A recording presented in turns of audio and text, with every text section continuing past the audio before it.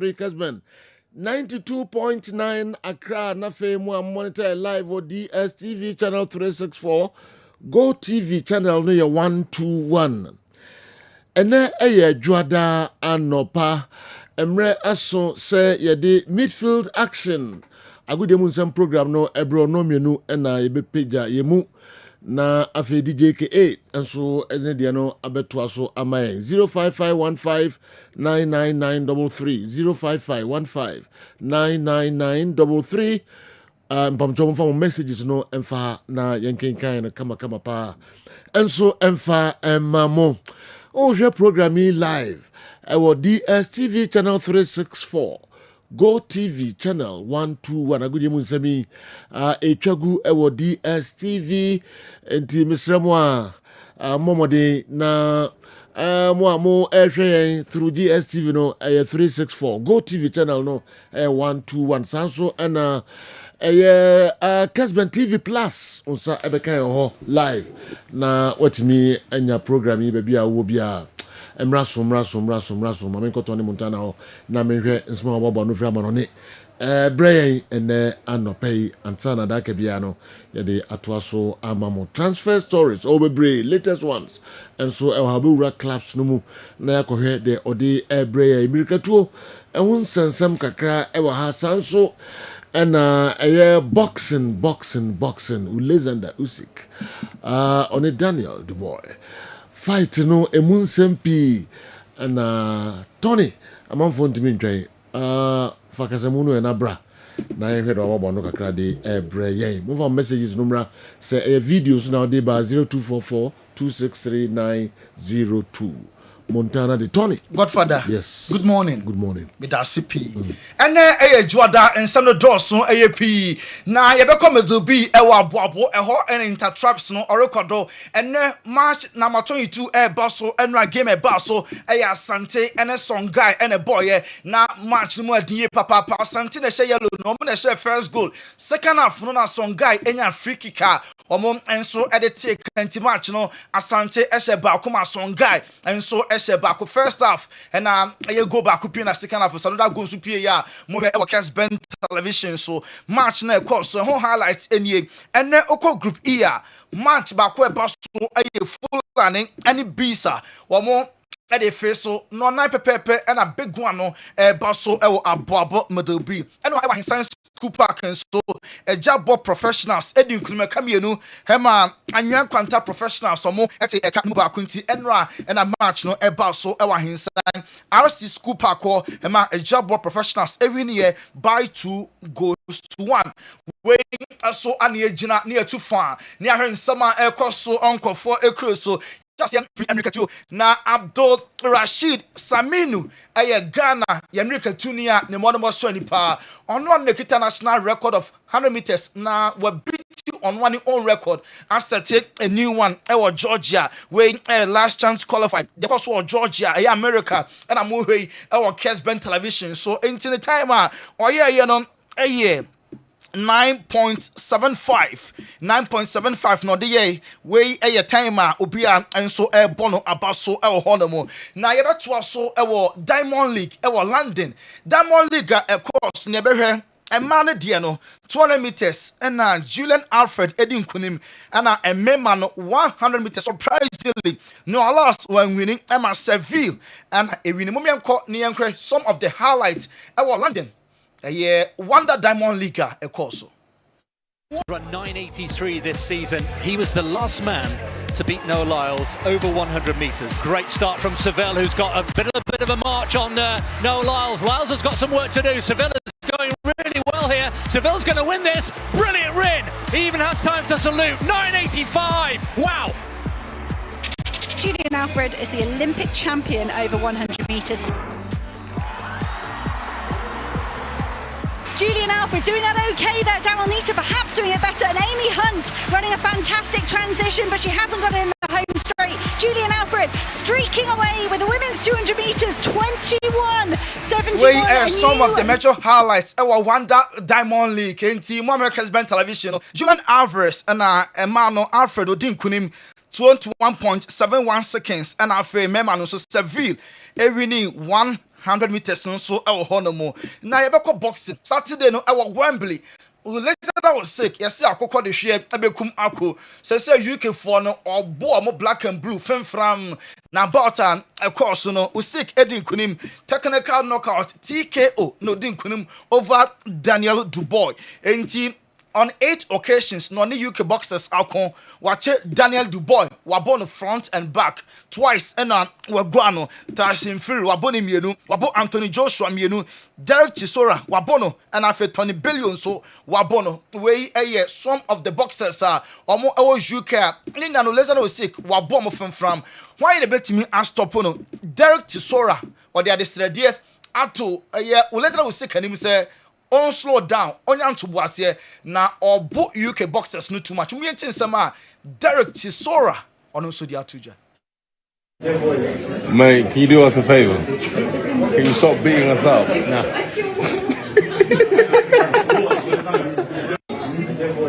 Mate, can you do us a favor? Can you stop beating us up? Nah. We a Derek Chisora no ne usik a video no se bema oh onya ye brace so queen 8 times and we gwa UK boxers no na former world champion Lennox Lewis ono so akasa osen kobenya kopie generation we munya sen kopie e wo my Tyson mo ene other legends omo generation mu osen ko no na new opportunity a o ko sick ko be gwa na pa mo bi ntin sema Lennox Lewis ono so de tuja. Anyone on this planet, an active fighter that can beat this man. He's got back-to-back wins, or double wins over Fury, Joshua, and now Dubois. I mean, it's phenomenal coming up from cruiserweight. It's phenomenal. I wish I was in this era to box because I would have loved to box him. And, I can't see why nobody can't figure him out. I would be able to figure him out.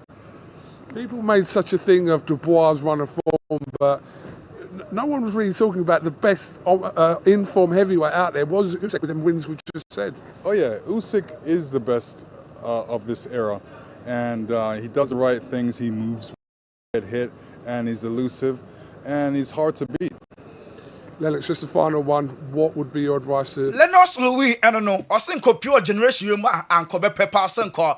Onu Usyk ebekun. Obi antime mo no nenso no nanka ebegua we Lennox Louis someone so edi atuja. Yenko soccer Antoine Semenyo no oye hot cake na bomber striker na so many teams peno. And our pencil a new 5-year deal with church mu the entire one move was signing a new contract of 5 years or stay or bomb for CM Pamoa and also force we so club no actually so done into no excuse be a so best time contract extension Antoine Semenyo.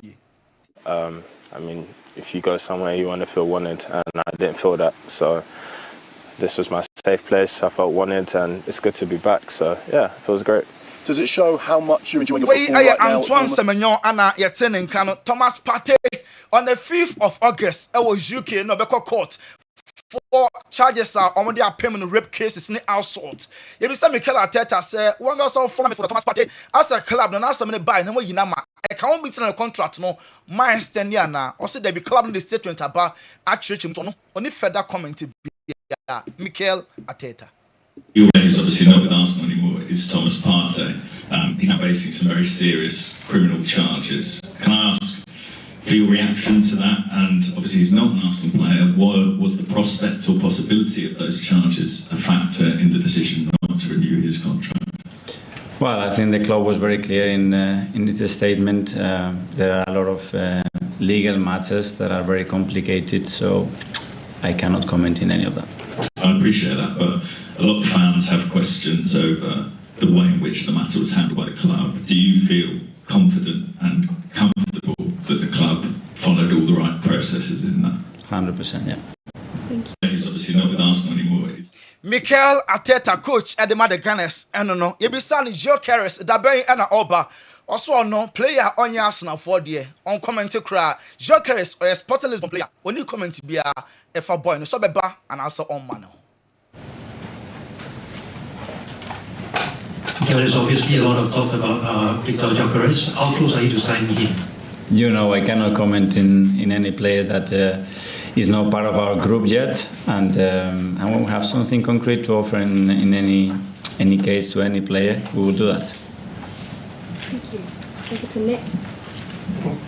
Sorry, Mikel. Wey Mikel Arteta ana yetene kan wey eso ana ejina ne akọba hospital aso akọkọfo mo nkra to sima yebape yebehwe nsama ekoso enkofo ekroso Paul Pogba kasa na Marcus Rashford latest and St Nicholas Jackson akwa donation e was Senegal transfers any pina na yeba yede be so matiefo ene ahefo ye twa ho aba ban hospital ne yekọ yeba sosia.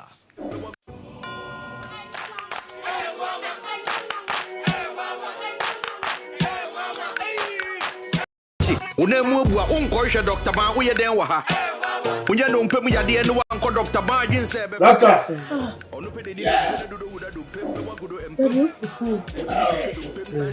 Hey, bye-bye. This is good. What? So good afternoon, sir. This is my father. We come from Nigeria, and he has issue with the leg. The leg broke? We don't know. No, it broke. Ow! Me, I'm a specialist about bones. I will deliver you now. Then you go to Nigeria back.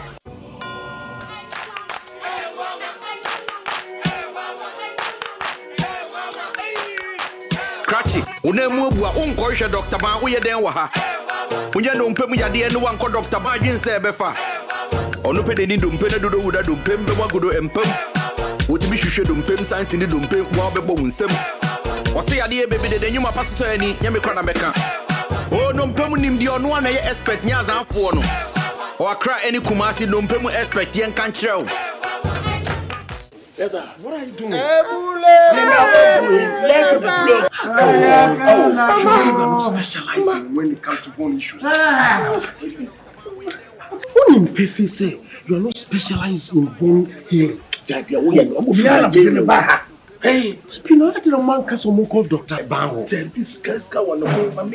But look, you know, say Dr. Ban is the best when it comes to bone issues. Well, Doctor, please, you came to look for Dr. Ban, isn't it? This is not the right place. Well, he brought us here. Listen to me. I am taking you to Dr. Ban.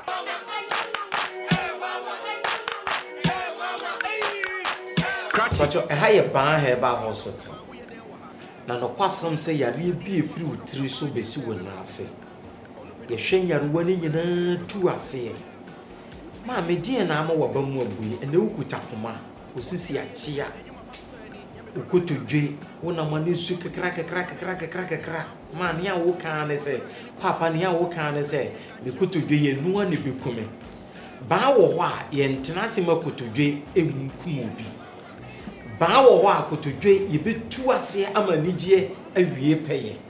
It is Serbia one son any ye. When it does win in answer, the woman near can't say. Mr. Uncle Bobo and answer one of Wama, Taisa, Power, name will be say pain. Branaya de and check, yet I have been taken a better so. Yanko Padum, I find a better so. And Cassady no pena et tina et hard draining in armor. Yanko Padum in a better what I'm a lumping in eye. Come. Papa. Papa is walking.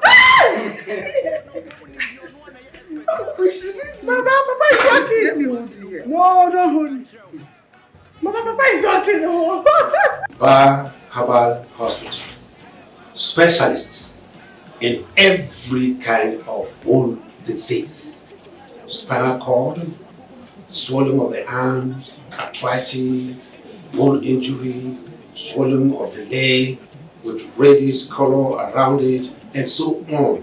A dear Natty war, a dear Nama war, a dear Nama will need a swassa, Bawa, and the dash war, buy a wakra, was Spinters Road 18 Johnson.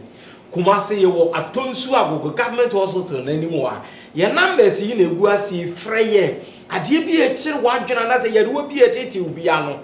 You have woman, you're running in a see a two. Among could be dear every pay. Mammy, and found only baby will free by papa.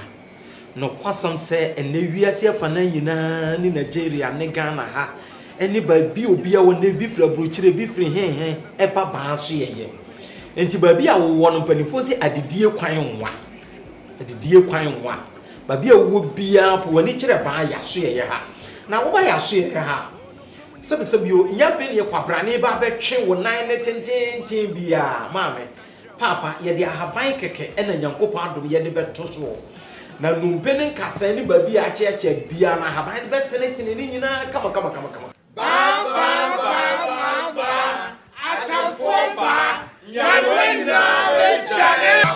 Ba Herbal Clinic. Hwehwe ye kira kwan wo Kumase. Atonso Ba Agogo Hospital. Achamfo ba e anokwasem se yade nyina ebedwane eba no dompem hawa omotenete ntifa o ha kwada omo na omo solve problems nyina emfa ema yenkoso a ne empeke na mess no na yemfre ne yenko na yenkoje yaresa yento so e wo Chelsea aso Nicholas Jackson Chelsea striker Pina Boni through sa onyade nanso off the field de oyade papa one krom Senegal or the boy my Chelsea J, so World Club Championship, you can chrome now, or do no chrome, so I out do your pan. Kessben television, or present medical equipment, bro 15,000 euros a day at my hospital, I want to chrome Senegal, a home presentation, and I'm over here, our Kessben television. So Liverpool, Amaringa, Luis Diaz, Liverpool friendly gamer, a boy Saturday and a Sunday when see a kind be.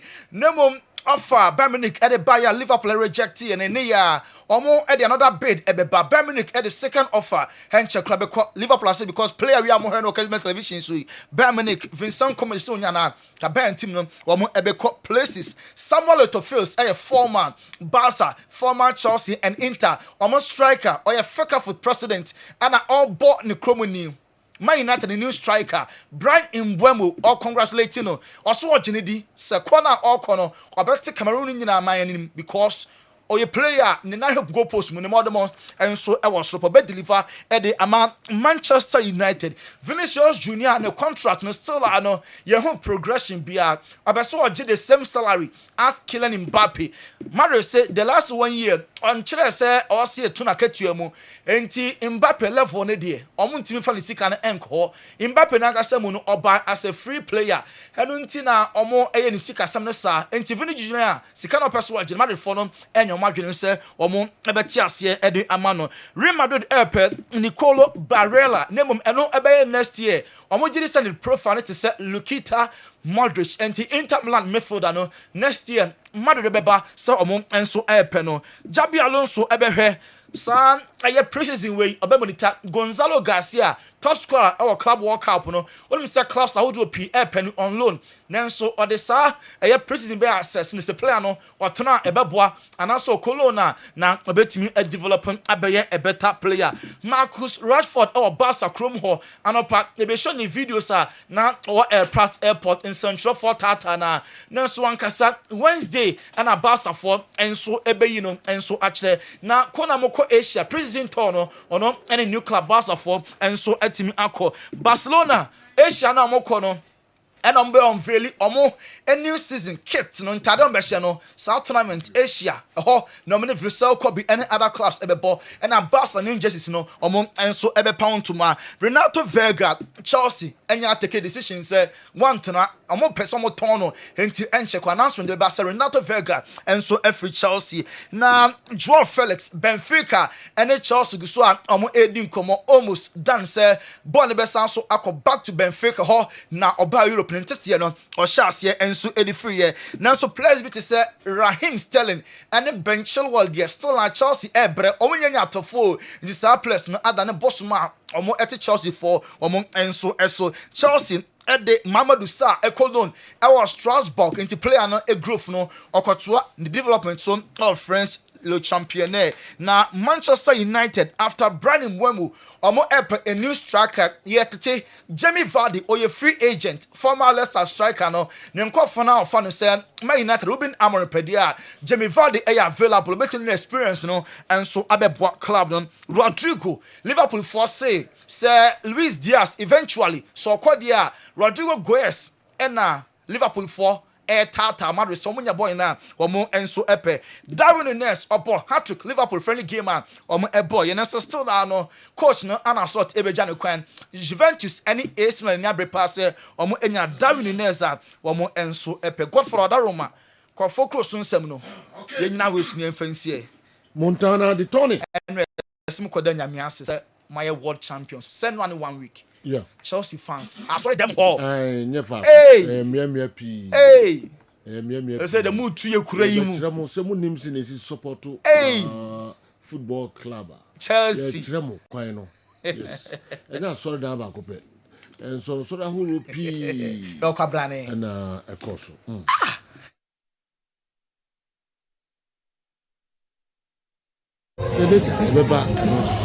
Na amanfo mu hu me na omubetu gu mi so ne me ntok ase yem ombebo mi ani di nti na me tu omani sa me na me tu mani mu dwa ya so godfather mu dwa ya so mo so horo pi asofo no so mo pa Chelsea fo ndin tade ne ba mo mpa mo mfiro ombanya so rufu akọ ne ko esi ni nyina akọ aso sa akọ Chelsea yen so na biska wo ye ho Mama yenda otuetu ya so dodo mo nto mo bo kakra FIFA Club World Cup horo nyina was scrap nyina afi ni asase yen ni agi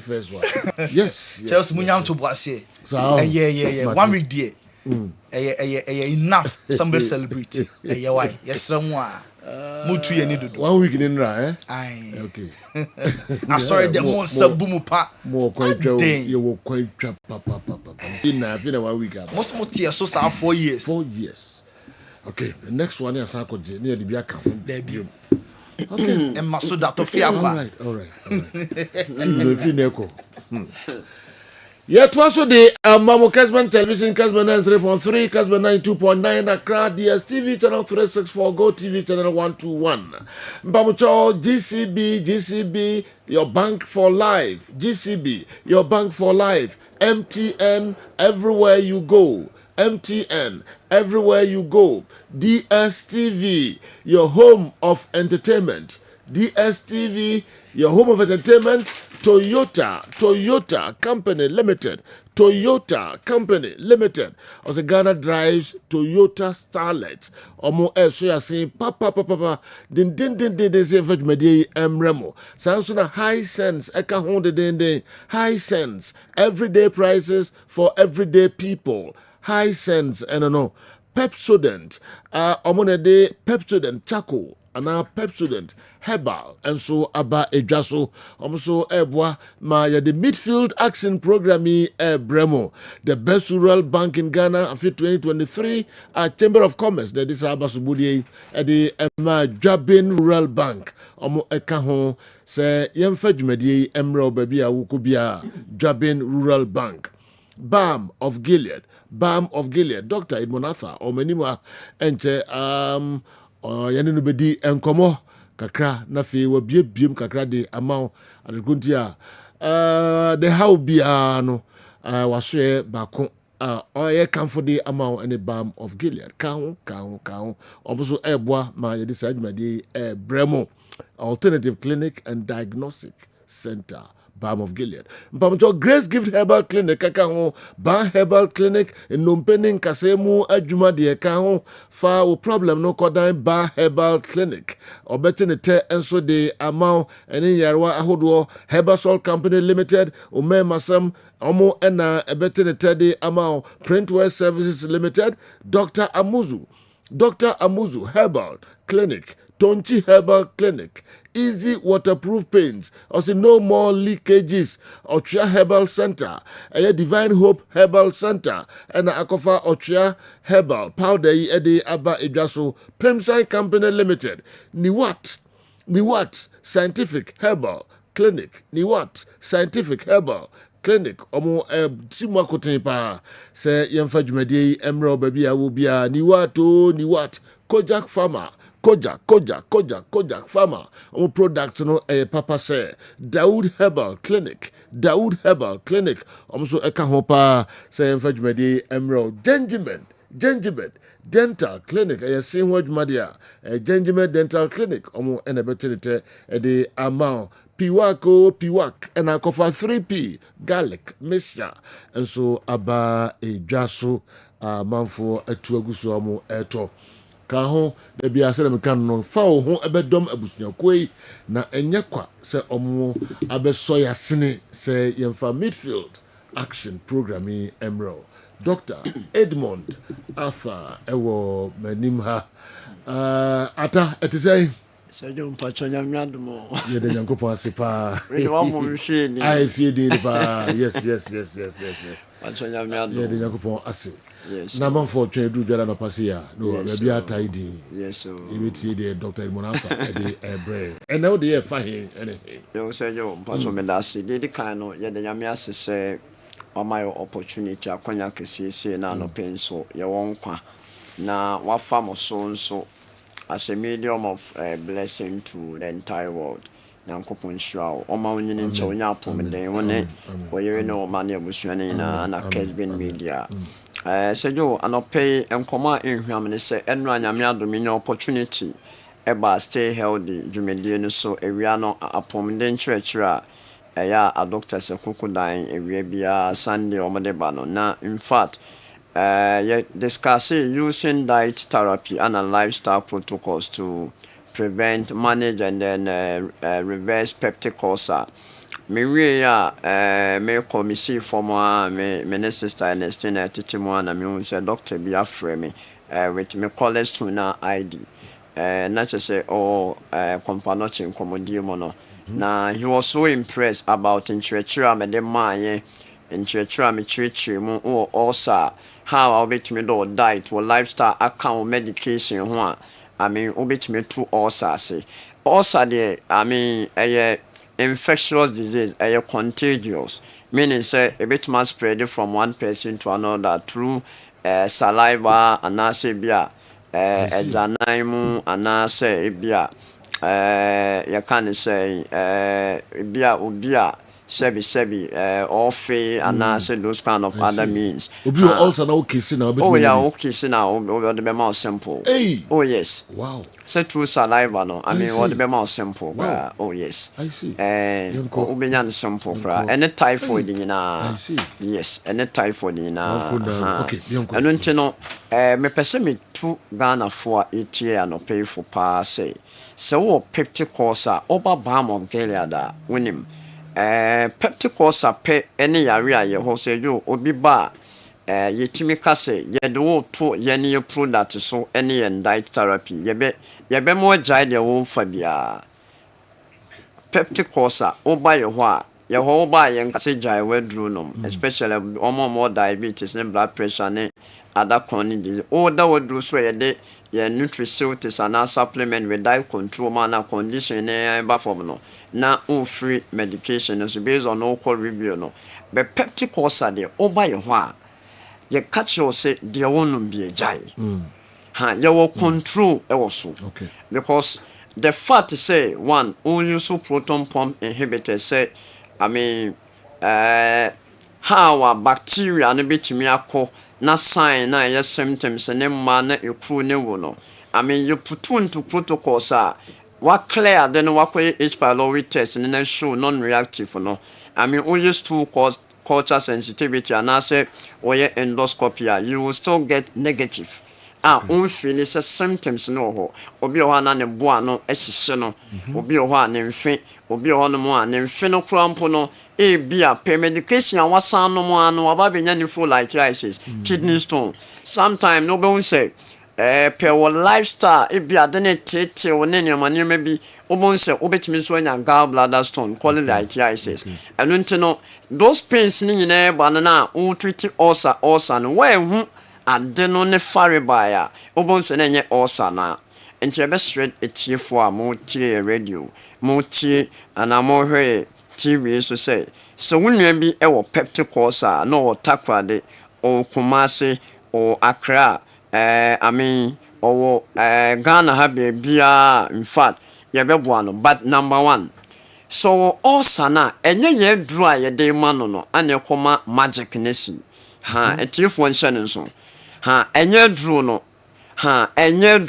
enye dru no my face is several times because a kadru no nko you wouldn't get results and into over balm of Gilead you do better diet regimen so you better say all sakura only did twice only did 3 times did the bear 4 or 5 times in bit by bit and kakra only did me now full that bulkiness no belt and I say acid reflux or boa no what you show now I say a drow you better say Yes, you be trust amount. Those kind of constipation, indigestion, diarrhea, and to be honest, you need to be chronic in such a way, say, oh, bleedy, or co private beer, no, or bleedy, sebi, when you're bleeding, and then no, ama one way the other, no, ne iron level, above from, on check it on your full blood count, do say blood hemoglobin, no.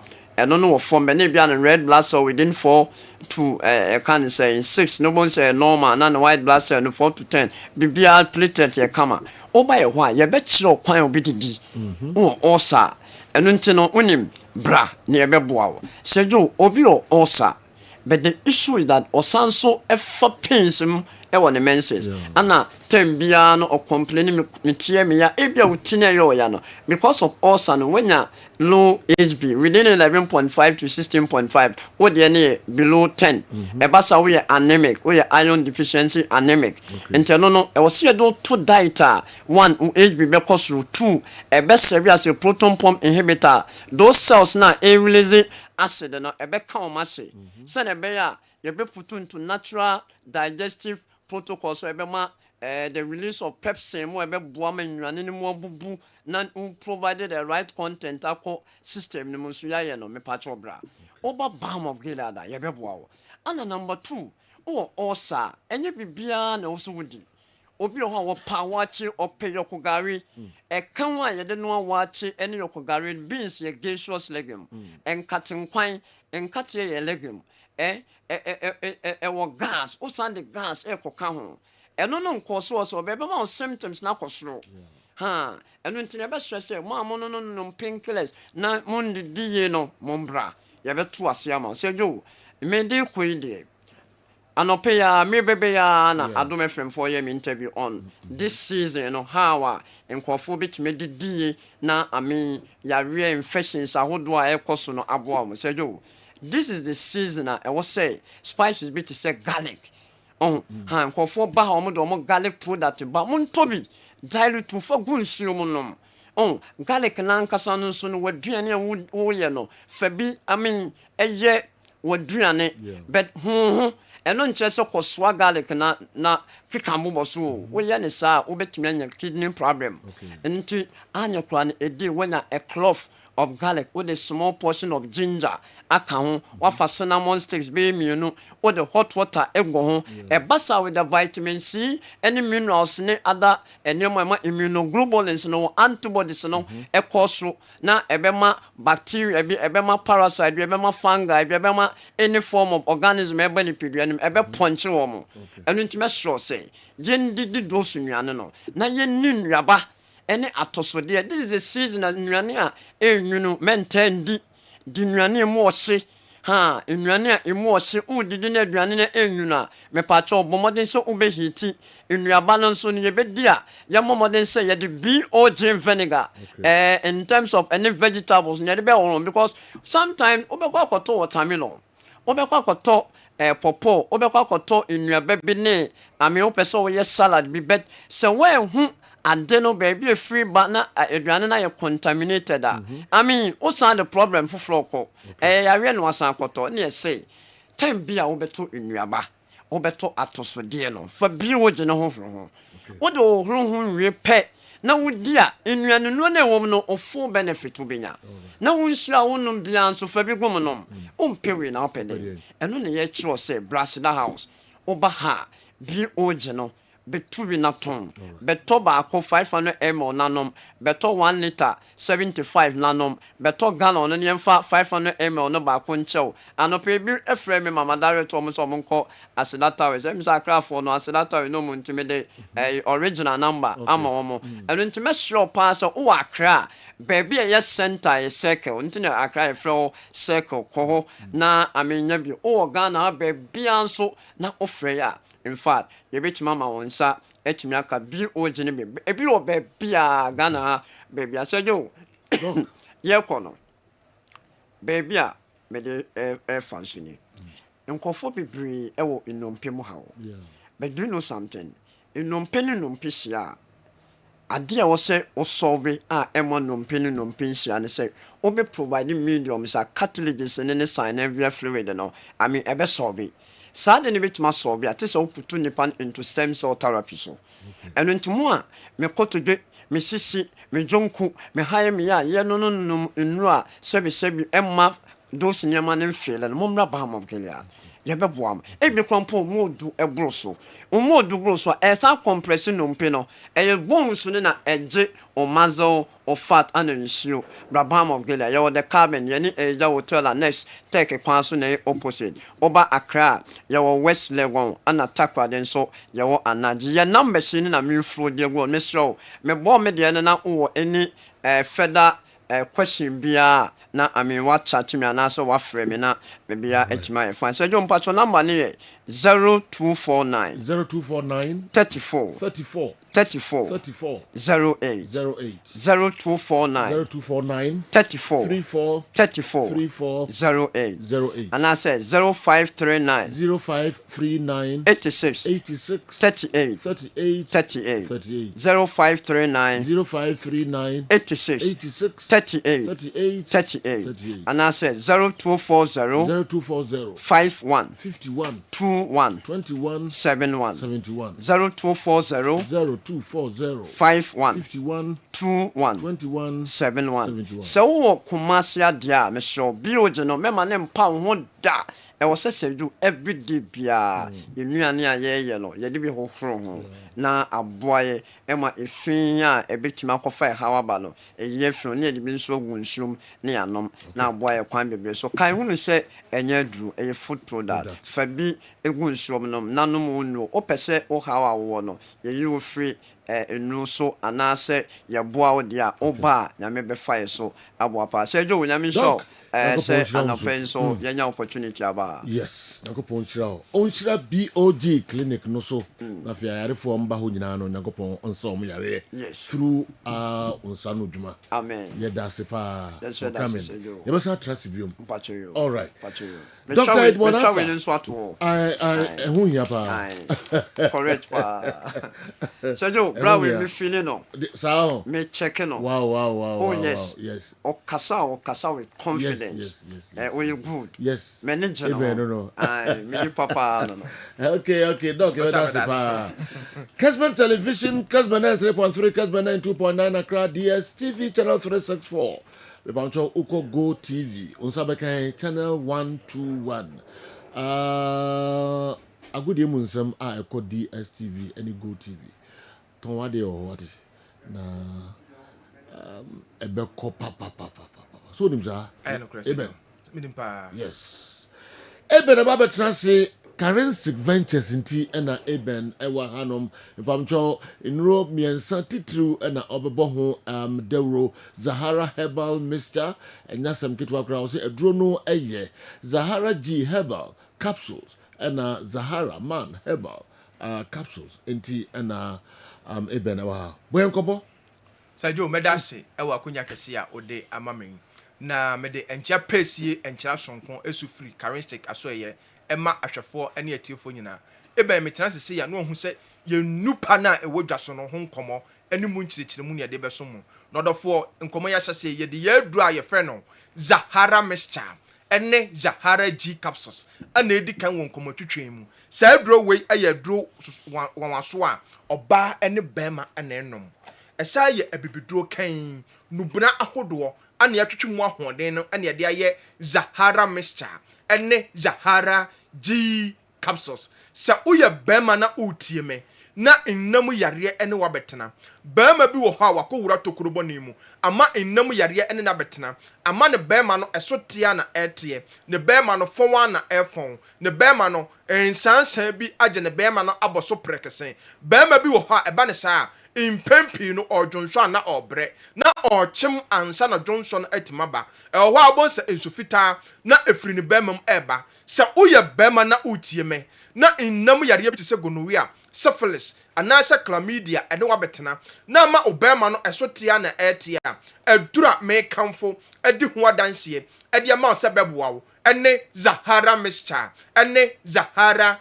G capsules sa uyo oba so na wo ho na innam yare hawadwen oba bi wo ho a wafa innam yare bi tise gonorrhea syphilis etimi eja no jonso ya yawo oba bi so wo ho a etimi ma sabi ensuo bi egugu ne nkakra sabi ehunya ni kakra sa wo yo ba na innam yare ene wabetena oba waduro ene Zahara mixture ene Zahara G capsules sa wo yo ba simana wo ho na white anasa odepo ehawadwen oba bi wo ho a white anasa odepo ene na betena etimi agya no nkikaye nketenkete bi etimi ma nsuo bi a ehunya ni kakra etimi egugu na himfi ho sa wo yo ba na utie me na white na wako no uhun sisaye bia wo ma edura ebeboa wo ene Zahara mixture ene Zahara G capsules sa wo yo ba so na wo ho na 2 years ni untimi emu nsa oba bi wo ho a 5 years ni onya ne mensesa da eba ne sa na ma ohaw pano na mu sa wo yo ba na untimi emu nsa edura medi ho adanse ede ma osebeboa wo ene Zahara mixture ene Zahara G capsules odofo bi so ho a owo weak immune system me patch saying ono nko de bia waye mere waye nofo yare nketenkete ana ehanadwen walking distance kakra bia okwa ubon se ote so na ohuna mane oye bibi kakra bia na wabre ono nko obre ntentam ubon se onya infections a edura obi afa o recover ntentam no ubon se onya yaresa ubon se de bia e wan ketenkete wabwa cold kata na ehanadwen odofo utisa edura ebeboa boost immune system no na onkomwa no anya hoden ene Zahara mixture ene Zahara G capsules odofo bi so ho a osa ehanadwen ene na betena odofo ko ba bi eton aduro bia wo se wo pe Zahara mixture ene Zahara G capsules odofo ye bekọ ye memeduro no so a ye fe no Zahara man capsules sa uye bema na utie me na uwo weak erection sabi ehyemuna na adwo bema bi wo ha eba ne sa na nim gwase pa na aka no na ne ho yira no sa uye bema na otesa edura ebeboa wo ene Zahara man capsules sa uye bema so na onkwamwa no ayemre bema edura midi ho adanse ede ma osisi a ene Zahara man capsules sa uye bema na utie me na sisi yale pa ene wabetena sisi yale age waboso entimi ema onni mensam wompam bema ko ba bia ton aduro Ghana ha say ye Herbal shop pharmacy shop licensed chemical shop bia ben wo se wo pe Zahara man capsules enu ni adura ebeboa wo odofo ye beko ye adura ye de bedwa so a ye fre no hindi Herbal mixture odofo bi wo ha atiridi mowa no ene na betena de bia na ma na aposo nyina eye ne ya na ma no num nyina aye nwonwono de bia no nipadua no aye hyehyehye ontimi endidi enye kama odofo utisa edura ebeboa wo ene hindi Herbal mixture odofo bi so ho a typhoid fever pa anadwen ene na betena tete no odofo ko ba bia ton aduro Ghana ha wo se wo pe hindi Herbal mixture enu ni adura ebeboa wo sugar level na wo check ya na ekosoro no fa hindi Herbal mixture no aye waduro enu ni adura ebeboa wo a regulate sugar level no odofo bi wo ho a adwuma oye na eden me pa chesen ogina ententen eche eba ne sa de bia no na amana pomuden no ewo fom odofo adura ebeboa wo ebemu pomuden no asipi asita agina so a adwuma bia wo ye bia no wonte brententam ene hindi Herbal mixture ko ba bia ton aduro bia wo de aduru ha wo se wo pe hindi Herbal mixture odofo gie number C ebia no wataduro no anasa bibi kire wadwene so 0246 34 83 34 0246 34 83 34 0248 56 93 35 0248 56 93 35 Other for the biameka mentena ho emma yare no emma ho nyamobo enka ho hyedem ansa watu anomo apekaristic ndupa ye de bedwa so a ye frɛ no Zahara mixture ene Zahara G capsules odofo ye de Zahara mixture no ana mene Zahara G capsules na ebo odophobia boost immune system no asetu infection bi ase ene Zahara man capsules a ebo ba ma bia waye mera ye bone samra ne se 1 minute be ma ene hindi Herbal mixture ebo odophobia malaria fever ene na betena odofo ye nupai ya to apete Ghana ha efo ba bia ton oduro bia se eye Herbal shop pharmacy shop licensed chemical shop bia ben other form shop was utodro na obey dance here. But that's the say do. Yes, but that's it. Eben, Currency Ventures in Bruno, a home commode and a Eben a day a bray, you know. Intimisro, a man Bruno Empire who da. Na obeye a dance here said a brantiano a day a two a jano. Open Chimubia so friend Bruno, numbers not the two jano, and also bet me afre na ode. Komo unomo edin komo ede afa de opese unya bia de free no ho yo yensan emra na yento adwumede no so emfa emamo Kessben television midfield action. I think Rashford will be an upgrade of Nico. It's just unfortunate that he's struggling with form, but his class is something you can never doubt. Michael Edway Efree Ablekuma Accra and Abekayensa and Anope. I fully support Kopama's decision to break up with his girlfriend. General, I asked for your personal number. He didn't give it to me. Gabriel Edway Efree Kwano and Abreye. Gabriel, don't worry. With João Pedro, okay, with what he has proven during the World Cup, Club World Cup, is it going to bring pressure on him in the coming season, or is going to take away pressure away from him? Costa and so and ama yensa akasa message and anope. Costa ediano if you are maminko we so na fe yenshen komo no ase. Do I greet you and your team for the great program, listening to you through Ghana Radio Online. Congratulations to Ghana Black Queens. Great performance. These ladies are better than the Black Stars players. We should focus on them. Nanaba, Argentina, Buenos Aires. And Abranti di message free Ebreye. Argentina, Buenos Aires. And the free Ebreye. And they say, Edwadako asan ababetu ebiom Zempi na akoso weekendi grofo amanso ene omo ekroso enti yenyi bi ne mo ho nkomo kakra minim yensha semfi transfers ana o bibi kakra fa messages no wa azana ko transfer stories ko pa mana ne girlfriend asem de be candidate so omo abiki app no na omo follow omo self on social media no you be can later. Nigga, your friend a corner grace. Yeah. You be can later. But now we say be say, João Pedro goes now be share at the match Chelsea. The FIFA Club World Cup no. A be pressure free so, and I say the pressure be ban so. The season no start here. Say you, I dear back when also as a footballer, and I say with the be I can. Yeah, locally at the example I say. The very day I will be decided so be moved to a top club. Adia back also want to say the demand, the expectation. Adia a friend competition. Sanyema we me and some, you should be ready for it. The expectation, the demand, the competition comes with pressure. Because you had 50 million barbeto. Chelsea was strikers or whatever. Omaka kofa Delap this season ya. Delap idi ka beja. Or bebo matches in the big crowd to atna. Already. There's Magiu. Chelsea so on Cologne. I see he's not ready. Already there's Nicola Jackson. For the past 2 seasons, I established within the team I friend of Chelsea anymore. Inti babe to omon. A dear now babe special. I will be to me not know about these players. And only idea who expected say ubeti aye. And João Pedro was a player. Said you know if your friend is all mobile competition. And when he came, he started hitting the ground running. And for me, he was the game changer of the whole tournament. So he Gongalo Garcia, I don't be expecting anything from him. But I'll bet me changing Yama for Madrid. Within the Chelsea team that won the competition, João Pedro for me was the game changer.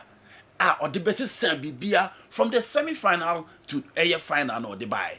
It is a Joe. See Nako João Pedro Urban obiti semi. Now when you say you rule as a player here. A second striker, they are friend number 10, no? And answer or ball from the left side of the attack as a forward. But Oba Chelsea, Oma be used as number 9. And the number 9 no more used no. Say your games are bowling in our prove. Say he's a finisher. Now the goals now are saying it is not just because of movement and positional sense. He dropped it, link up play, take players on, do 1-2 step overs, or dominate, or balance it, or everything. And look at his ball striking skills. And then his ability to hit the ball. Look at his precision behind the ball. Not just the technique or the ball. No. It is a say there. Ye Barber season in Asia. See, as all catch Chelsea, ni be also only first 11 for season ye Barber start here. On more than a better number 9. Into ordinate to number 9, Jackson Wachi, not Delap Wachi. Now Barber 3 goals in the last 3 games for Chelsea there. You expect some pressure and beba. Into how you accommodate the pressure that comes on board and on the year Juma. Into 3 goals, no, any pressure and the expectation now Chelsea fans and a penny finish. So, but rather, players in a teenage. Any the almost Baby Romu season way, and I'm so tired and share. Also, nobody can convince him say season I Baby Romu Chelsea compete. Chelsea will compete for the EPL title. Into one area, not Chelsea for me. Who say no. How many personality to lead the line? How many personality to bang in the goals? And then they have João Pedro. Into pressure and they say do. And that is so bad. His consistent play and then output on the field of play no. And the bit me is our pressure and free so. That's one answer. Onim. Yes. Onim. And yes, or no. Oh, Chelsea no can say usu. Onim. Onim dada. Yeah. Almost said you. It's not make say. The moment you accept to move from Brighton to Chelsea, no, you should know expectations, demand competition. Sani money you know so who say a part of the game because big clubs no and only are there almost demanding. Into João Pedro onim and said you obey ho adwuma. Now to the transfers. Said you enra and I say finally, Barcelona ni Marcus Rashford the room. I'm almost some kind on omuni option BR because Manchester United are catching Rashford so pay team. Already, the first option now working for Barcelona in Abrante F. Nico Williams. The plan B was Luis Diaz. And also our kick for Barcelona. Then the third choice, which is Marcus Rashford, and will be a bit me aye.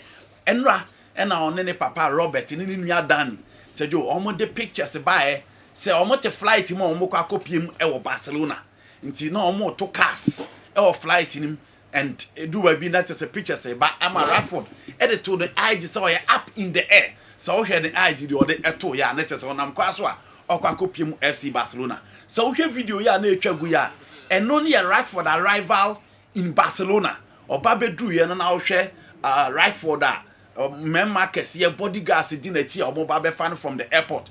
Until and a a chance I share the sport from Barcelona camp no almost say Rashford is here and on the headlines almost the man and almost in the picture etimi eto anymore until Marcus Rashford said you that is the sport for report of the and Rashford is here and no any idea almost ede eba until Marcus Rashford na and men Marcus here we di benkum we di ni fan almost awo kam no ewo FC Barcelona no na said you can e back and no you move on can e back and ye can na oba betinam na eba befa no from the airport edinako nti Rashford we car said you na eba befa Marcus Rashford edinako already walande ama Barca phone nyina hu no na da no pay time open here your friend one Laporta air office and omo busa and say oh who signings and say and or smile kakra and I said you or the echo nanim Rashford there one player ye mu believe we say senyetri mu de any akwadro na ye na ba bia nka wo se ne ball na pagya duru no guys omo system ni mu ne ye so omo so in the game of football no said you the production line be omo de beba bia Rashford betimi say dribbling say pace say technique say goals say creativity the o hia bia omo de beba but his problem is consistency and then the delivery in games bia wo expect to betimi show up and na ama na yebo ko Palmer yebo Foden yebo Jude Bellingham yebo Bukayo Saka mu nyina ache no time I will see so na we mu nyina asejo na opinion obi afa no but that is how life is into when your opportunity or say Johnny FC Barcelona and we expect say you obetimi ameki amends na onu so atimi asesa the game no na wa ba be kan Barcelona buboku no perform say the omo expect no into na medicals e ti na mo be unveiling no e Barcelona and Thursday no a join the team no Barca beko to Japan omo free omo beko Asia until Rashford expected say we go through this process na Thursday omo koto na why part of the team obi ani Barca animu ho a the lineup Omo person omo ye. They need a different player on the left in order to drift Rafinha to the number 10 role. Until Rashford on the left, Lami Yamal on right. No one Rafinha behind Robert Lewandowski. Say Lewandowski ni wa straight away you have Rashford as number 9. Or kwako lead the line no. Ama bibi etimi akoyi. Lami Yamal kro ni wa. He can also operate from the right. Ama bibi etimi akoyi. Enti said yo, this is a platform for Rashford. Yeah. So obe selling. Na ni game model na obi enim say Rashford ni no. Me kai ni game a could see fem or pack the presence against AAP agent. Me run fee eba bisine. It will be a schedule obetimi aye. Yenya few English guys. Marcus Mobile, Gary Lineker Mobile, Terry Van Abos, na cover all those players eba on board.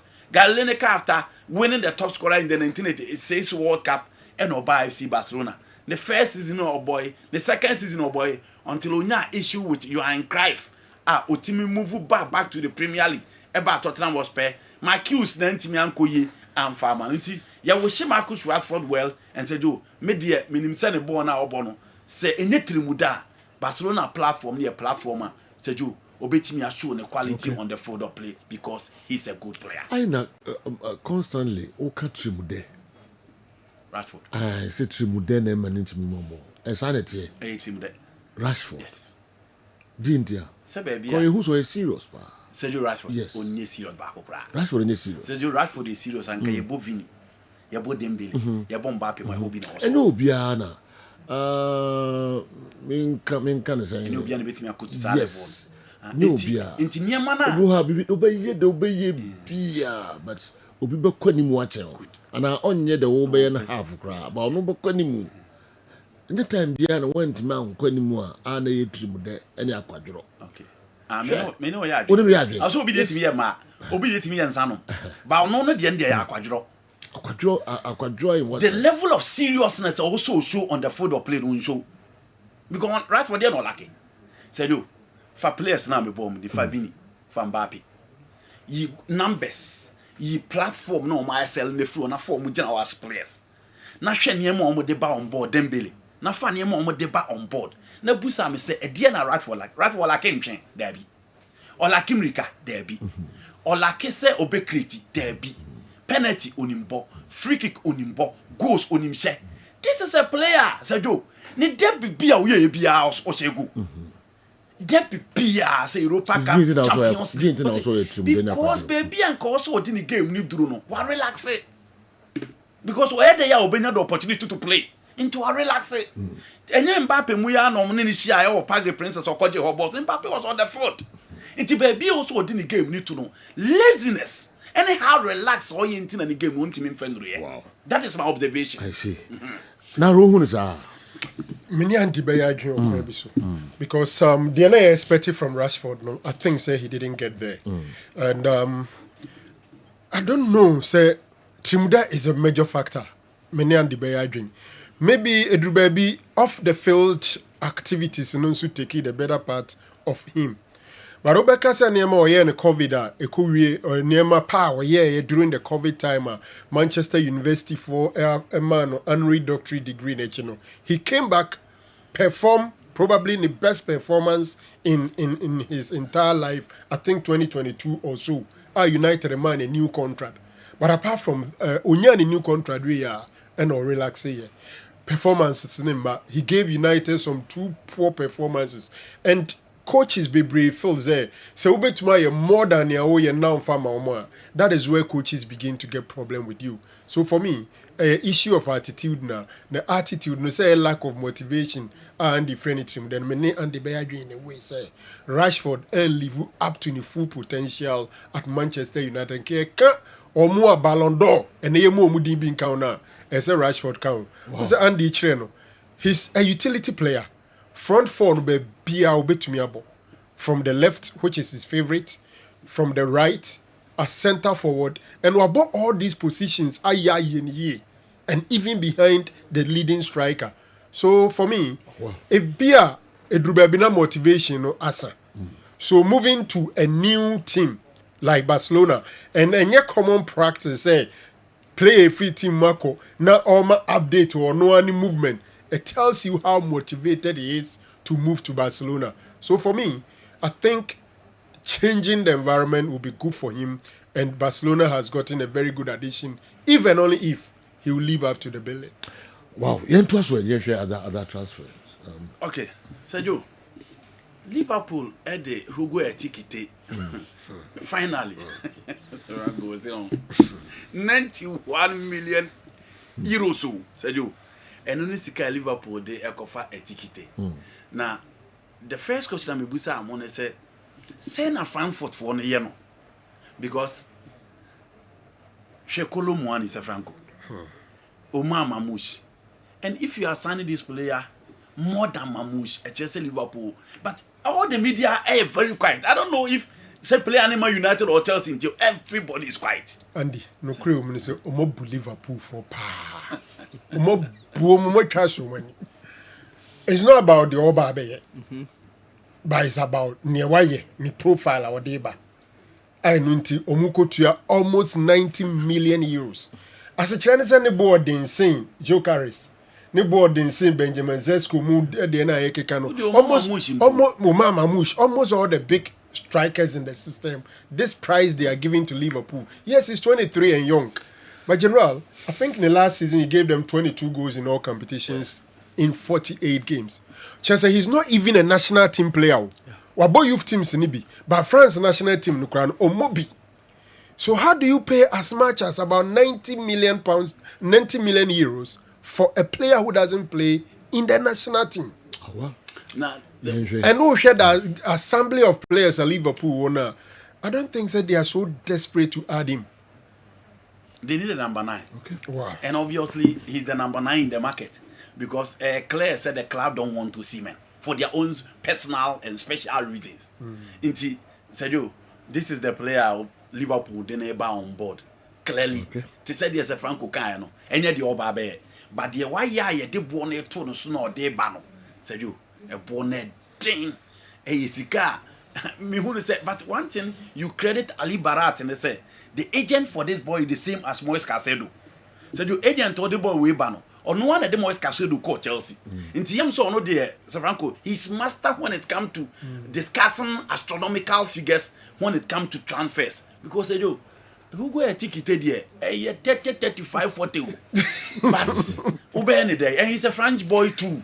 And also count on the age in year 23 years. Again, the contract in the 30th June 2029. He earns 67,000 euros a week at Frankfurt. And on it, Kevin Trapp and the highest paid players of Frankfurt. But let's see, he's joining a very good team.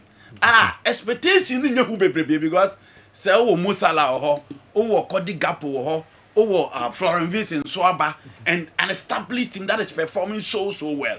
Into pressure and man should be baby. Let's see. Send it the end quiet down in the city NB. But at least he will start to hit the ground running. I'm a Liverpool, so the number of goals and their quest to defend the EPL in the season, no. Said you almost so etimi a defend the EBO. But let's see what he brings on board. No, Rashford's problem is Manchester United. Nothing is working at the club. Jeff, and so I drink when she near Rashford, nothing is working at Manchester United. Sheikh Tofik, and soon the way Abre on Rashford issue. No, say assalamu alaikum. What does Andy mean by saying Rashford is swollen headed? That's not backed by any data. All over the world, it's an undeniable fact that English football politics, Manchester United politics, is what led to the challenges of Rashford. He's not a doctor for nothing. He's too intelligent, and wherever he plays, he's giving off his best. I'm extremely happy, Rashford. I'm extremely happy for Rashford for joining Barcelona. His best is yet to come. Sheikh Tofik. And so Apijawe was he outstanding? I agree with the statements of Manchester United. Players be fairly to deliver at United. But Rashford co Aston Villa and he wasn't outstanding. But at least he wasn't outstanding. Pay on one Kasane level. Or the mile. Many shows at Aston Villa. Or my BB. But Rashford was in Villa. General no inconsistent. No inconsistent. Yeah, Obama some good game in there. the next one you don't see it. We are hoping, sir, like, we are bigger, Okoto Barcelona team, no, we are big BMU. You know, maybe at Man United, he saw himself too big. He moves to Aston Villa, a bigger boy in there. But baby, how come? Me sure so himself a ho and yet transfer 30 players moving from Man United to Barcelona. It's not a common thing.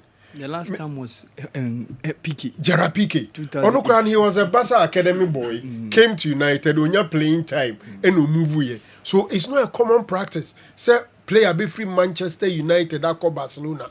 It's said they are working. The last time was Gerard Piqué. Obi to say Memphis Depay koni number bia and Sano but not direct. So United in time funny play and call Barcelona. But this time around we are seeing Rashford there. Let's see how things pan out. Okay, if Rashford gets the nod to start as number 9 for Barcelona with a very good, with a very good what? For he will give, it's a very good because he will give 25 plus goals this season at Barcelona because they are the best team when it comes to chances creation in every single match. Looking at the players we have or he has around him. Even Ferran Torres scored 20 plus goals last season, starting from the bench. He's a super addition to Barcelona's setup. Hansi Flick will do magic on him. All right, Lincoln. Lincoln do free Ablekuma and Abreu. General, on paper, Barcelona team name. Go with Frankie de Jong, Pedri as your 6 and 8. Na Rafinha form or Demaye. So even if he's playing as a number 10, with Rashford on the left, Lamine Yamal on the right, either Robert Lewandowski or Ferran Torres as number 9, they are extremely deadly. All right. May assure so mu defense no mu goalkeeping asem and so mu no mu can ye. And the age of Lewandowski, no, you are not too sure when all of the sudden age will catch up with him. So they think that maybe Ferran Torres and Rashford will be a backup for that position. Okay. So I think that in their challenges, financial challenges, no, some way, somehow, Barca has succeeded in forming a formidable team after so winning a La Liga. No one should blame Manchester United for Rashford's lack of form. He had his best ever season there. Happy birthday to Corporal Boza. Jan Rebecca of 64 Infantry Regiment. Branat and Sunadiwi Abreye. Corporal Boza. Jan Rebecca. 64 Infantry Regiment. Branat also happy birthday. Okay, you know. Member Marriott to shake messages of Franco. I was watching your match. Say, Ukase, the attitude when you're back by data. Said you, opening a pass on all your quadruple and you did and checking. And I'm a ball of being tacky. You have the statistics and you have the eye test in football. Data now can analysis. Your qualitative analysis and we have quantitative analysis. Analysis is not all about quantitative where would the data and a quantitative data. You have qualitative data where through interview you be nipa no say you see any other day. And data no so I was can apart from that, the figures, the numbers, how the my teams of boy and Aston Villa can how many goals and or the mom, how many assists. So it can say it's not backed by data. You know, Victor Jokeres, and one player on say transfer market no wumpa. Na Arsenal fans ni be the omubuofu because no room for so also say omudi sika ko Chelsea kofa no ne madueke abra Victor Jokeres na nkasa free Portugal akwa Sweden say o twe Arsenal for say omunwe ni bibia no no move no me join team no me bomo na preseason na Sporting Lisbon no ye on join no but the omu ya na Arsenal for afetile akwa kofa no ne madueke mu maba because Mikel Arteta Nkwani the only person who can explain that particular deal. Abro almost fought that deal no at the expense of Jokeres in the first place. But said you, Edra Ariana Koba say United for room. So Mukako Fabranti na Ruben Amoron na Feno. But Abranti and says still ono the Arsenal na Opeso Kokusi na kind because you want to play in the Champions League. And there's also Sporting Sepia. Omo penny a friend Varanda Sakako Piemu Spain. na okwa pay replacement for abranti FN Jokers into wakwa Ameria for aso ye kwa kofa abranti FN Luis Suarez and number 9 so omra no me replace Jokers the catcher on one say abranti any deal no obe move on the akane yesikasem because on only 2 billion crown what so the akane Arsenal for drag omu fit and you know these Portuguese clubs so omu decide say no omu buy as a do first sika nkoya omu nso nyemu emfa maw nti Joker deal later they say still he's waiting for Arsenal for best start omu pre-season no ewo Asia he's waiting for them and say do ehwa ani team a likely say Brantin ebetimi ajoin Gonzalo Gaitan the agent for Brantin friend Alexander Isak na Isak Newcastle United for making it clear say 130 million pounds. So we are ready now. This Sikana Bana Wababeji. It is all Liverpool. And tempa na Liverpool for no etimi train omo. Edu omo attention kokodi Hugo etikiti echi. Now Saudi Arabia for na bedroom. Amoma Newcastle United say 130 they are ready to pay. Nti obobeti ase etikano. Nti eno aso tie Gonzalo Gaitana. Sedo also omo gusu a ehwehwem. Na omo ye discussion concerning the movement. So better na obeko. Nti omo finally beba out e dia ba be catch obi as abranti e Alexander Isak said you obeko Saudi Arabia na obetra Newcastle Fontenay omo ko Juve se omo ni abranti e Randall Kolomuani PG ni abranti na osi akai di ma Juventus no ono nso omo na etwetwe nkomo se ekobasa Alexander Isak ekwa said you na omo de Randall Kolomuani so aba bechim because Juve for abranti ni peso osi akai di ma Juventus Basika PG demand no Juve for willing to pay. Again, Newcastle for say share Abranti friend Nicola Jackson. Say ononso no say Kobasa Alexander Isak beko dia ononso ebetimi aba na aba beshim amanema etimi akoyi. Now, so we Manchester United as do still are transfers no. Manchester United for pen number 9. Na say utie omo game omo boy against Leeds United na no. Na after the game Ruben Amorim some of the kan Osin finfin na ball ne nkoye. Ball ne contentem to say the open. Say do United can sign all the attackers in the game. But so man sign opia obeje ball na mo nso abobi e wo finfin they should forget it. And sa problem na Man United e come. Na wa show mo midfielders na enipa ba ko na what the quality to dominate opponent play. E Abrante fe no Kobe Manu nko a. Kessben midfield dominance 0. Manuel Ugarte midfield dominance 0. Mason Mount midfield controller 0. Bruno Fernandes also control midfield now derby because against Leeds United on a Casemiro na start here. Na say you want to control midfield nti say the omo pe no. It is a Kobe Manu you fit there or the quality to do that in midfield. But unfortunately, baby United for person omo kono say you enye Kobe Manu asem. Say o nya ne form no na watimi aba mu second half you are good to go. But don't compare your United midfield situation to other teams. Now so by rely on Kobe Nkwan so you be in trouble. Also I rely on Casemiro Ugarte. O strikers no mu any money but falling deep into the be our opponent and be enough space to defend. Into omo tire mo permit foot. Into omo hwe Atlanta. Abrante FN Ederson on any one player. Coach FN Ruben Amorim. Say within the 3-back system Atlanta omo ba. This all for Atlanta player BR. And all players now on signing now.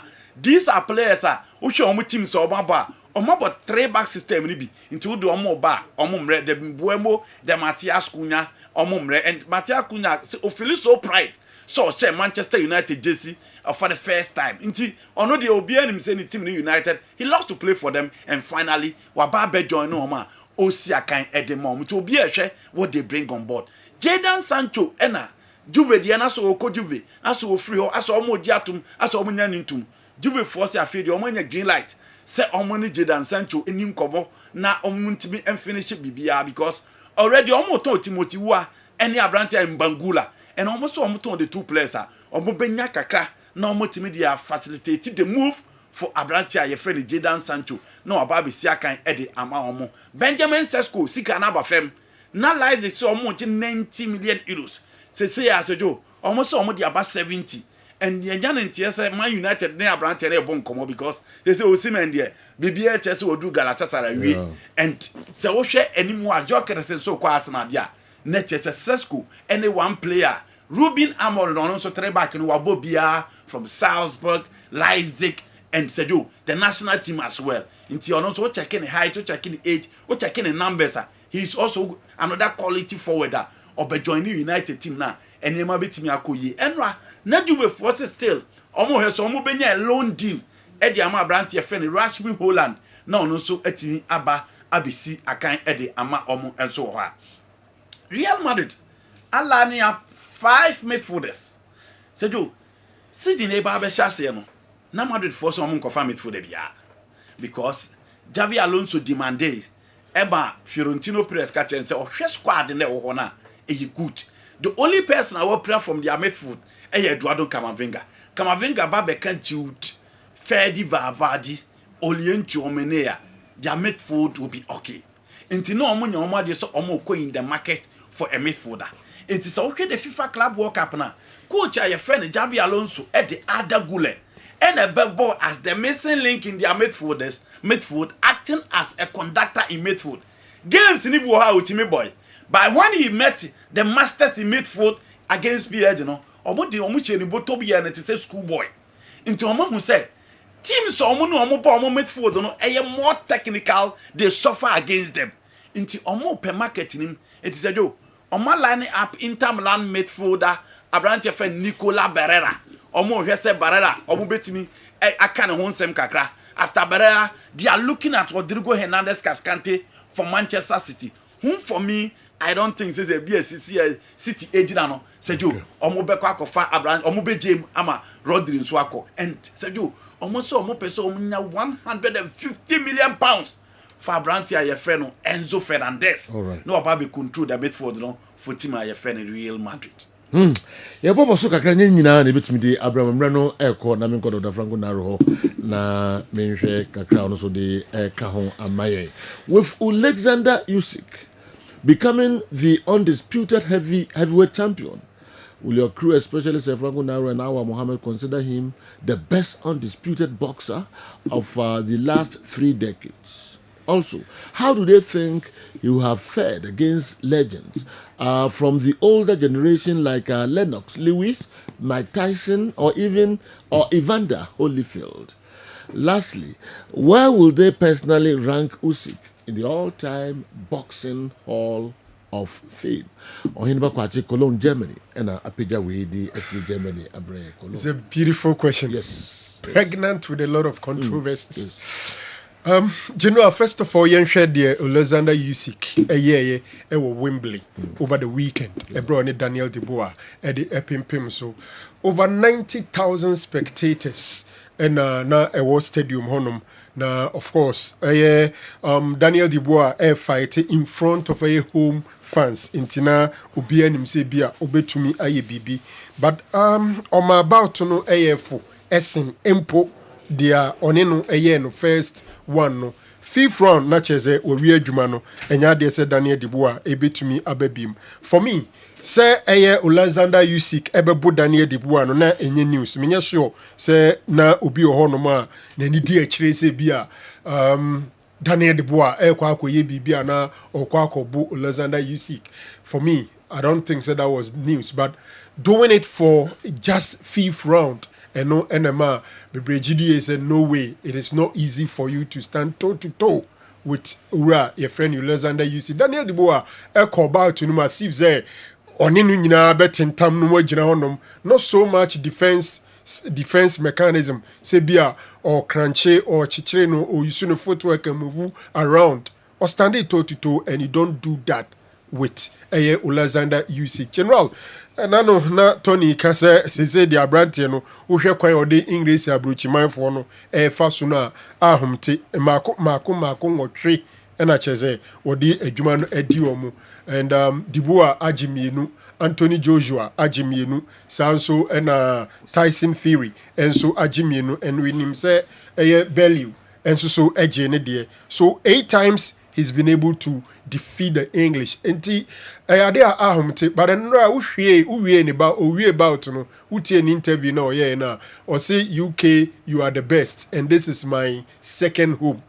Now it feels or can they down, but share career trajectory now. Utim say UK asasino aye nekesi and I say wadi honum. It started from the European Championship way back when we went to Liverpool to win a title there. Then London 2012 won a gold in the heavyweight division and the near Okoye honum even at the amateur level. And Tony Bellew a honor Kokobono or Bo Anthony Joshua in the UK and also Ede Daniel Dubois and so and of course Derek Chisora and so you'll be also Bono UK honum to UK no aye and in a ye.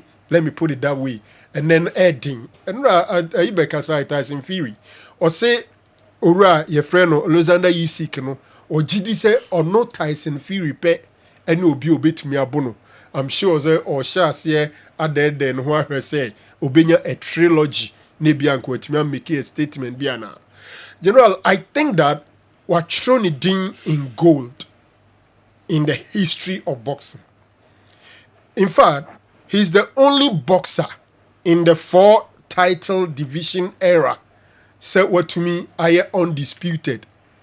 And yen imprenu esompo emprensa because or conquer the cruiserweight. Eka obi agu them SSR titles for in navy. Orien was a real cruiserweight and we move a step up about heavyweight. Now heavyweight no so wabesisa titles ni nyina WBC, WBA, IBF and of course the WBO. Ring for no crash so DSR account.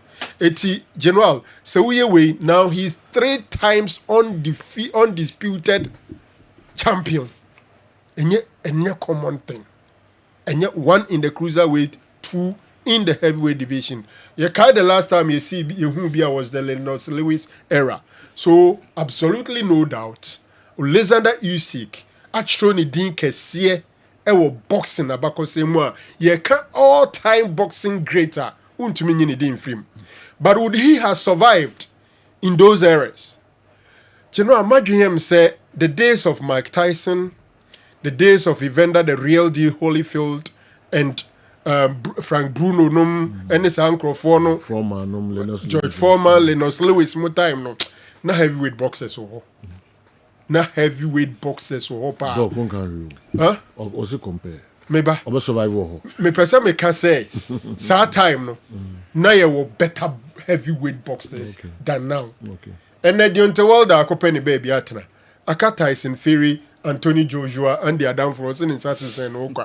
Who do the insane ye. Klitschko brothers no so akwakoda. No, say the Klitschko brothers and the Omako baby atna. Omo no say in the end day Tyson Fury when he gave it to and going to be dominated. I don't General it was going to Lennox Lewis and go take care of him. You know, Lennox Lewis was so skillful. Oh no, onya flamboyant too. Obebo no a clinch obebo eti wo hwe ne bout na knockouts in dosu gidi. But he was so skillful. Eti madwem say obetimi anya title but to combine do they rate those guys ahead of Alexander Usyk? I think Obama Nibia Tyson Fury. Yes. No, Tyson Fury. Mike Tyson. Mike Tyson, Evander the Real Deal. Madwem say no munyina be at pa.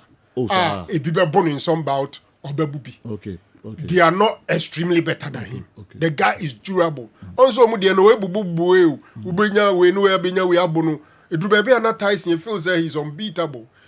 People felt that Bruno should have been the first person to have, but the beer you. It made me rating say oka omo level no be.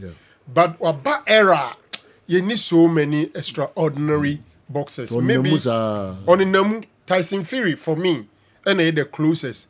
But the other Tyson Fury twice, you know. And you know the average Ukrainian is durable, very durable. What they need to do the Klitschko brothers, Vitaly and Vladimir, similar. And the skin who team say easy. And we are so disciplined in interview as I'm say Christo so many day on Feni agro. Also on unbelieving in motivation.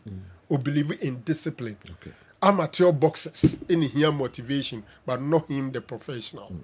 General, the confidence was so proper. And easy say mobile team is say Juma for just Okay, good morning, Kessben Sports Team. Matthew, and anyway, every pre I wish Rashford all the best. Good morning. If it's true that Rashford is joining Barcelona, then I'm sorry, I'm retracting my statement I made earlier that I'm joining the Blues. Sorry, bro. Some are calling anyway free Holland, and so I bring so I can't, but two just also about Blues. But Rashford about back to Barcelona, they also come back to the team. We. Some more in the fan. We fury and the fan. Now, then is what to tell us. Only for the another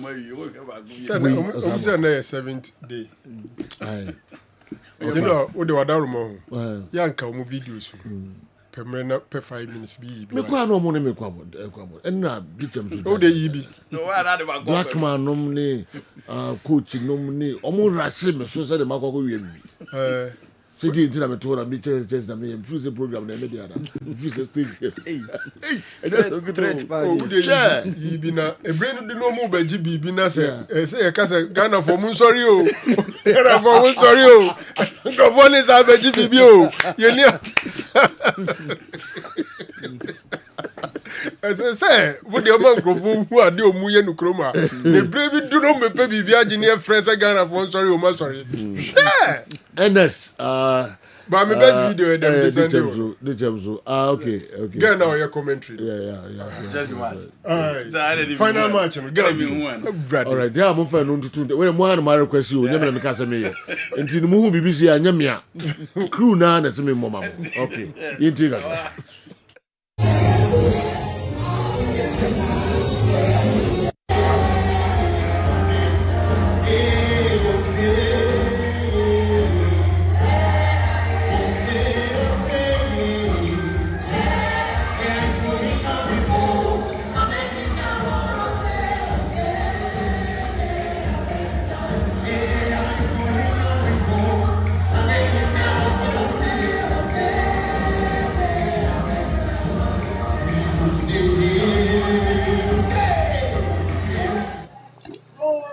I know.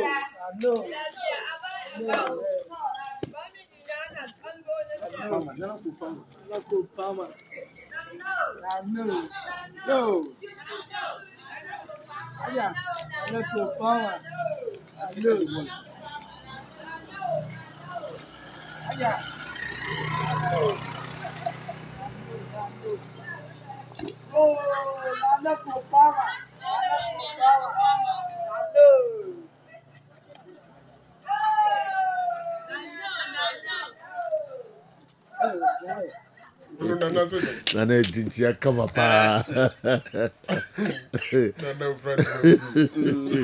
Okay, you're more. And the we can cry. And the mamma. Trophy, the last trophy. Kwasi Buffy, friends say, Dietary so. Or say the piano pa. Goals in community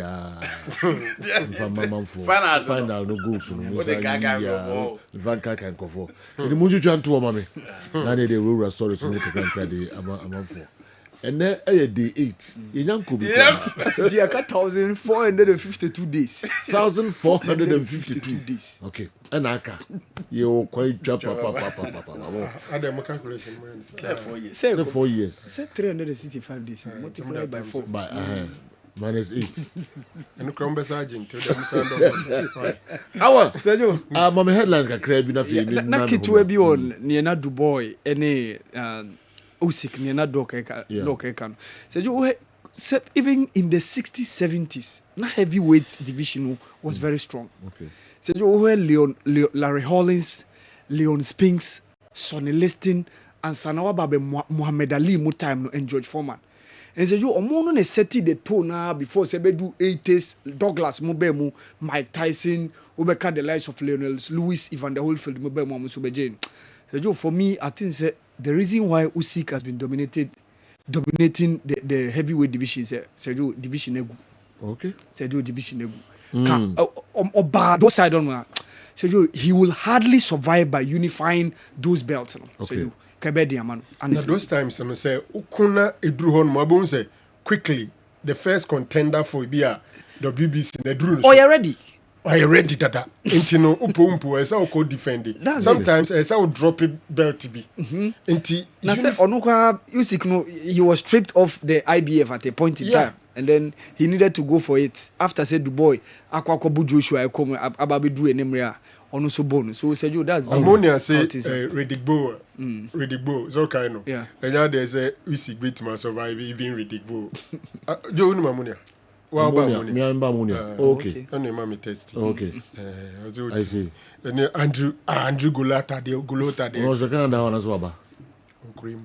Huh? Oh, cream. Wabaha. Oh, cream. So boy any day. Oh, cream. That's a no so card here, bet you. Aye. I want to young comrade. Yeah, me have Victor Seaman. Okay. Yes, me have Victor Seaman. And then so ye darulanu mo kwanedi. Okay. E were all just. All just, yeah. Ukoba me him, and of course there's a few of them. Okay. Yeah, about proper one. All right.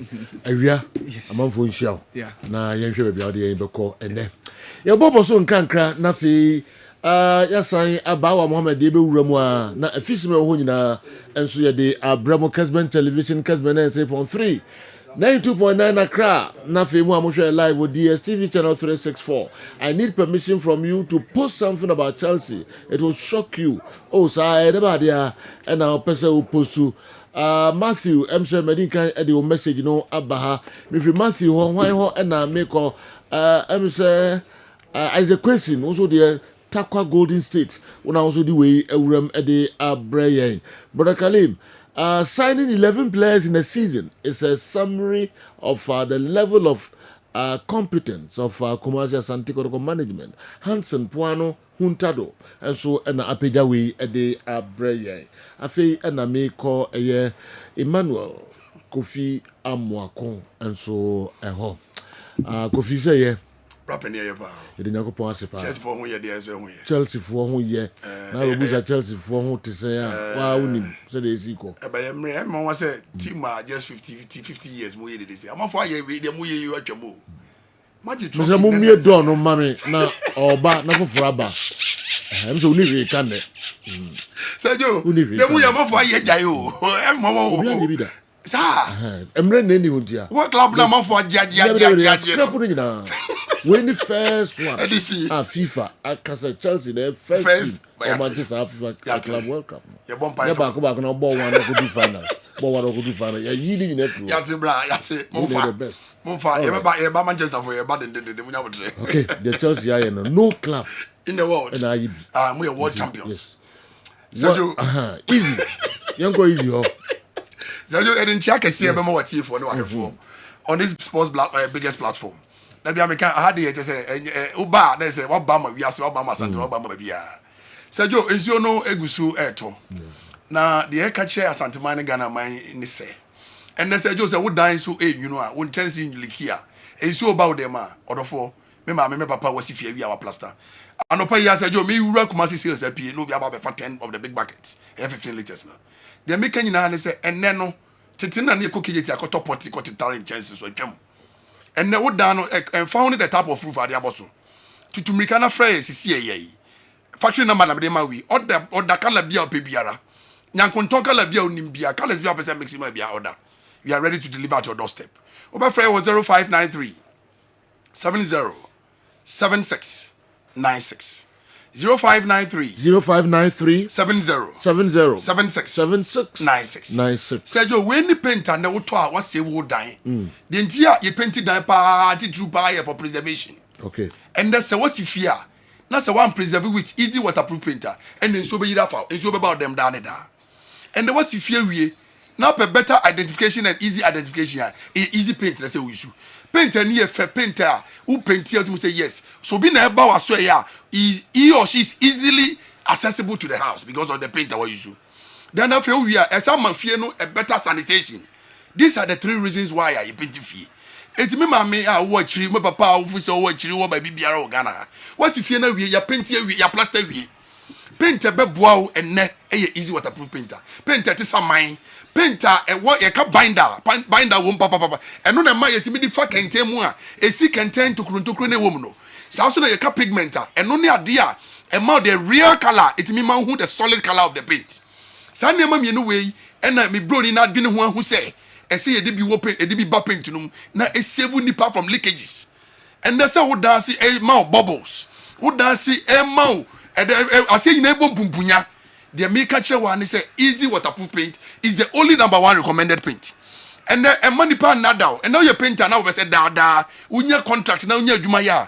Paint a bema wo juma sweni, paint a bema nipa ji wedi say wo paint obi fie na da obenya juma no easy waterproof paint. E wo ma or the pictures ni bi ni images ni bi beto ama mo hu dem besa me kire no. And say bia a dan wo dance e bom pumpunya wo dance bubbles no ye ka bubbles out me say asie no wo do say so paint no ma na why any dan ni na plaster na gu nsam e kire say e bonka say anwia ne blocks no na clay wom enti na your friend say clay na wom no nti na yi sand de no da na di wo abaka say bia sebe wato wallpaper bi na ada paint da wo de aye dan no da bi e kire say sa bia ye ho no ensuo be fa dan no aba enti de make sure say en na ye si dan e ma dan nko waste ye si dan ya preserve ni abo ho ba ma nchiri ma ba bedam bi eni ti na ye na nkanso anu si dan a do mu ya ne say eye dan a ye ba wu bi no ma ba begum no ma ba be use property no eti na make sure and say anodofo a wo dan so I brownish color won chances so I so I win na chin and na sabi wo tu afie a nipa bi tima ono no wa fa no tete ono na mabonten a se obi na say oba ne fie ni na ba appointment o say da bi yen hia bonten ba bi ne yen ka de beka because onim say bia na oti wo di woni be hu fie otima sabi obuo ni enidia na de man no wa hwe kra beti so times 10 enu ti na man na nipa be brent mi fa nipa nko fie me ma me papa wo pese odi nipa ba fie wo pese nipa fie chiri no mo be hu say fie a utimi in chance ya wo de about dance so ye papa na ya paint so na ye kama e easy waterproof paint enu na wo de usika koto a wato ade papa eti me ma me papa wo be frɛ wo 0593 707696 wo de be feel say wo de painter wo ni problem anopa do be fa paint na o de ko ni painter ya ma ne painter ya ma na frɛ painter o ba ko ye na dwuma na ma na o ti paint na se any paint no they ko ye dwuma na ma na ma dwuma na e krochen obi pool na ko ye man last week on never seen or no idea dance here kire Ghana man na say hey and that's why you pool na pool no ma problem paint one so say o me de ko paint pool no ma easy waterproof paint because o tie di ni ye bobre na ye no ma ye bibia ye easy ma ye pese ajapade na wasi no oba ho buy with easy waterproof paint. This is the #1 recommended paint in all over West Africa and in Ghana ni ba bibia abeko it is ende mom wa mano ni titiri no masifie wie no ma plaster wie a now pe painter en kweba bia fire so ye kese de pa e won kan abeka junction wo de o si wo ha obetimi kwa nante just 5 minutes walk wo we na ntimi nante na hwe no wa yira be fry was 0593 707696 so what chiri say he na wo de start afraid the number is very busy because obi afraid o friend no mo bi say ba bia afraid ni am the nearby sales outlet number obekona egu dopo so bia bebre do drop bia bi go the maker ne say ye na yeton painter yetimi di yensa ye wo gidi a etumira na ya kiresie na ye di mfoni a kyerem ni nnwuma ya kwakoye hu nnwuma na ya ka kyerem say enne kenten ye ba ye bua to wa sana na mi benyi ni besi na se kenten ye fa nkonso ba no kre ni yamienum no kre but easy waterproof paint ba Ghana no na ye nim say ye wo adepapa ne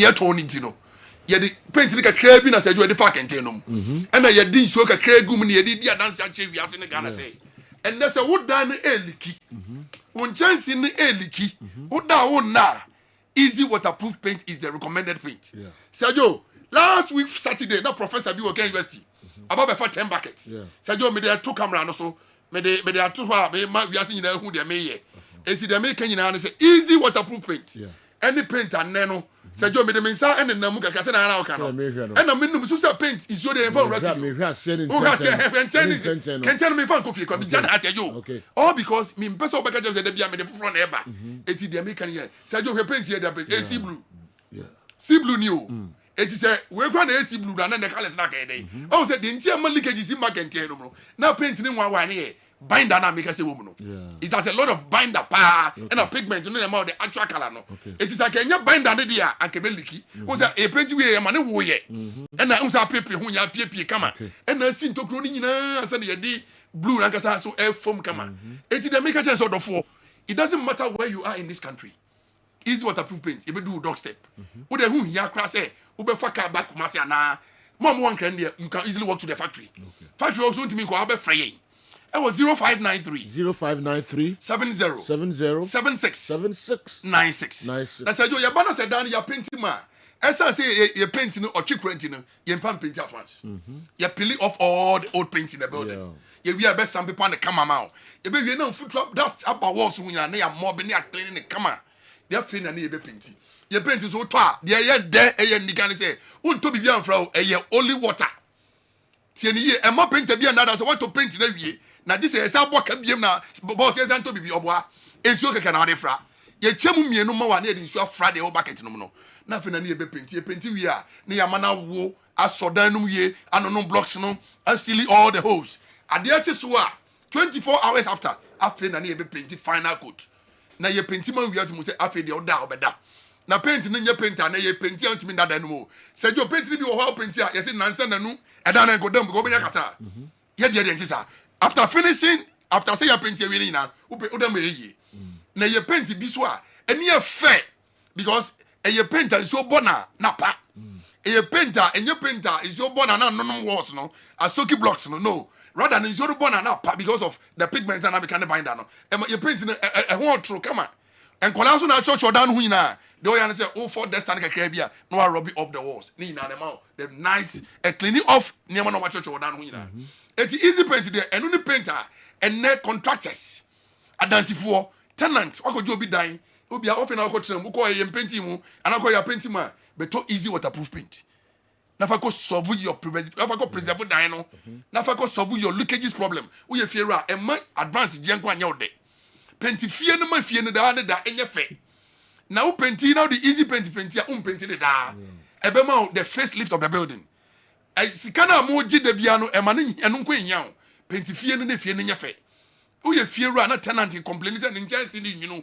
ne da ni nwunu a ese ni TNJ ese ni POP quickly to mikabra ya so ye enka na ntumi nkwa kuma se bi wo ha all the 16 regions of Ghana obenya ya ho obi dia na yakọ penti ama no e won kra oyibi mami we o haye no oni gidie kra no mami o dia mi enko penti de yan se weda ne ye weda ne nye de se jo ye penti ese hu say the weather is clearer and nice and we are bokama na ko ye dwuma na ma na de wo mi say ko ye ma ni we mami da bia ofre diasi.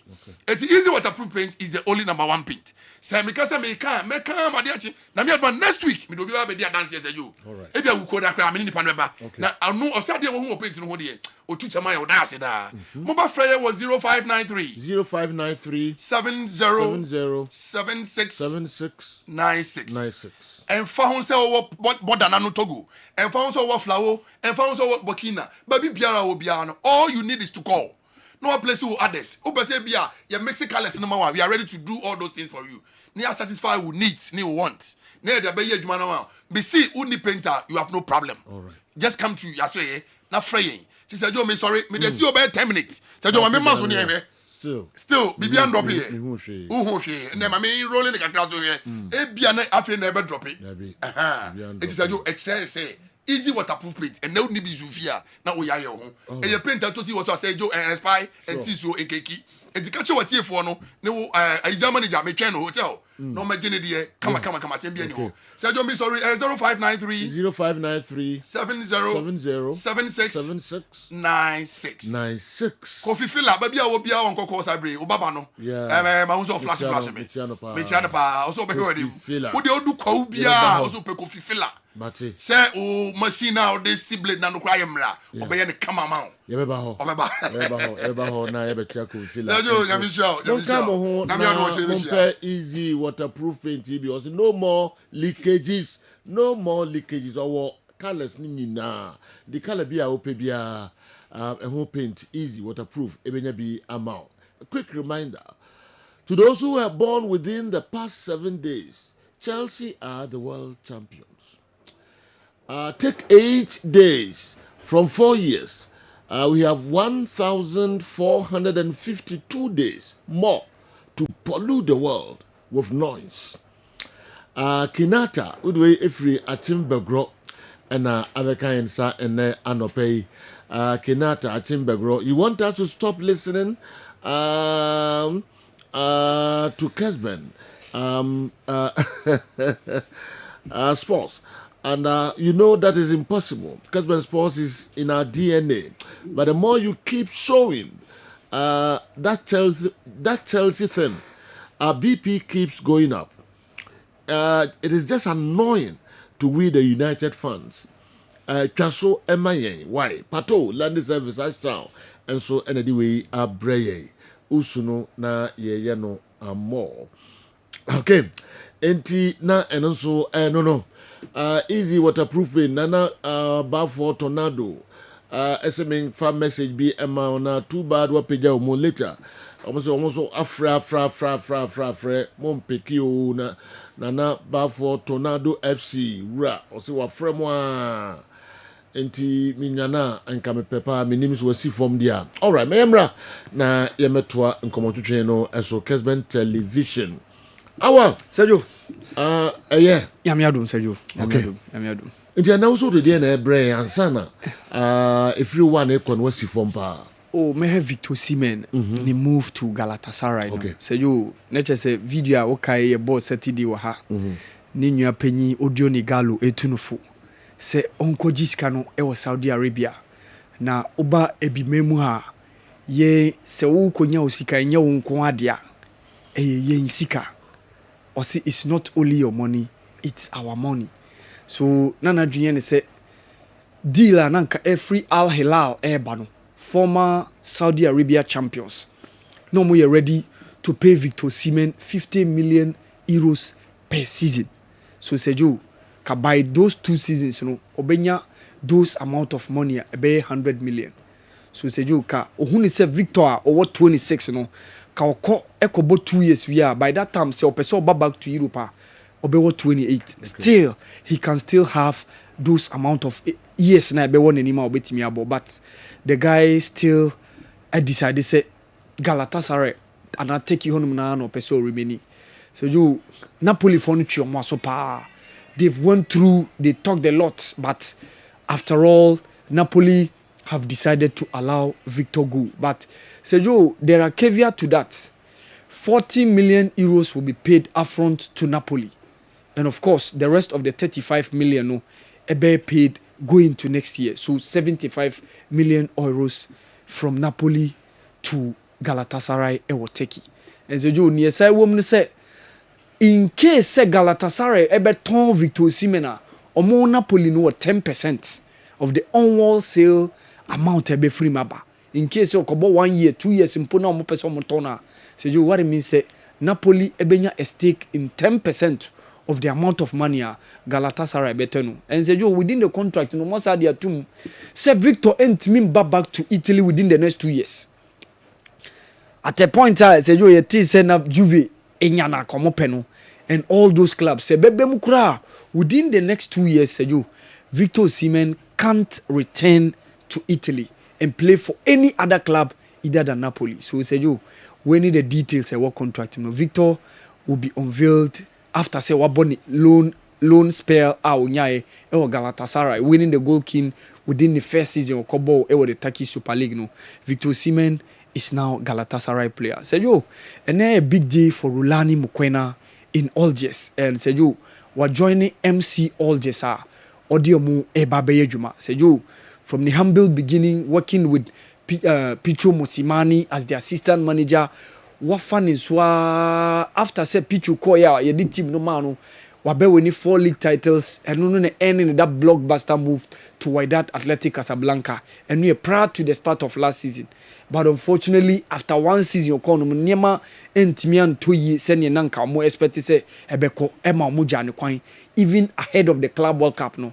Now man for who say obenya opportunity being on work bench a play ana on any mentor Pep Guardiola bebo but say you when yasa kwanya no Emma omone party who is prior to the Club World Cup no and say you after that and yet it is not some clubs were chasing him including Orlando Pirates ne my team almost no but all of a sudden the latest one about Befani say MC Algiers omoye Algeria champions no omo a contacting and money na kasewi our money mun say ono no be the next coach for the Algerian setup and say you ene e wo Algiers and omo be unveilino as the new manager for Algerian side MC Alger. Sejo, at age 38, and will make this inroads. Sejo, Nina ye Juma Wababeye, El Mamelodi Sundowns. No. Of course, when Timian Fanny Sanka, the CAF Champions League, no more any so betimia. But Sejo, he helped them to win the maiden edition of the African Football League. I course Wabra Moshe with that Athletic Casablanca in that year now, of course, 2 seasons ago. So, Sejo, or make the move to Algeria. Sejo, now you've seen how the movement of these coaches are. More modern, Shepitu, or born new modern, a Juma or Kunya at a point in time, Chef Laurent Ibengi, on also born in Homodin, Chef Juma on also Onya at a point in time, and Enubisuna Baba to Rulani Mukwela. So you compare those to those Ghanaian coaches, you know. When some days back, Utimi say Bia, Malik Jabir or Bonnie Homodi, no one moved to other country. Golden Boy Abdul Razak, the late Cesar Sujusa took a few more Koninam, taking Benin to their first AFCON. At least, even David Duncan going to Free State Stars in South Africa. The recent one we had was Masoud Didi Dramani working with Norgeland, and of course, having Maxwell Konedu also working with Black Leopards. So, Zejo, say, we a coach now.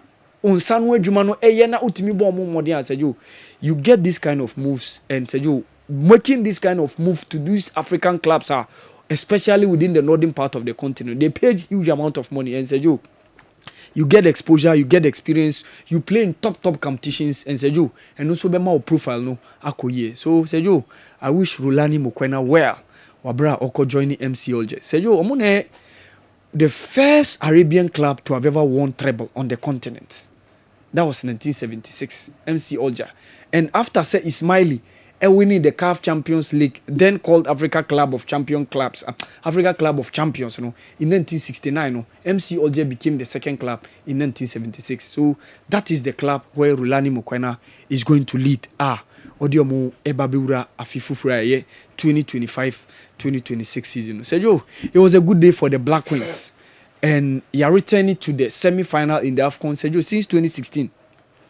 Okay. Since 2016. Yes, good. Yeah, Gislen Shebak, girl now, Noela Benzina, Notasha Hijab. Yeah. Very strong in defense. And where the likes of Drisi, the likes of Gislen Shebakmo, and Omo Mulidi Omo attack. No, Sergio, they are very, very good. And I think say Omo Bema. The final third in the Hadri. Yes. But Midfield, yes, squander chances to do. And they been too selfish. Princess, no other players. Yeah, no as my bond. Yeah. Media for me, Sergio, this tournament they were impressing me. Chantel Laka. That fairly deny why impressing me. But at least we've seen some couple of brilliant performances from Evelyn Bedu, Doris Boydouamo, Ama. But almost Senegal ma 12 game but through post-match penalties, no almost etimi defeat Senegal 4-1 on penalties after goalless draw. Sergio Mikoi may boss be honorable at Japan. Before we call boss no Anko Yamayo pram. Yeah, under 20 no. Under 20 yeah. Sergio under 20 no. Cote d'Ivoire. You betimi ashe Cote d'Ivoire pa. But Sergio, Cote d'Ivoire, youth tournaments like this, Sergio, they oftentimes worry us. So Sergio, but honestly, Mausa Manfon so able coach Desmond. Send the selections in the a month for more qualms with the selection with how he went on with. But 2-2 unfortunate. Say Nigeria any Cote d'Ivoire for no any Babebo final no. Yeah, to me.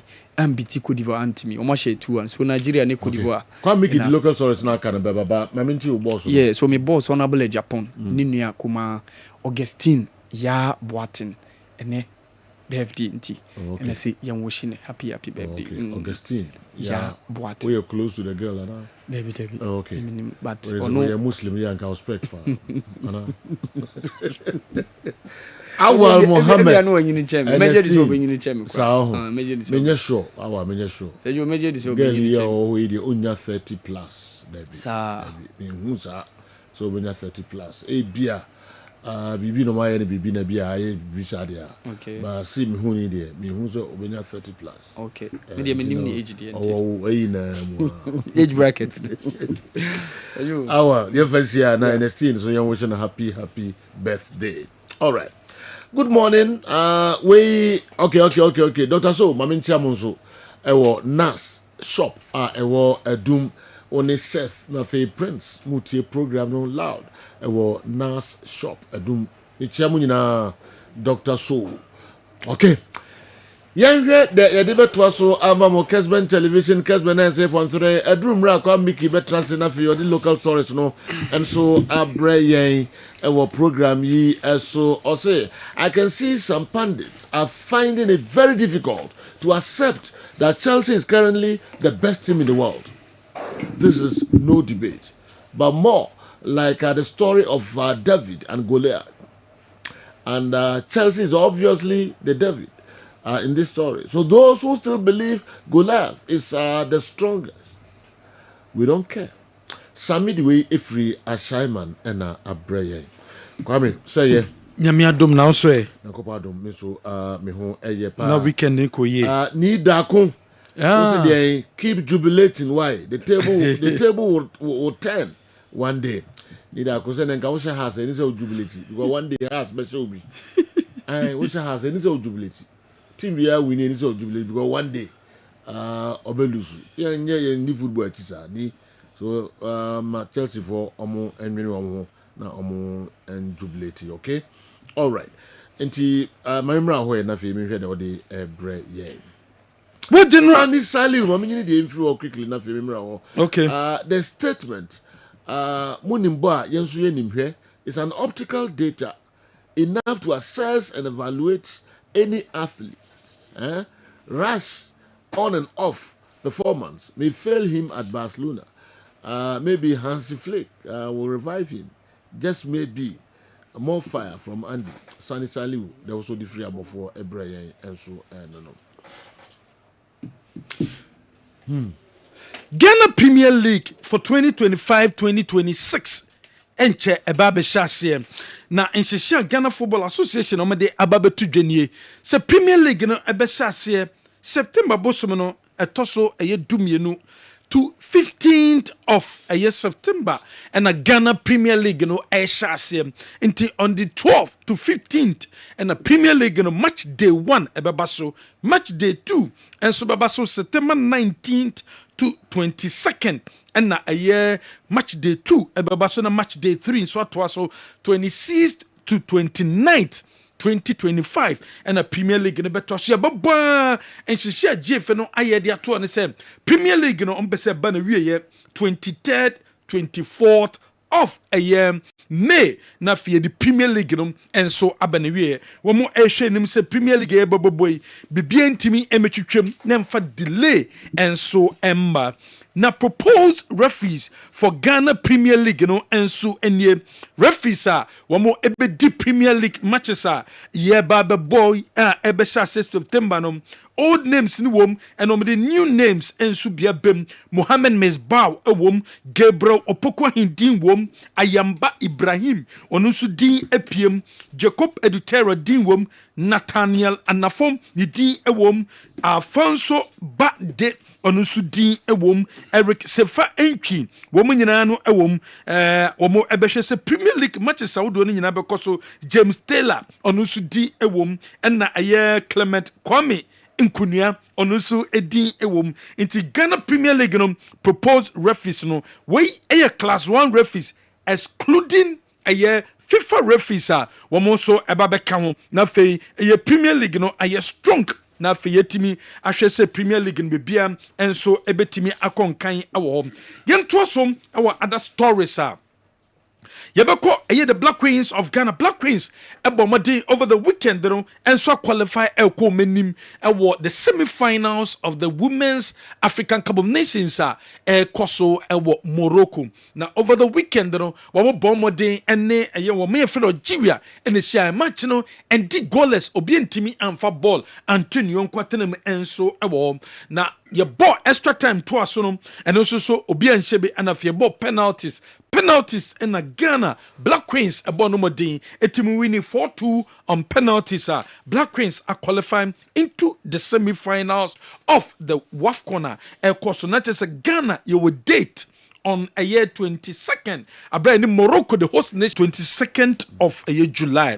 First semi-final game no abekoso abra a year Nigeria and yes, and South Africa bebo. Na fi Ghana the host nation Morocco and so abo. Nti enone share door for the Black Queens of Ghana. We do semi-finals of a year WAFCON ekoso no. Samsung and a Waffle Zombie tournament no boys under 20 ni die. Nyeman kweye amfa ma Ghana. Abra first semi-final game course between Nigeria and Niger and a boy. One more pimso match and the goalless on we number penalties and Nigeria winning 4-3 on penalties.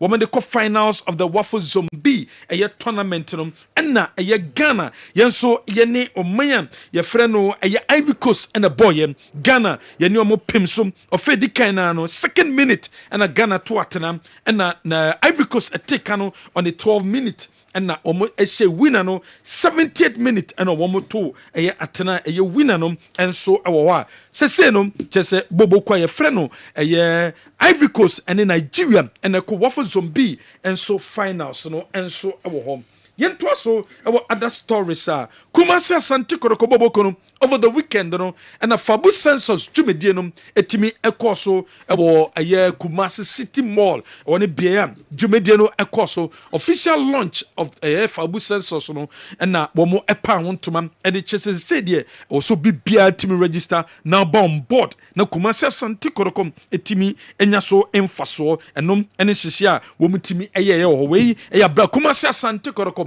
womo players no enso ebeduye ewo Jumedie na say amokota Jumedie na chi se bebia enso ebetimi akonkan mpanyifo awodo a womo to mosa ede from na pinkram ono IMC chairman James Kosia Pia Sanso na special guest no na it was the vice president of the GFA ono so etimi ebepio Mr. Macado womu nyina ebai ebeta Jumedie na chi sempo na ebetimi abe krabehwe fans no ebi enso bai France ni bi enso bai ebehwe sempo no Jumedie no eno nso ebetimi akoso dendenden enso ewonti supporters no kakra enso eba ho a womo ebehwe Jumedie no enso bi na Jumedie no pompo so nyina no se Kumasi Asante Kotoko ombesom register womo supporters womo ewo wiase afa na nyina baby bia wo bia no obetimi a register na wa betue sika de aboa eye club no Mr. Philip Jima from Jima Tech ono account bi na sada ye so no ebaye wono chirechem kwanse se obetima faso na wa register na bombo so amfaso a Kotoko ebetimi enya Jima Tech mpanyufo nsema wo mde tu dwane Kotoko ama enipa dodo a ewo Asante Kotoko eyo members na asama support bia akonya obetimi yibu edi abu no besumi pia Kotoko is more than a club. Asante Kotoko is a culture, it's a tradition. And then you catch a Kotoko supporters, so you yourself and then you say, Obia join the millions of Kotoko fans, and then you know Fabu Census. Now, join the Fabu Census, you know a unique Kotoko number. A bayer number, a young crowd, AK dash. Na o number no etwa also ubenya eye Kotoko card ebe official membership card et say the egutami to say nana dia eda screen is we na be say o tell to unia o tinche na busa ne say o Kotoko number eye sen o busa de o tinche ne say o Kotoko number eye sen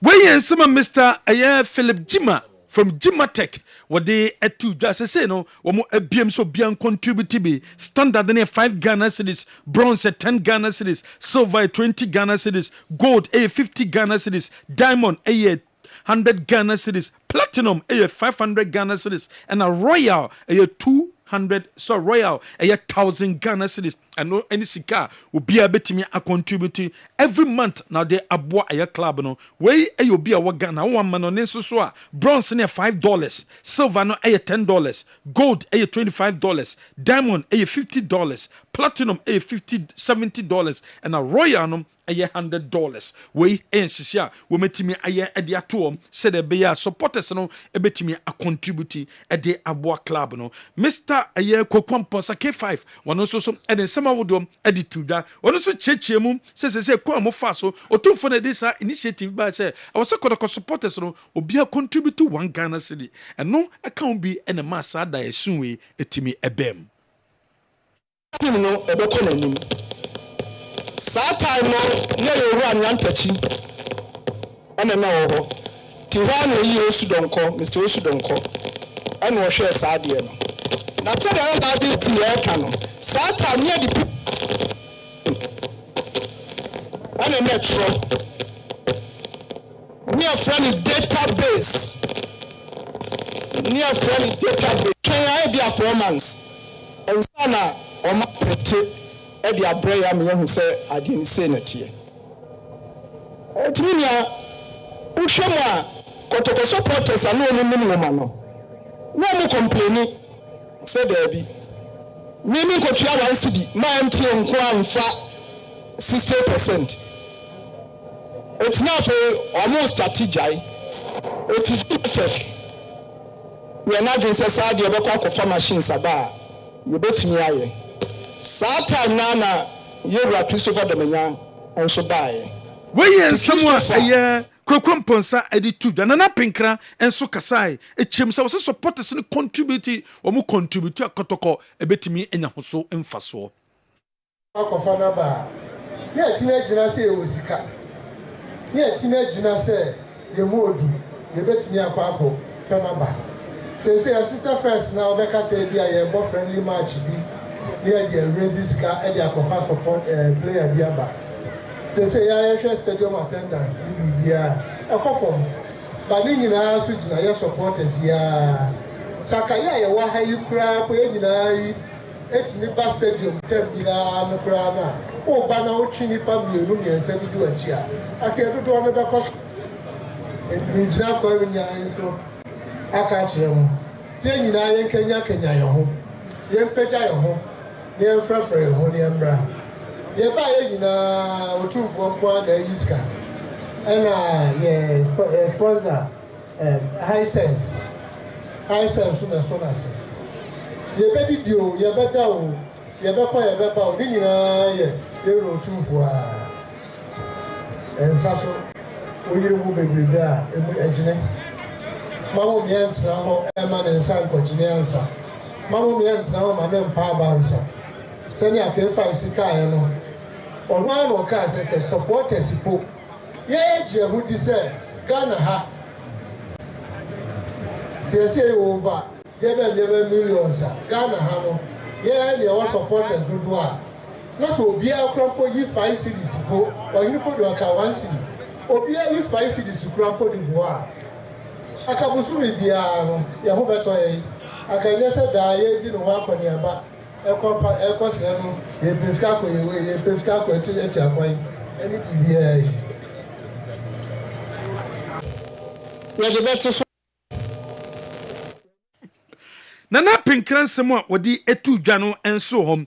One special guest of honor na Mr. McAddo and a buyer. When in some of the Tuja, or Casade for Fabu Census was a very good initiative na Kotokwe Teki our Ghana, also come on here. One more year pa anti Ghana had ye, so Kotokwe Teki is a very good initiative. We also support us no a Dietary pa.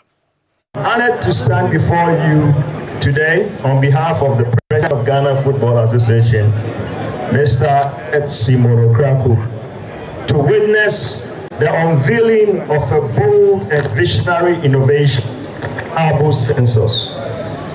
The official supporters, database and engagement platform of the great Kumasi Asante Kotoko supporting club, Ukum Apima Apim Beba. Messi Ukum Apima. Thank you. This innovation is not only historic, but for the first time in Ghana football, a premier club is deploying a digital-powered globally accessible and verifiable platform that connects fans directly to the club, and not just in name, but in purpose. The FABU sensors will allow Kotoko supporters around the world to register officially, contribute regularly via mobile money, Visa, MasterCard, and gain recognition as active members of one of Africa's most decorated football clubs. I'm honored to stand before. When some of the vice president of the GFOD Tuja was a some for the contributor, transparency here, accountability here. Obi tiesika ne sika widen into tiesika de amawa also kire ne de odi sika no enso eye enunti se wo sekotoko sika manfo be contribute no also mo de ba se sika we yenya say ye de mu 1% ekwa ha ye 2% ye we ene be ma kwan ama manfo tima contribute more. The vice president of the GFA, Mr. Mark Ado. Digital transformation with integrity and direction. And at the Ghana Football Association, we commend it unreservedly. Respectfully, I will also take this opportunity to provide some key advice to the IMC. We must be cognizant of the fact that this initiative, although new in Ghana, has been leveraged in other parts of the world to grow revenue base for digital supporters' contribution. So I was very happy when my brother Nana Aprinkra was here and he was explaining and giving details of how the past revenue has been collected. But to the key of the success of this program, this initiative lies in only one word. That word is transparency. Let me repeat. The word is what? Transparency. And I will implore the IMC and the entire management of Kotoko that this project stands as the threshold of becoming not just a leader in innovation, but also a model of good governance in Ghana football. To achieve this level of transparency, I also suggest the following. Publish regular financial and impact reports on how funds dues are being used. Form supporters oversight committee that includes voices of the fans based on ways to promote accountability. Use data-driven dashboards to show clearly and openly how the city supports player the vice president of the GFA Wadi Etuja, Coach Abdul Karim Zito, Wamo Edituja, Jumedina says, Coach Abdul Karim Zito was signed 2 years contract and Edama Kumasa Sante Korokwa, Wababe Juma Ede Amakotoko. They said the Coach Zito was signed 2 years and Ode Amaklabano. Send the Jumedio Babedino Ebetima Konkayam. When they mean the leadership of the club, no, Wakasa says Samba and Wafano as the captain of the team. Also leadership there.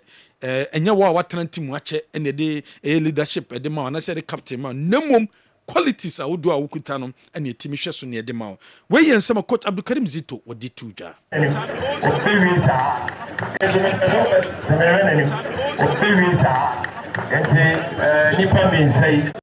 Your captain is about leadership. It's all about saying, what team not Debbie? We bet him about team not leadership quality. So, on the field of play, and who is it? Miami Papa, Miami New York Pay, who progress free and go far, and probably pound. Mekai, yeah, not as a board with Chira, but to be seen on my life, ever number 3. No one back can be actually no. Wow, original way. So, best rate. And you know, my first captain, no, me the Awasama.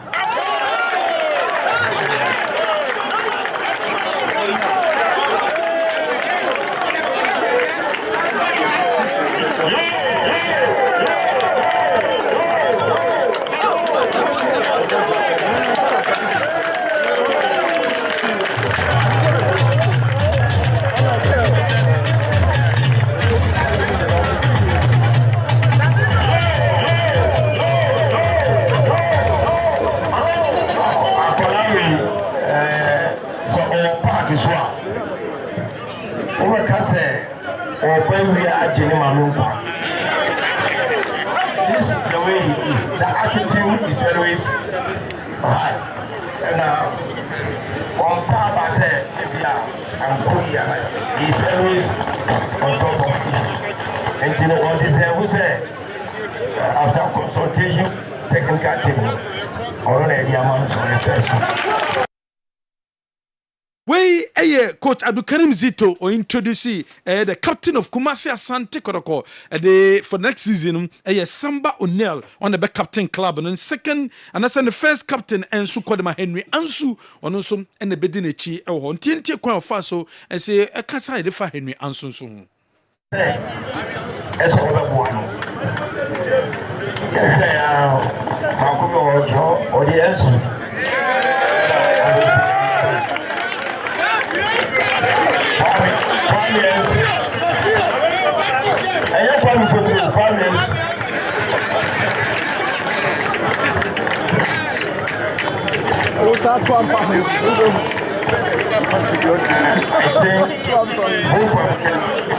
All the same attitude on the field of play. They do their best. They listen to instructions given to them, and then whatever you tell them to do, they are ready to do. As I said, the last match we play against Sassuolo, Minya problem or DMO, in the meantime, and I'm a player. Auchi, or you coach, Puma Ensum Kobo 6, na Samba, Ensum Kobo 5, na Samba Kobo 6, Ensum Kobo 6, na Samba Nina, because 1 year warm them. So you see that kind of person. And you'll be uncomfortable as a coach meeting. Me can't happen also. It tells you the attitude now on. You never see that. Now, there's a guy in this team. Oh boy, I know Mama can me and me boss. Because any Haruna you see, send you see Bono. Employer, Embrace, Michael, and Law. Also,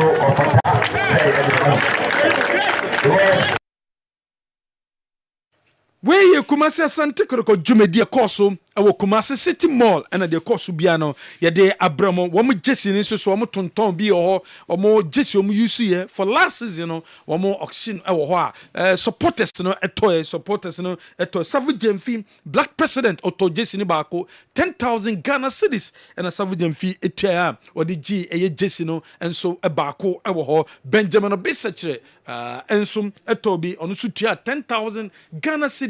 And also editor Jesse Nibi and so I went to Kumasi Asante Kotoko last season Jesse and a woman di kutam officials and any players na fans and so etimi etutobi edi free more the 10,000 and na womu etwetwa ya womu edigi Jesse Nibi enfio chane so say na Kumasi Asante Kotoko ye training womu ewie training and womu enye training biom Echina na Kumasi Asante Kotoko team no ebe free Kumasi di omani ache in crying. Woman the South African airline be two echina enyumere akwa kopiemu enso Durban ahead of omu game wa eda omo no kodo Wednesday Kumasi Asante Kotoko ebe training channel so say game no ebabaso on Saturday and na Kensi no ebe tibi abaso na director of operations edema IMC no eye Christopher Demenya ono ene obedi kan edeni ache eye South Africa akokika nyama bom ede ama Kumasi Asante Kotoko Kabra, Kumasi Asante Kotoko team no to Tuesday and on share down from the camp of Kumasi Asante Kotoko. Yanko across the book has a book and so started justify Sabre a place Saudwa Wamo a GDA say Bimu at the request about Aquaco Pimo coach Masu Didi Dramani I say into Masu Didi Dramani say we GDA say o Modimono Awasra well my place will be opportunity from a net and could do Friday and I did justify no ababana wi enti has the book and so and then one more justify china on be Wednesday on be Thursday on be Friday one more ebeye one more per place I would do one more so ebetimi ababesi akan one recommended players we are now say wa onimbo bia no for boot no Jessibra recommended players onye very sure am person me bisa no almost say recommended ho and was answer beam wow he has seven oh say me chirim say ebi mu dey recommended ba me person just say na me nimbo no person ko bo hasa Meet me boot assign me con once just a call will be mine. Aye, because almost explain that almost say coach this unimbo to say Koredia Dominic to say but to also bra. Bra. Foul just no boot bra. Aye, simple. Then I own by own. Minion tente. Aye simple. Justify your inclusion you recommend the players. Aye. Tif ene unimbo bra. Aye, unimbo bra. Boot no this bra. Enti ene and number some yes sure say eno bia no mo ya. Eno bia.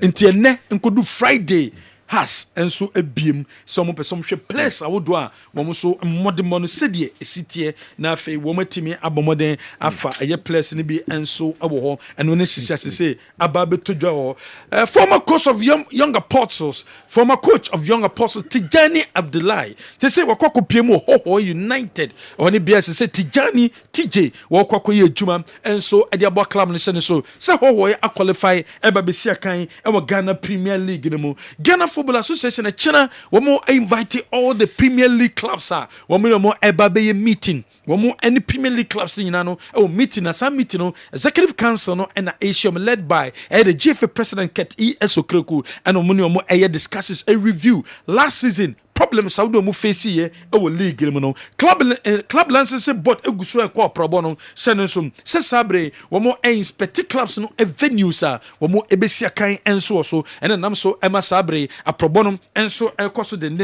enso ewo top 4 ye fan to jam se there confirmation number say 20th to 24th of August and ye babo top 4 no ye babo Kumasi Sports Stadium and unti sabre womo na to the Ministry for Sports and Recreation enim se sabre se bibi esie kakra wa also mutimi ye ewo Kumasi a womo enhwe so mutimi siesie se de be a akensie no enso betimi abaso ewo Kumasi eno ne hihia edo kwando out of lands enso guso prepare me de sabre womo ye justify womo se justify no womo nya some players bi a womo edi omaka main team no ho a womo eba be use womo timi ka say womo so guso a eye gymworker womo prepare towards eye 6 na enche bia no eba be hye January yemfa insi hanomo. Okay, yenka ka ehun kakra bi.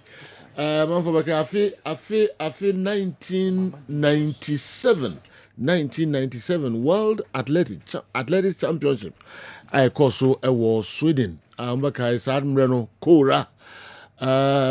Aziz Zakari. Eric Nkansa Abudia 4x100 meters. Mbamcho moma yenhwe kakra na yentoaso. The 4x100 first semi-final. And Chambers has gone off very quickly. His first taste of a true international occasion. He's left the Italian behind, but going well in front of him are the French. Darren Campbell down the back straight, and he's closing down on France. Campbell for Great Britain, a very good leg indeed, on to Braithwaite. On the outside, the poles are going well. Also Ghana. For Great Britain are right in here. First 4 go through. On the anchor leg is Julian Golding. It's Ghana to win it. Britain second, Spain third, and in 4th place, it looked possibly like Greece. The crowd don't seem to have realised it, but on the big screen. Well, sorry, Simpom Mama inside in 1997 World Athletics Championship because it was Sweden. Sa record and I try for over 20 years, 38.12 seconds, and over the area. Yes, I'm sure I raised the view. Tate to Devonish, followed by Campbell, Braithwaite, and Golding. The 4x100 first semi-final. And Chambers has gone off very quickly. His first taste of a true international occasion. He's left the Italian behind, but going well in front of him are the French. Darren Campbell down the back straight, and he's closing down on France. Campbell for Great Britain, a very good leg indeed, on to Braithwaite. On the outside, the poles are going well. Also Ghana. For Great Britain are right in here. First 4 go through. On the anchor leg is Julian Golding. It's Ghana to win it. Britain second, Spain third, and in 4th place, it looked possibly like Greece. Wow. Those were the days. Young comrade Nafi Yemeshe Honsem Kakrebi. So the Medika, omo record. 38.12 seconds and on the areas race no na just recently about 2 years ago na Zamati and Paul Amwan be break his record more time near 38.08 seconds ye kwaba never hwesa adi and so kakra na umpo commentary na utie dia ankofu ya sorry yes adia ombo omamo mebogu omasum When Chelsea commentary. Quite fast so goes by. Once he knows he's finished it there once. He knows how to put it in that far corner with his left foot. He does it to perfection there. So much people had thought that if Paris Saint-Germain had to win today, would secure the Ballon d'Or for Dembele. Work needed in that regard. Palmer, João Pedro, it's 3 and Chelsea are running away with the FIFA Club World Cup final. 3 goals in 42 minutes. 3 goals now at this Club World Cup for João Pedro. And what a signing the Brazilian has turned out to be. He only joined Chelsea during the tournament. I can't believe what I'm seeing, Connor. Just a dink it over Donnarumma. This man was on the beach a week ago. And now he's scoring in the Club World Cup final. Chelsea on the verge of an almighty celebration. There's been a collision off the ball. Yankombra na and also I don't know.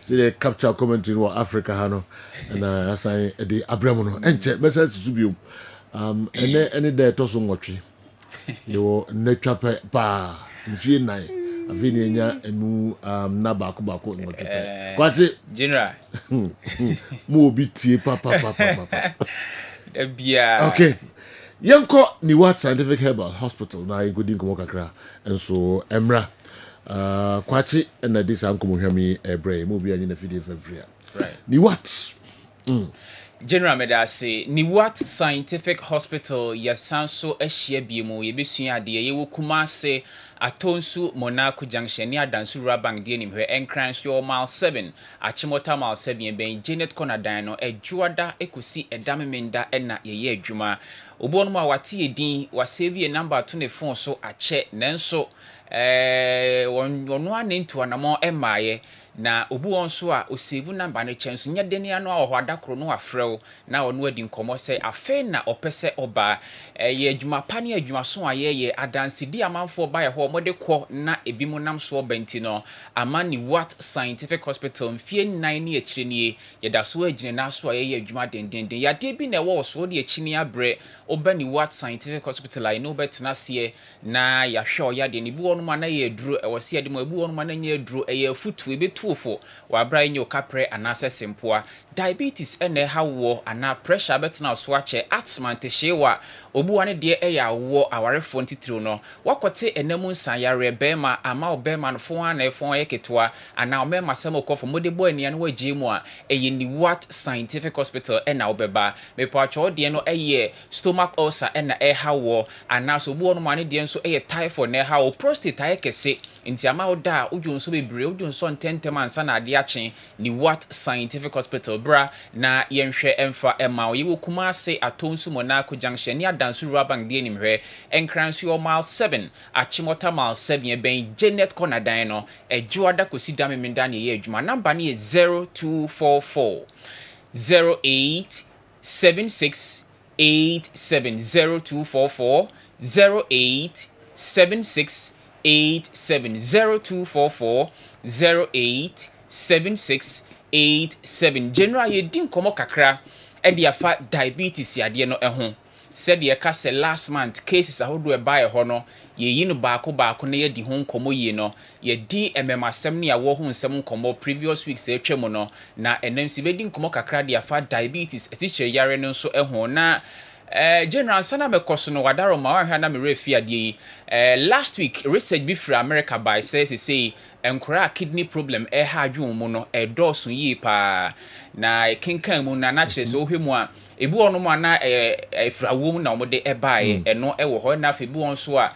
enkora na kasa bi a lifestyle ne ade be fi ofri mu nua ne odidi ne ade no enso ka ho bie na general ma ya observe ade bi o Ghana ha no mo say ye wo flask we kura nya flask me kan say water bottle aye tonton wo krom ni ade na ye hu say awofo be bria to bi amomma ni ye pa but omo de tea anase ade hyeshi ne gum ema nkora no kosuku eye very bad nti awofo say muti a water bottle color bi blue bi green bi yellow ni ade ya ne sefa ade enwunu ne gum emfa ade hyeshi because so de ade hyeshi gum a ebewi ase no niema ye de ye rubber na se plastic no bis for no ni niema hodo no wanhwe ya at heat no ebe nane be lichi egu tin na se egwe mi na aduane kro na wano agu mu no ama bewi ase wanhwe ya na the problem ene de bre ankodare nti awofo a mu hwe yen na mu tie water bottle o de begu fladi mu a wo se flask di mo ye mirror ni bi anase di mo ye stainless steel ni bi enu bi na wo so de ade a ehigum na normal rubber na bibia ni line bibia ni de o de ade ehigum ema oba no a o ha no onru ba bia hwe ana wanya problem e wona pomodin ho sem right yes atie si diabetes ade no emu se na de bi e ba ne be kyerɛkyerɛ mo no diabetes ade no yare a ye be ka se sugar level woni padue no manase glucose level no woni padue no ekosra woni mojanim kosra na akokofa diabetes ade no so ede aba ye ka kyerɛ mo de bi anse se diabetes no normally enya de free aduane a ye die mo ye wo type 1 diabetes no autoimmune obo no mo di fra wo yem de ba ye wan kasa oni padua no ene ne system no edi akon ene wo type 2 diabetes no so eye de be fa wo ye unyini anas wo lifestyle aduane o drinks ni ade awo no no ya dodo na Ghana ha de carbohydrate no enuane edi bebre ni nyina carbohydrate emo bankumu tu fufu ni ade ni nyina reni padua ni mu a ekokodane glucose ewo mu ewe ni padua na ni padua no so ede aye adwuma the basic energy source of energy power mani padua no eye glucose entientimi nkase yi glucose na se yi ebia aduane aye die no starchy food no ede afri na mum obedi no in a form of moderate so be moderate no na kobase bia diabetes na se sugar glucose level no ewe ni mojanim eye very high na se kosro bebrea na akakofa diabetes ade no enso ede aba obu ono mu a obeba abehwe mu no na chese bi ayade na tena ne so ache na enso bu ansunsun so bi na ana edi ntem ama no hu ena ode atena se ache nti ansa na aye bi besu na se be hya se dan ne ho adi no na bi a wahya ase a odwon so ntentem na se bia ne so ahya ase yete ane anima bi sansa no hu se bia problem bi se enso ewo ho obani what scientific hospital a ye wo brain adaje ema osa anima we nyina enso ewo ho yakade a kire se diabetes ade no ye manage edema ye manage edema to ba ye wo se ye control aduane ya wudie how a usididi afa nnuane a wudie ni bre wudidi ni bre ni se wudie nyina no obani what scientific hospital a ye be kire osa anima we nyina ena ye wo pregnancy induced diabetes and also ma won mobile file of afra na wanya sa diabetes ade no obo no ma ni 3 ye se owo na owia na so fra wo so ba ne taiko ebu onso a eka ne so na se gina no so eno nso so ehon se wo ho no mo a ye be pebre eni adaje ni ababeka obo no ma no otie obeka se doctor bi a diabetes ade ni bi kura ba me so na se bi bo bi so abede ni so asome se na se benten diabetes ade ni ebi aba no so yare a eba oso a edi kan ne meta da ni padua ni ye pa no ene se obeta adwonso ententem Johnson tentem ya ka kire se eye diabetes nkwa na obi Johnson tentem betimi de adwia kobu no obu ono mo ani kidney problem be ma ota Johnson tentem o prostate no eye kese a ota Johnson tentem onya infections a ota Johnson tentem ota no mu nsuo bebre ana se wonu nsuo tentem kwa so a the possibility se obesta Johnson tentem no eno so ewo ho enti bia wutie na se ota Johnson tentem a yen cancer su bia se bia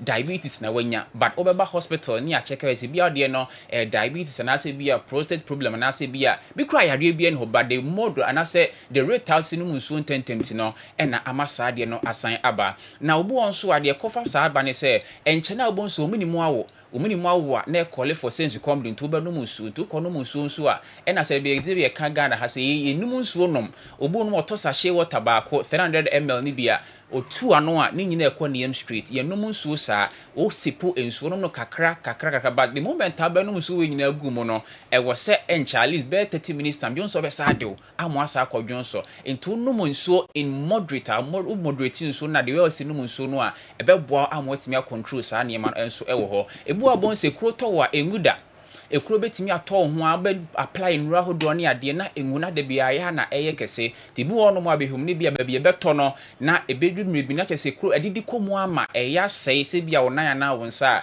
na ewo se doctor for hwe na yitwa enso ede twetwene ede ema wo na obu onso abehum no na ne so tia na etie oso be hya ase atia wan ha obi kura be ka se bia onya HIV yare no ene bia yare fufuro bi obani what scientific hospital a ye behwe ni nyina edi ama number na ye Kumase Atonsu Monaco Junction ni adansu rubang die ni hwe enkran so ye wo mile 7 achimota mile 7 bia diabetes ya den bia ba so e bia ba papa wo fa bi so ni ade na wo maame bi so a obetimi edi ni pakura ba ni ahwe edi ama no de bia ka se diabetes ya de ne ba so a kai hunu se wadi diemu how abesia control waduane diemu how abesia hwe nuane a wudie sanse enuane se costarch niema no raye mu bebre ne kwa na ekwa akoma glucose na dosu ni pedue ni sanse insulin na adwuma pa pancreas produce insulin na hwe se be control glucose na se sugar level ni pedue ni mo no na eniema timi akoidi ama se kobase bi a pancreas ntimi produce insulin na be hwe sa niema no eso di ama ene a na ekwa kofa sa problem e di aba entuba ni what scientific hospital a ebu ono manane de no enye aduru eye afutu ne sen aduane we se oja die hyase di aduane we ebrese wo se sabre bebo se no odidi awie afi wo be hyase regular exercise wo se utimi eye adwuma na so utimi treat no apomo ema eniema koso ye di ma omo ho no a omo so bo insulin pane ni bi wo ho sankrofo no nyina enso e wo ho ba ni what scientific hospital a ye hwe ediamo bo no a wada diabetes aduro so ache entiama obehwemo no na ewikin ne memasem eniema enhyeda nkoyi e wo ne memafam ho no mo a titiro ne papa no mpanifo no oba ni what scientific hospital a enu brane no tan ye ene wodi diemo e na ye hwe enso ediama wo ye wo Kumase Atonsu Monaco Junction ni adansuru abang die ni hwe number ne 0244 08 7687 0244 08 7687 0244 08 7687 kana shanenso yo yare bi woro me ba ho na se wanhwe eho asem wanka wampe edura afa anka ne ntemu a elidi to yare ahodo bebre sa yare ahodo bi e diabetes sihire yare ho asem a ye kan so wanhwe na se sihire yare ba wo nchen ana se ba wo so na wan control no wampe edura bebo wo sa akwa no so a ebetima elidi wo akoyare ahodo bi ti se o kidney ebetima ha o kidney no ye bekwa kofa kidney problem e dia ma wo ebekura betimi anam so ama bia benya ko betima nya akoma problem ni ade eye diabetes asem e na ye kan e dia no ena eya na enwanwan se diabetes ne pressure they work hand in hand as they walk hand in hand wan hwe ya behwemo no na nipakro or diabetes nipakro ya sa or pressure nipakro ya bia ni prostate problem asaba ho se nipa sa no se wan hwe ye wadidie mu ni ade se ni osi watu anamobi lifestyle ni ade a ebedrum ebe no e the problem kese pa ena ebebro ye wo Kumase Atonsu Monaco Junction ni adansuru abang die ni hwe infections na ha wakotena mu nsare bema ama mema semo kofo mo ho na nsu fita bi fru be ma no ba anaso okọ private na ochimo a na nsu fita bi fru be ma no ba oba ha ebehwe ni ahwe ho asem akama enso edi ama wo emma no so infections ba ho no mo a na ma nsu bi ahyase egu nsu no hyase egu bu abehum na pampan boni bi edi akire anaso bu no mabu na infections no na ama wasese be ekeka oni ade oba ni what scientific hospital a ye hwe edi ama wo wa odie eye advertisement hyewa na ha wo anase eye ulcer odie chini abre peptic ulcer obo ano hyehyɛ ni ade na afi wo chiri bremo mfe no mfe ye oya obani what scientific hospital ye hwe edi ama wo brebo no hepatitis A B na ha wo obaha no mo ebehwe enso edi ama me pa atwa wo ho nsem da bi e ka se awarefo omienu muntu anamo emfa emra na ye hwe ni nyina enso emfa ma wo wa okasa na pampan boni di akire halitosis okasa na sente di akire ano odin wa nya obi opewa semu a wanhwe na ne kanu akoye den oba ebehwe di ama se ye ulcer na di aba se ye tonsillitis bi a minimum na ye kuro anase obu no na phlegms otayi amama ye pa obu onso na ne de no akoye tonsil stones da bi e ka se oba ne ehwe na de ne ye tonsil stones a tonsil stones ye nya adruma e dentist for adwuma ne ya recommended dentist ama no akọ amoyi ya ma ye de ye nya okapre anase obu no na wo kaka ne ade watu ne sin ne ade bi a ho ne de nya adwuma e dentist adwuma no ne ya recommended dentist ama no akọ ama no ahwe nti so halitosis how pa no a frey ni hu komo ne nhwe emo a yenso betimi dia bo Kumase atonsu Monaco junction oba ye a kire se enemu sare white hawo anase obo no man de ne fiber da besi a wo kwan ya wo ntimi ma ovarian cyst ene hawo a eyindi what scientific hospital bemba bia me say wanya 25 years and above konkon ade bomode atu anamo na be semen analysis test anase be semen analysis ne hwe ohun so no se problem bi wo hono mo a ansana obetu aware ho anamo a watimi atu enkonko se obi adaje ene obi abusua so ebre Kumase atonsu Monaco junction ne adansu rubber de anihwe enkranso mile 7 achimota mile 7 ben Janet corner dan no oba ye behwew na fi edura wo se ye de ma wo futu wo se ye de ma wo yetimi enso de ama number ne 0244 08 76 87 0244 08 76 87 0244 08 76 87 general. Okay. Dr. Paul now why busy kakra. As usual. Was semi fan in crown so much. As usual. Thursday. Okay. Obey you to her. Right. All right. Yeah, chair Dr. Paul. And I feel other doctors now omo ewo ni what scientific Herbal. Dr. Evans. Yes. Me chair omo ye papa. Mon friend numbers no. Mon friend na money eye ni what scientific Herbal hospital mpani for entwetwe enkomo. Na amanfo edi omo adansie ye papa enye asem ketwa kra ye to aso de amamoni abehwe local source no emu kakra na afei encha kra mebie lines no mamosoma bam na mabechechere madwen pam to menyamie ye be di adwuma kakra nsa na ye bie lines no ansema hodo course wa ha nyina no de opesa wo kire wadwen wo ho na ode abrayen. I'll give an ode to the studio. Studios Kumase Santikoro Management for the introduction of the innovative fabulous sensors that doubles as both a credit and Sika card.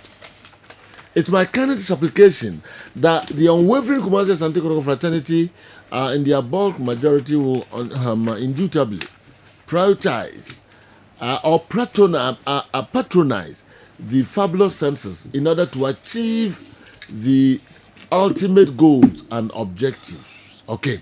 Edoso ke kusia Joseph Bisiase na ediwe and so ebreye. Brother Kalim, Keto Kreku in his interview on your station promised a headline sponsor deal for this year's Premier League. In fact, he put his integrity on the line for this promise. Where is the sponsorship? Handsome Edway Free Puano Huntado and so abeka ensa ene awie Kofi Achampon mamimra ho na fi local source kakra kwa make it go no nim say any other messages about person o can be kakra fa ho ene wa fa ho ye me that say okay person started from heart of folk which is own tafo under the penny na ye kakra be so one to say heart so ye the same thing am say be yon wa kakra so no and at this level until kora na ba bisia then every time we blame coach no blame me say at this level and you say na bia so ye heart of folk so mo ye you justify be now for me junior team na fine but heart is serious some je league na they must have identified quality players baby on ball last season no baby is honu to sini na ma to ahim so no and the chess say players when you bre obi anka say ya wontimi fani players or suddenly but heart nkotoko say players bro sad for the first team omo also no mo kwa challenge na ne o pese o ball club world cup o pese o koji CAF Confederation Cup so the Champions League Joe the over and above Saturday the over and above Saturday so what is a club me yi Melody Sundowns me yi Melody Sundowns ali mu atunchen yo mo nka ho me yi o ma atunchen but tipi mezembe mu kura will not do this so what I say so bia onimbo bia fa butu Aris Bekani will not do this me Melody Sundowns ali any o say work mo nyina me yi o mafrim on na mafa e bia second or third level for no kura do ma o ma ba be would they even do this so no into the ben na betimi ayadru o mu no level I told you say Tama CAF the African football league in the AFL no buy no more consider so mu biem kakra bia how to would have made the list Say if if now calf the buyer. Yeah. And some you and can shank House of Folk be making lists. So be this club work only 32 teams go boy now. House of Folk would have made it because of the no my year in the past. A go. And they almost secretariat no. Maybe how to do this, they must match that. Show more commercial center or more man or my so my say. But playing body Nankasna, they seem to be something wrong. They are not getting it well. Just look, pay attention playing body in Caribbean. Can't of Baba CCA. On some put other we know in place. They are canny personnel and any playing body no. But in terms of structure, infrastructure there, how to folk. I mean, they are getting there.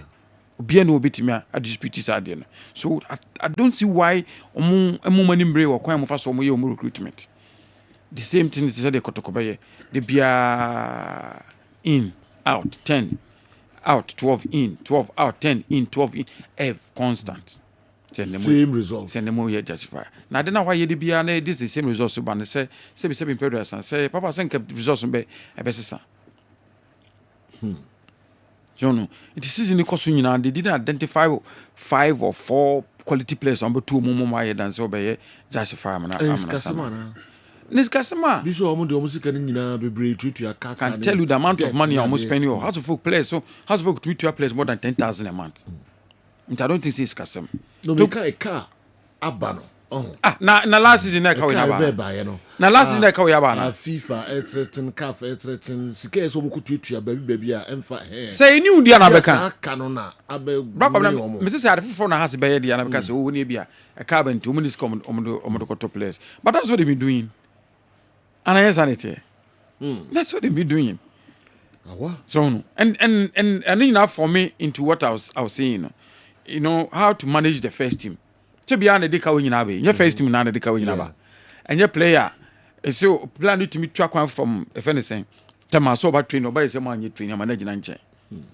So one penny viewer, only for so much to share contract we are signing the SO or the man that man will be a con baby. Oh no, ban up 1 hour per the course could you say. Coach, of course, I'm having the car must even to our one just say Bassa. You know, first team no management. Be a desire can in Adiabano. And I think that Togo is suffering. He's paying a lot of money for nothing. Chris Kaya and Equi. I call 20 billion. So, Missa. Now, who says Kana? Make a car. Yes, so Muntiano. Yes. Because coach in the more than $150,000. We play there $106,000. One commercial, no, it was marketing and marketing manager. And those are 100,000 and I say. Over 106. No, near player no. Near JT. We need 100,000. You see, so put all these things together. Put all these things together. So like 2 million Ghana, over 2 million Ghana, and this probably, you know, Nukasen Kabanesa. 2 million. They all actually crowd. Nipa million cry 2 million. Okay, 2 million Ghana, yeah. So no, did you? I think that the senior riders at Kotoko should start getting it right. Yes, sir. Others no bit this. Others no be follow. Okay. So my say be chim 4 years, sir. I will not be so much surprised. I say be come Chelsea, yes, I'll not be so much surprised. Young apostles here last week or so be yes, normal. But more someone women are pressing there. And yes, I know more running Joe. I saw the Fabu census. I don't know the CEO, Mankobi, but I think suddenly is expecting. I didn't see that. Okay. Yes, in terms of what went into it, and the organization around it. I don't think say the impact na me expect a bit making sir. If I see the people no more now, meaning how many of them and the signing up, how much was even realized at the launch. So ultimately, my thinking tell me tia de na ne kaka na mfi say some huge idea. I me tia first of all, no ma cancel float no so no. So okay. Cancel will be a float a day before the launch of the program. No cancel. It was the police. Police enough personnel and my team. That's why you demonstration. But some here police protection. Yeah, but then number could be I don't hear police. I want to find out. No, at the time I'm call her. And the time I'm call her. No weekend, omo ehia police in power. Na police need weekend. Our system. Na Ashanti region police. Ashanti region I didn't cause weekend. Police administration na catch kotokosa. And I say, Joe, I can tell you say and no man ko hontem. O man ko hontem say.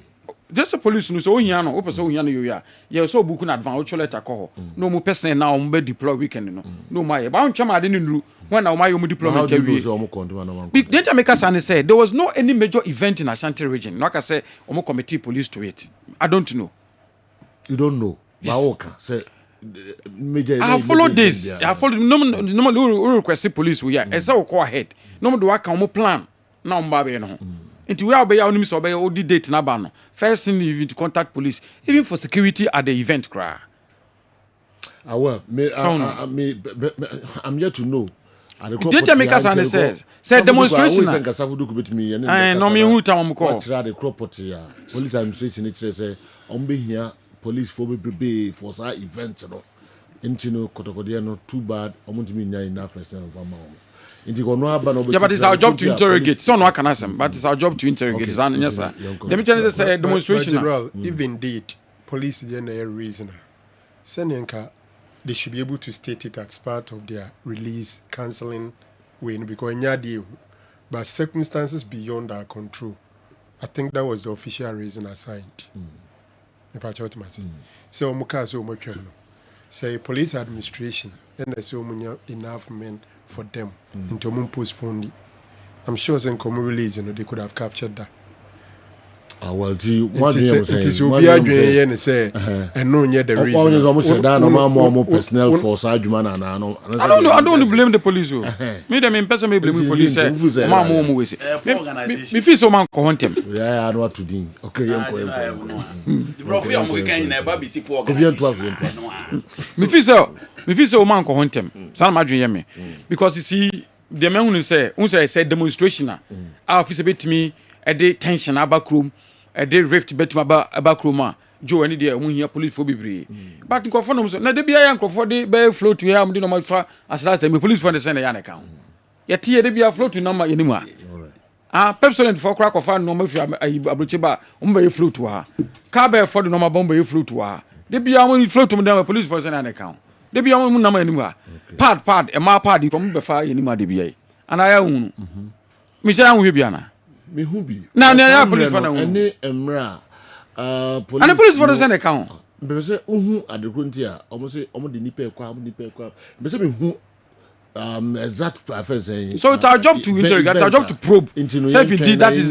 the reason, it's our job. Me person me bo obi e tell say me details now. Yeah, bo obi e but me dey say it's our job to probe. Into way is poor organization. I don't want him to use that word. Me madwin me say normally when it is a poor organization. But me madwin say in most circumstances, you know, so one ko hontema and I become bit mama say reason, so my deployment e wienti e bi omunya we ma because we no enye ntokwana kotokoko enye demonstration e o ma de no mo e to recreate awareness inti it said obi akofa product aba o mo create awareness de bi o nam adumu am nam street so wa de bi e ya me hu police dudu obi a ya o mo kan and to me committee police no more de bi o mba police o mo 20 and ya o mo di akire inti asokwa issues be anyone why issues be e wo ya issues be outside Kumasi crime and asokwa police for nyina am ko galam say asokwa police for nyina ko galam okay me say it's one of them inti yen twen na yenya details Mate, but you see what I was thinking is I thought the euphoria or the vibe around it, you know, do you know my thinking? My thinking was that week they move from radio to radio. They come here with a special invitation to big guy like Joe Laka. No matter turn radio way so Joe Laka invite you to Fabu Sensors launch no with invitation here say o mako sometime ho o mako bright kan cambo do ho o mako delamo ho o mako you know do want to say o mako Kessben ho o machi radio station na from there Mr. Kessben office come Kessben near Drew office cameras in the so Mr. Kessben say kotokoni Fabu Sensors you be invite to cameras e ho na akwa na okuta form a register no cameras Mr. Kessben one sign abesa na be 500 Ghanaian man 200 Ghanaian man. No, we are so send a jingle Abrams memo. no ma move adum ha adum businessmen ni omu ha kotokofoi akore ye fene say magazine you say na camera sisi omu nyina so na mo de atotum social media the buzz na run inka jo omu wie crowd invitation kwa na kwa form sign up no doso ni ehunu how important it is but they make what to say so I saw I want to say how much can they realize from this you will target about 500,000 and 1 million na nipa do nipa kakra we ba you know impact na be making I use pretty sure bit man make it impact na so I think that the planning around it na ekakakra I wasn't too much impressed me yanti details in there I think Franco was there and Tebi onu who better than I saw I'm basing all these things based on the videos and the pictures I've seen around the program no so no you see the capacity make capacity sika some crowd of the people now no more no say nek bi be kan wan keye on no launch so muton jerseys so we know how many of the jerseys no and your toy and how much was realized from a jerseys now omo ton no and launching the Fabu sensors Ghana and League for Baba it's a opportunity for them Kotoko to even have showcased and sold out obia you know omo new kit for the coming season and crofoni bi na komo opportunize it. So a lot of ideas ono na nkebetimi awuru ade mo nkebetimi ahyem kena ama na ayekra be done what we saw notwithstanding I think that well it is launched you know how betimi push ade to make the necessary impact on betimi assign up to it. Well. Okay, now what about guy also your friend Hansen Puano Huntado. The message, you know, on Kato Kriku interview or my Kessben Sports the other time on headline sponsorship deal for this year's Premier League. How can I say you put his integrity on the line for this promise? Yeah, what I know is the FA is in negotiations with companies, been holding meetings. Maybe it's only beginning of the season. I mean, we say along the line, the middle of the season somewhere, there will be some sort of sponsorship Premier League. You know, that is the information. The woman said there's been series of negotiations. So that one I know about that. Oh, okay. All right, Doc. Yeah, General. You didn't kind of. I think sir, I'm almost on the same page with Achi with the PMO or the Fabu sensors or more relaunching. First of all, the idea to relaunch the Fabu sensors was super, and I think sir, near my modisha occasions in the na efe. Say hono mu choose say omu new players ombeda omadi. In fact, they outdoored 11 new signings. Enra eho. Ehwan so no mu decide say omu beda the new management omu appoint omadi and they outdoored them. Ehwan no mu decide is ombe announce the new leadership of the team. That is Samba Onel and then Henry Kwame Ansu and Lord Amoa. And no share response if we both players no name fans kakra na ma it looks like Obiaji Tum. And they have very nice activities. But I agree with that she preparation towards the launching was not enough. The preparation wasn't enough. I equally expected, say, media engagement would have been far better than the Omoye, you know. You see, an apple crass, you tell me, Adarma, you ran. But Sebin Prediasa, Unya Faton who's obeas and Tekotokodia, Edu baby, you should be present at radio stations. It's the same Crawford to speech, especially in a big occasion like this. Anya Yukra, you see, the usual Safuduku doesn't, Edu baby, it doesn't add BB and Kahom and Enquasi be Bishrum Kubi, basso. Until I was thinking, saying Kibia, Nanania Kosiapia. And it be a some few management and pempi on tante or moso or mokasano. And can they will be part, probably including some top players, because it's a pre-season time. Nanko move from radio stations to another TV stations, just creeping enthusiasm around this. No more creating excitement, ne a suspense.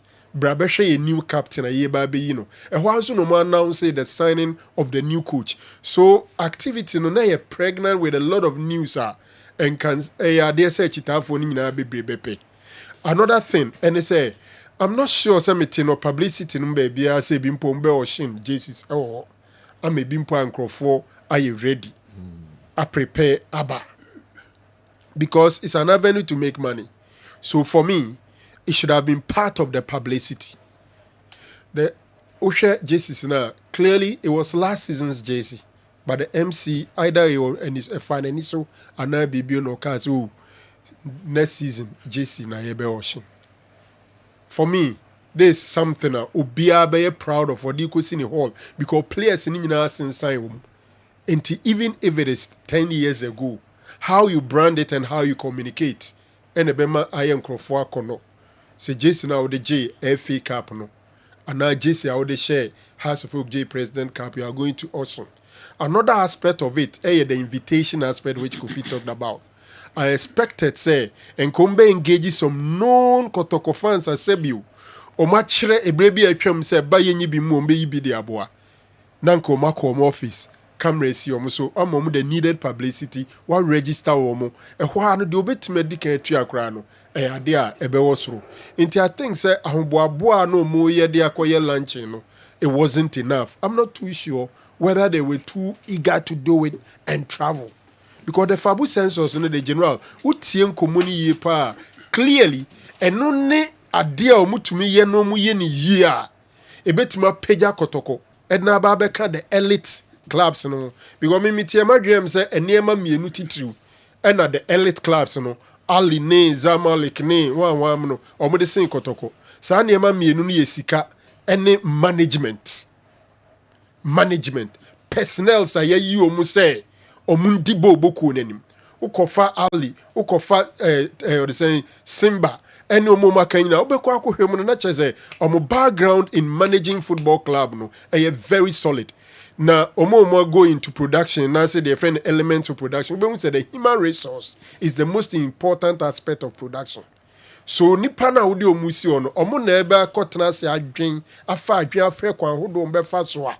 Omo di betima raise sika abo team na team na pagya. These are the two things, and I think that this fabu sensors onim na pen kraka bibi na ye me dekeke. O say omo call round na asante man tem ahimfie bia ombepo obi okrom ho no ma ono na wa himfie ho na said the answer obebo no ma register nkrofo so they will train that person in every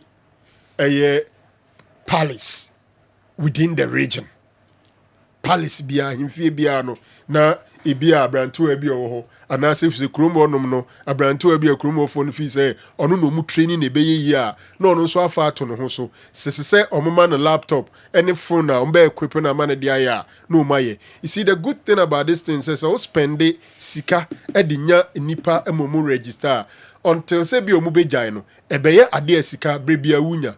And if we look at the number of people who love Kotoko both Ghana and outside Ghana, Nasa, if indeed most spending a lot of money, now to me about 50,000 people, and I'm told them say the list here 10 cities or so.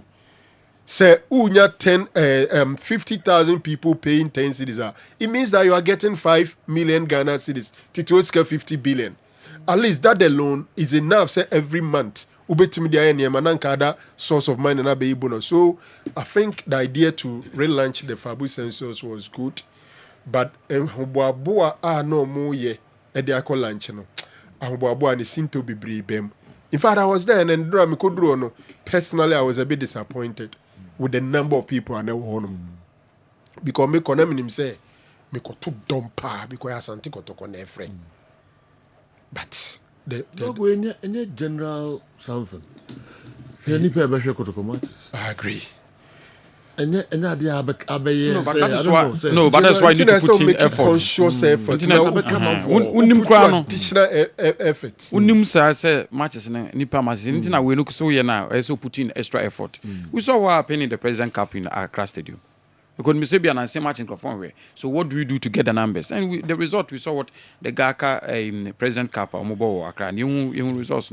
I'm saying say do something. Politicians in the mood. And I'm interested. So that was the extent. Free. Yeah, but that's what the extent that way. And this is something. So me say, senka normally come back some babo. See abobi okromada. But to mo say no, they wanted to some move a president them no nyamti. Other than yenye bibia a different many panema. And that was the means they got. I'm saying say there could have been other means to get there. Been to have a camera now call run when you now inviting phone what Japan what publish here. People be obliged to attend. Okay. Because what my promise of beba. What my bao Jolaka e ba ye ni. Jolaka. You there what that room? Kotokoi for Kotokoi or Chandy launch we. Ejina na mu e mo invitation akwa. Oh, na me ya do my e ba mu nyina mu hwe ho. Oduru obe fine. So beko. Obeko. Edu ho esa obeko. Okay. It's into Kakra by. But a lot that could be done. And you're very simple. You can't crunch and crop for a Ghana football. Any Kotoko seminar, ne won't go for Mubribi a tremendous. It is how feels obey the normal thing to get them a Udiagro. As I caught the extra mile. I'm thinking that you've team here or Mati.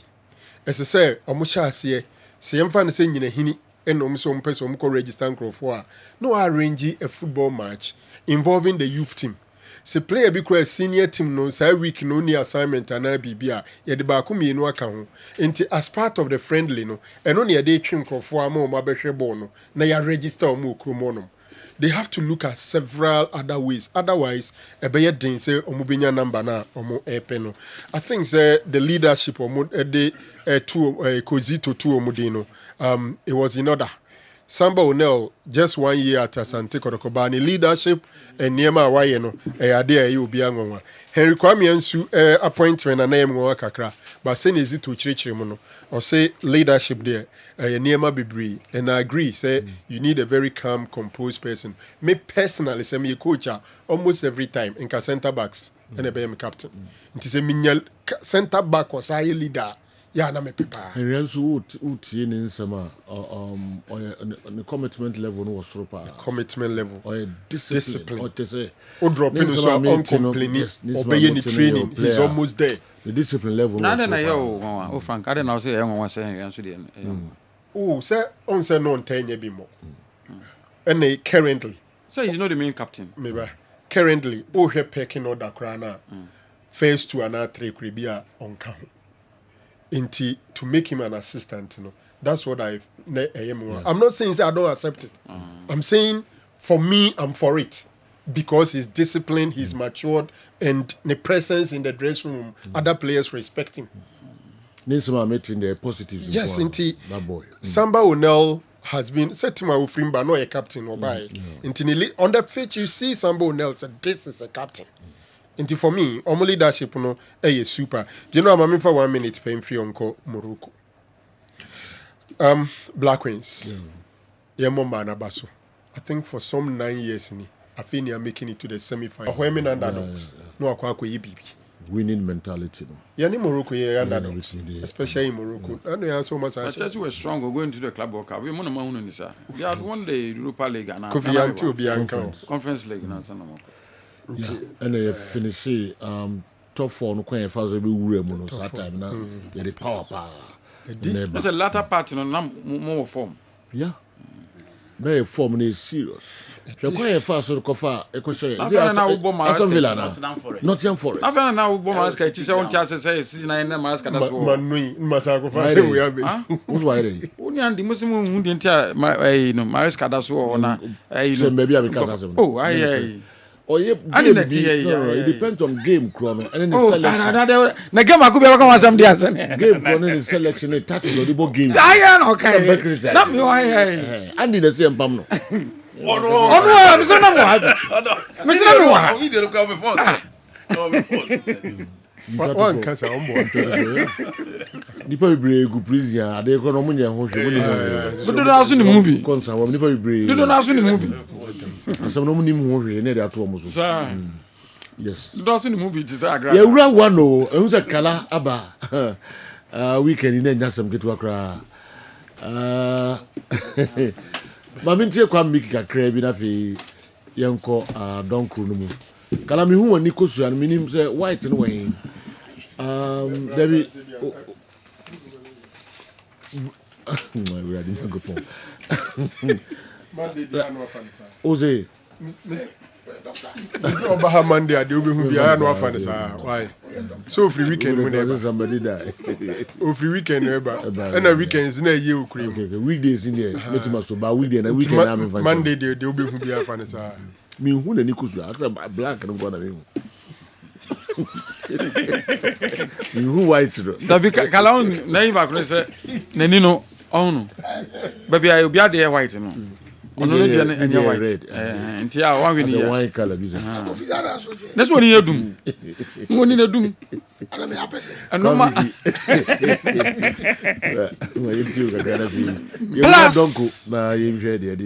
Plus 233 Graffiato paint. Plus 233 Graffiato paint. Painter here Edema. We a building contractor. We a estate developer. We a landlord. Wakoto asase e won nsuomu. We a painter and also your building owner. We here plus 233 Graffiato paint ni bi. Eno na we yisu a betimi aboa. Wo dan no ase ho no erere anaso koto dan no so no baabi wo ho a nsuo no ama edan no ho no erere anase omoyi wo dan no omde eye anwea nchini wom ena yeye ama o building no ehun yy bomadi ko isu plus 233 Graffiato paint ni bi enu na betima solve sa problem no e de ama plus 233 Graffiato paint no o yusu a eboa ma dem ho eye nyunu edem ho eye nyunu eboa wo ema ntontom enso emma dem ho enu ti kope plus 233 Graffiato paint ni bi na yusi na emboa Inyumakuo bi pe marketing officer ene no aye juma. Enyumakuo bi pe marketing officer ene no aye juma. Enu nti hye so we immediate employment.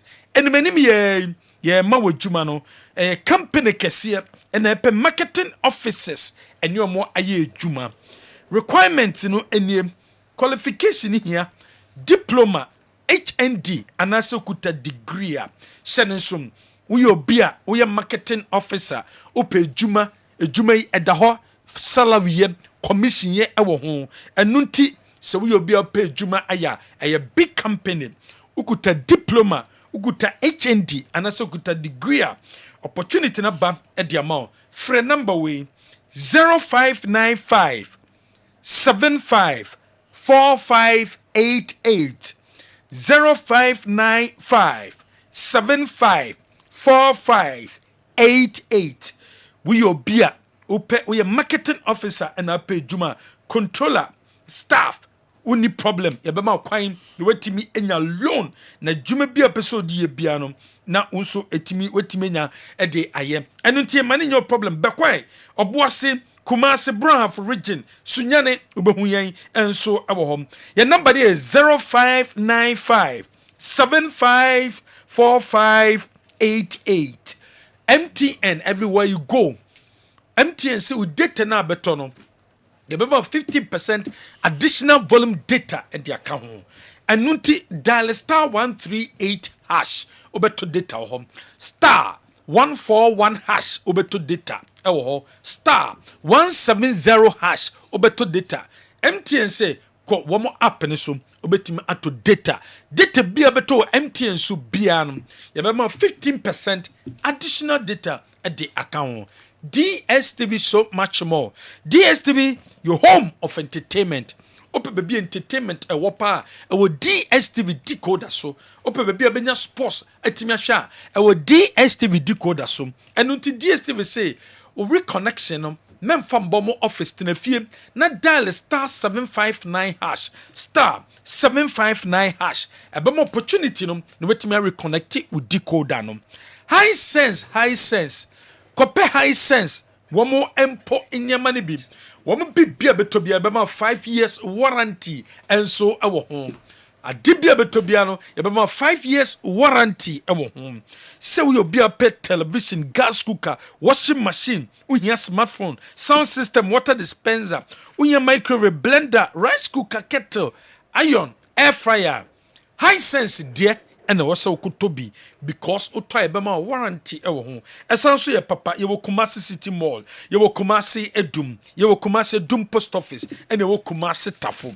bra na bɛtɛ nyama papa ɛUC Herbal Company Limited ɛde Herbal cream no ɛde abɛdwa so kɔpɛ cream no bi na UC wo apply cream no bi a ɛbɛboa wo yusu Herbal cream no bi a no ni cream a yusu a ɛbɛma bɛma wotimi abɔ adwuma bɛma ho ba ntɛm deɛ ɛyɛ Herbal cream ɛna so wo apply bi ɛwɔ penis no ho a after 30 minutes no wakɔ wɔhye wo wɔhye wi na te sɛ bredru sɛ wo ne ɔba no ɛba bɛhyiem any drugstore any chemical shop bi a bɛkɔ bia no obɛnya Herbal cream no bi atɔ yusu bi na ɛmboa Dwabewura Bank PLC Dwabewura Bank ɛne nhyehyɛ foforɔ aba yɛde loan scheme awodɔ de aba ɛno nti ɛna wo so de sikasɛm ɛkɔda dwabin say open fixed deposit 3 to 6 months anasa utoso investment anasa uto shares open loan Dwabewura Bank PLC and also hwehwe kyira kwan yɛbɛboa ye papa Herbal Hospital ɛna wɔsɛ wokɔ Herbal Hospital a dompeni kasɛmo dwuma ne yɛ dompeni wonya problem wom wo kasɛ ne wonya problem wom yɛntwe yɛde haban ene bibido bɛkyekyere so na dompe no aka esieni ɛde amount Herbal Hospital Tonso Agogo behind the Tonso Agogo Hospital no your number is 0244 988004 and that's 0244 083482 Herbal Hospital Sanso ewo in crime Spintex Road no so junction number 18 obi a wo gonorrhea wo stroke wo diabetes fabedan yen na yemboa wo ejeba jewelry aye bia wo so ko uhia de bia di gold aye bia wedding ring engagement ring promise ring chain bi na patu kom ade bi na patu nsa aye di gold aye say white gold and I see yellow gold baby no so ko ejeba jewelry opempe the 2nd street edum Ashtown traffic light na say utu obo ho ejeba number 0277 104488 general. Okay. Ma yensan mamu nyina kwa babiom Kessben television abono donko apa ho sima enkono du enkono pepepe. Ya twaso awa Mohammed bra na fe yenhwe kakra the other time. Ehi ena yede nkomo no esi ye hyase ehwe Ghana league year hyase Oko as far back as 1956 or so. Yes. Yanka ka ho kakra bia.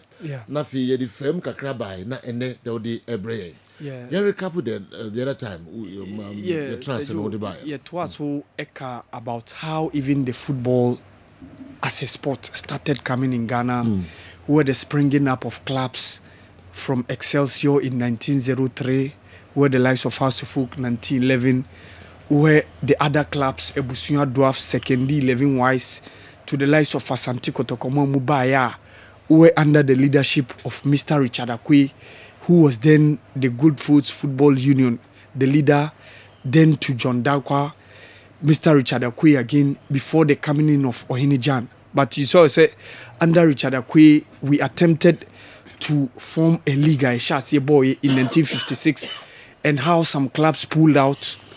But it was Koya till 1958, you organize here. And so you saw say Hearts were leading in 1956, but some of the clubs pull out, including the likes of Kotoko and Cornerstones.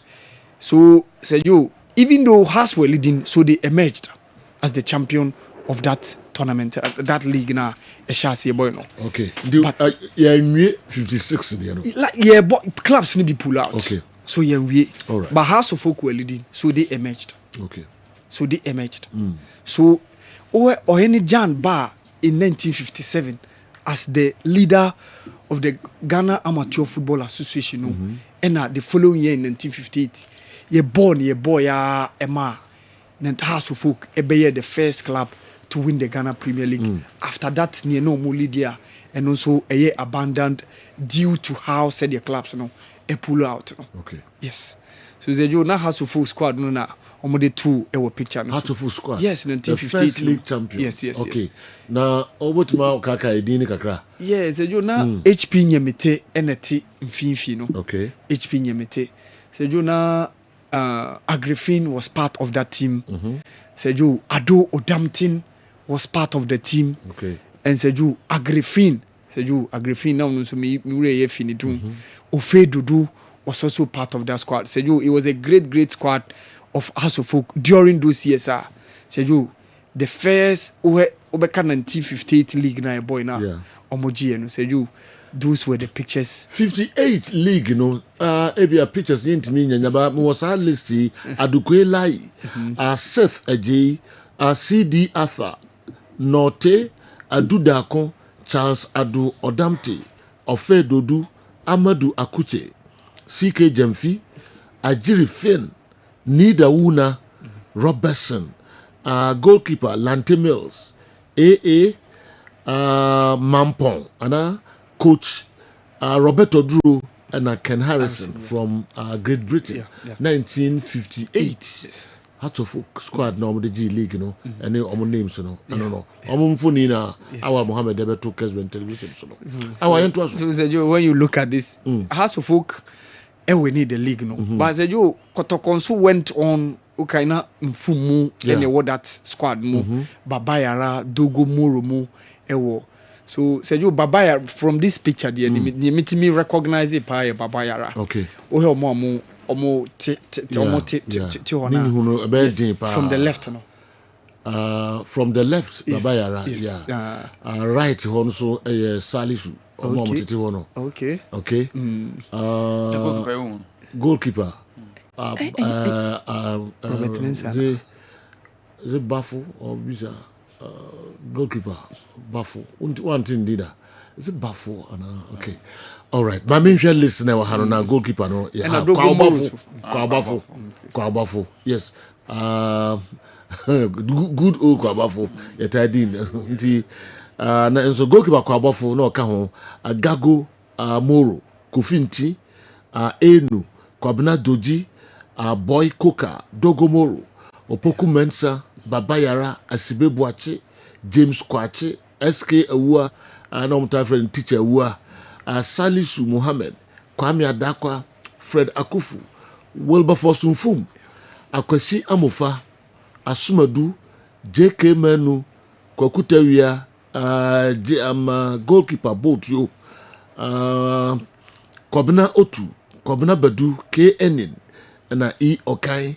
Registered players of Kumasi Santi Kotoko Samreno Sibibuachi Omo squatino and Omotiho all middle no yes Bibuachi yes oh yes there we won't come we won't come yes okay okay oh Dogomoro ne was so Dogomoro yes go above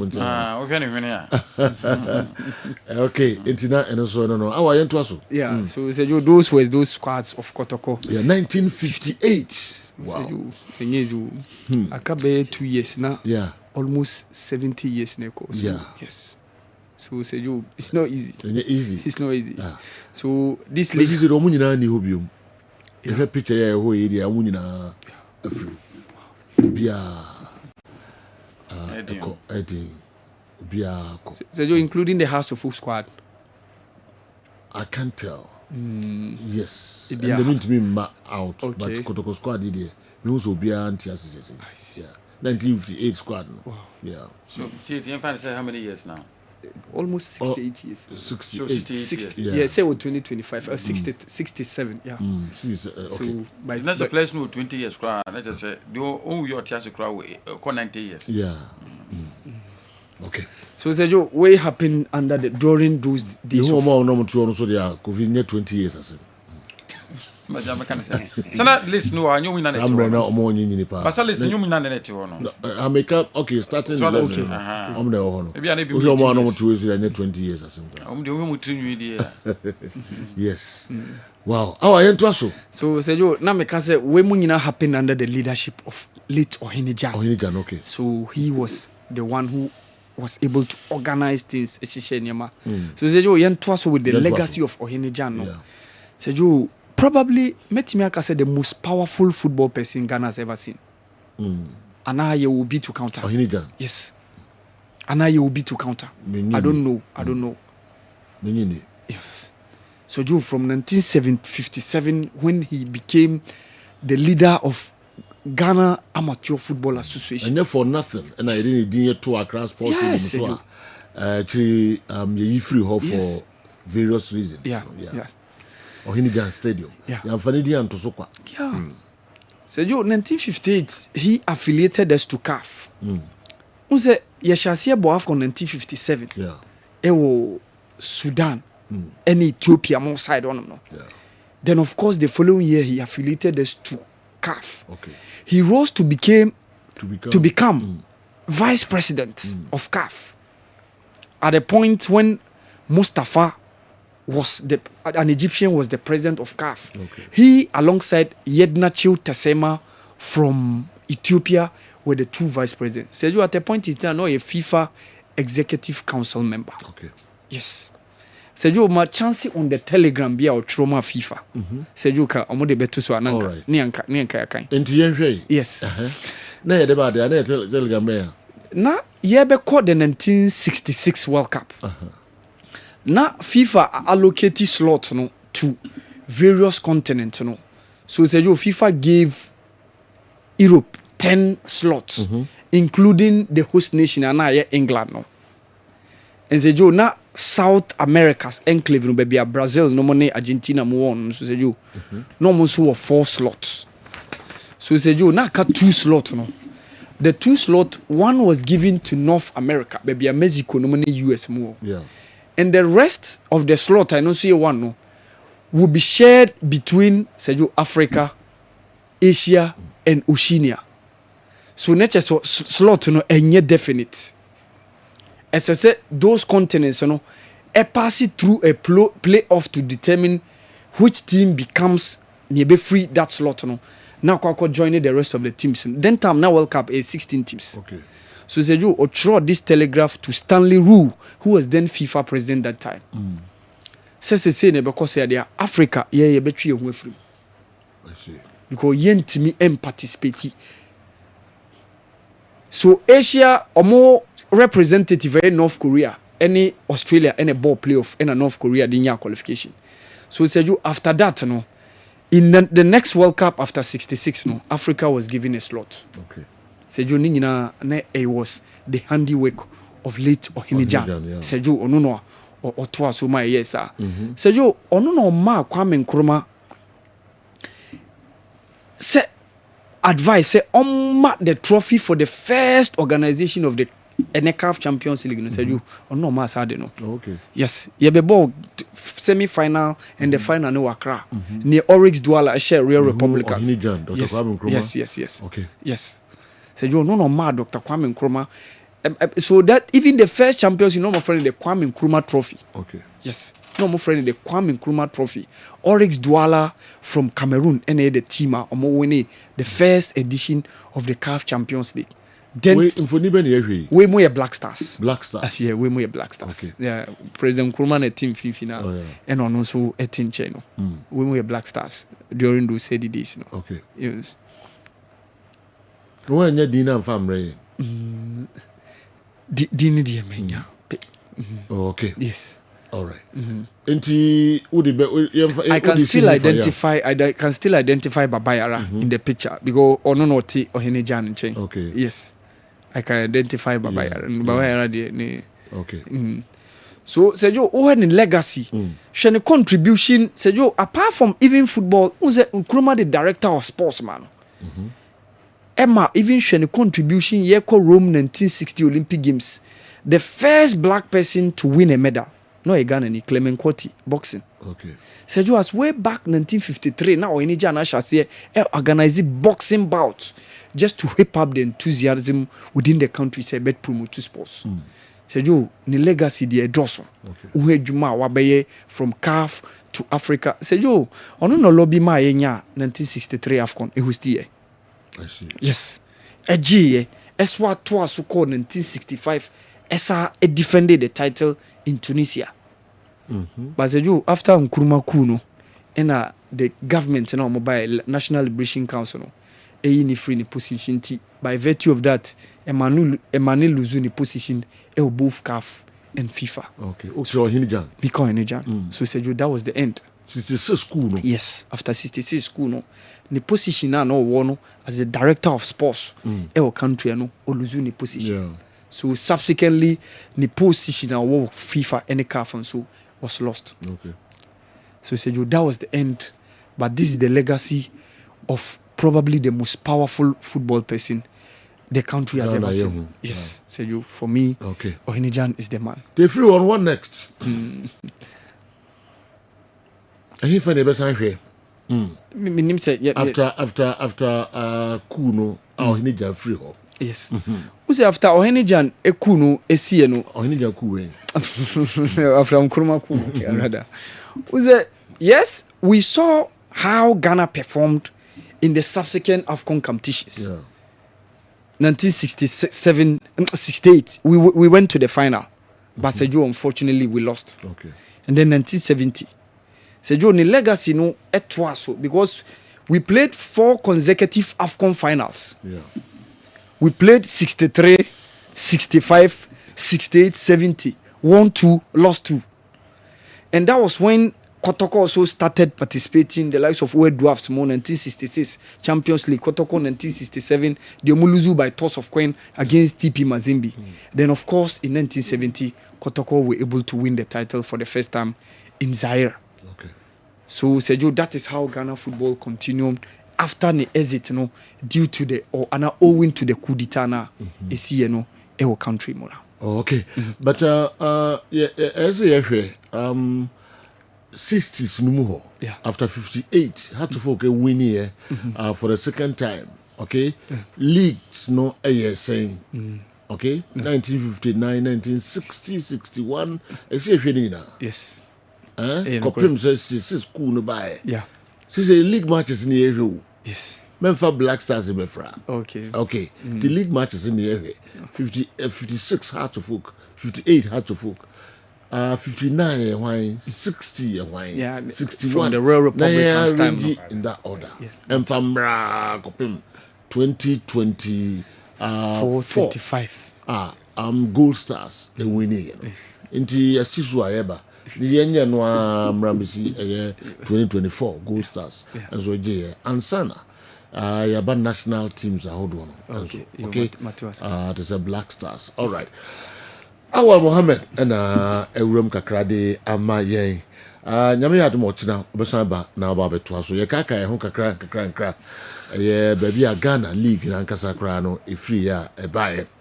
All right, I can identify after Babayara Osei Kofi, then after Nkrumah Agrifin. Okay, and the dairy and so and idene ababe uramu. All right, enche referee Kala Subaba na loss ni ade no enso ode ho nsam abre. Kofi Champon. Ye kaka ho kakra nkra. Ewie bia na be say kaka ho nsam obi leagues, national teams, clubs Kwam Fasura Africa, first teams participation, performance, players how do they call you call Africa stage, there countries in clubs Nafi world stage. I will take year 1 years. Yeah, but interesting. Now it made the Ajuna Kosoba because this is where the Sanka Bibia women founders of football. Sure. This is where the foundation Umule and Abedon Ababedu Baby doing. These are notable names in Ghanaian football. Unabodiama and Ebodon Ababedu Baby doing. When the giant in particular on Team Ghana football. In establishment and everything, but Ghana football in the film. Yeah. And the same thing will go to all those notable players, Baba Arane, Agrifin, Omo. These are people like Joe. Okay. Omo Ababe lay solid foundation and then my football they thrive on. And then they Jinaswa Ababe do Fafka Kodun. It's very good to listen to. So in terms of trying to also try to make some identification, identify some of the Omo more picture, picture trying to make out some of them. It's great. It's always great to know your history. Okay. So wouldn't baby Ofiba be on the baby I waiting yako. Now I only baby Ofiba, baby I would do Rabia and just say a okay mama, but only baby Ofiba na baby Awoko. So it's always great Sebeka Kaya home. Okay. You try Kalana or the Indiano and so Abre. But earlier stories and Ashanti Regional Circles Council release be omo Dubai part of it and also any efa police in some no and I mean sa aka no hanom sisia na omo say we regret to inform all members of the Ashanti Regional Circles Council and supporters for Asante Kotoko, our sporting club, that the float scheduled for tomorrow has been cancelled. Na afi na omoba decisions no eso reasons no. Or say this decision follows directives from the Ashanti Regional Police Command, who have indicated their inability to provide security support for the event. The reasons given are the deployment of personnel for the NPP National Delegates Conference tomorrow, the deployment of their men at Mpasasu yesterday, and some serious disturbances had occurred when they are required to maintain law and order and other factors. Reasons in the police in the demand. We were releasing this. Well, we can circles no releasing of the Babon, you know. Paragraph 2. In the Omu but the country police, you know, and to me, I'm a home man, yes, I flew to know. Into Omo calling off. So and the police in this are reasons in my home. Yes. No, they can't release, you know. So to me, then I may say so. And why was the we cancelled on the day? The day we cancelled. Yeah. Anna. So can I just say about that? No, I'm cancel them a day or two before. A day before. And a day before, no more call horn for police, you know, assistance. So no more can win. So you first they making say, "Oman call horn them." What I say? So what they making you because I follow the police as a me pa. What you say? What yesterday at Mpasaso. So what am I say? And for instance, it says MPP idea and come because MPP did to me by over 1 month ago. Normally date in the buy because of the constitutional requirement. Says so notify delegates date of a month and normal by discuss on tea. As you say, MPP date no more confirm that. And if the police were going to make commitment to the MPP, we now catch the cut off. And before be police for no, but I'm wondering why the information to cancel a day before we didn't no more cancel it. I just said they didn't go there early. Okay. So opportunity them all right. So I want them played. Say come cancel ahead. Be 1 week crash say massive police so munya police my I didn't be nyame remember that. And a day before that and as I done. Okay. But not withstand me if so much but maybe they say they could have done more than what happened. They could have done more than what happened. We two boss now in terms of event organization and then raising awareness, raising funds and trying to get people to sign up to it. They could have done it more, a bit more than what they did. Okay. KOD SA worked and played with James Kwachi at KBL. He was a wonderful personality. No wonder he was Okatachi. Joe Ohinijan's name wasn't removed for any other reason but tribal. Let's name and shame. Okay. Don't also the abandon so Ohinijan didn't to a class post him so that I exactly free or feel say tribal.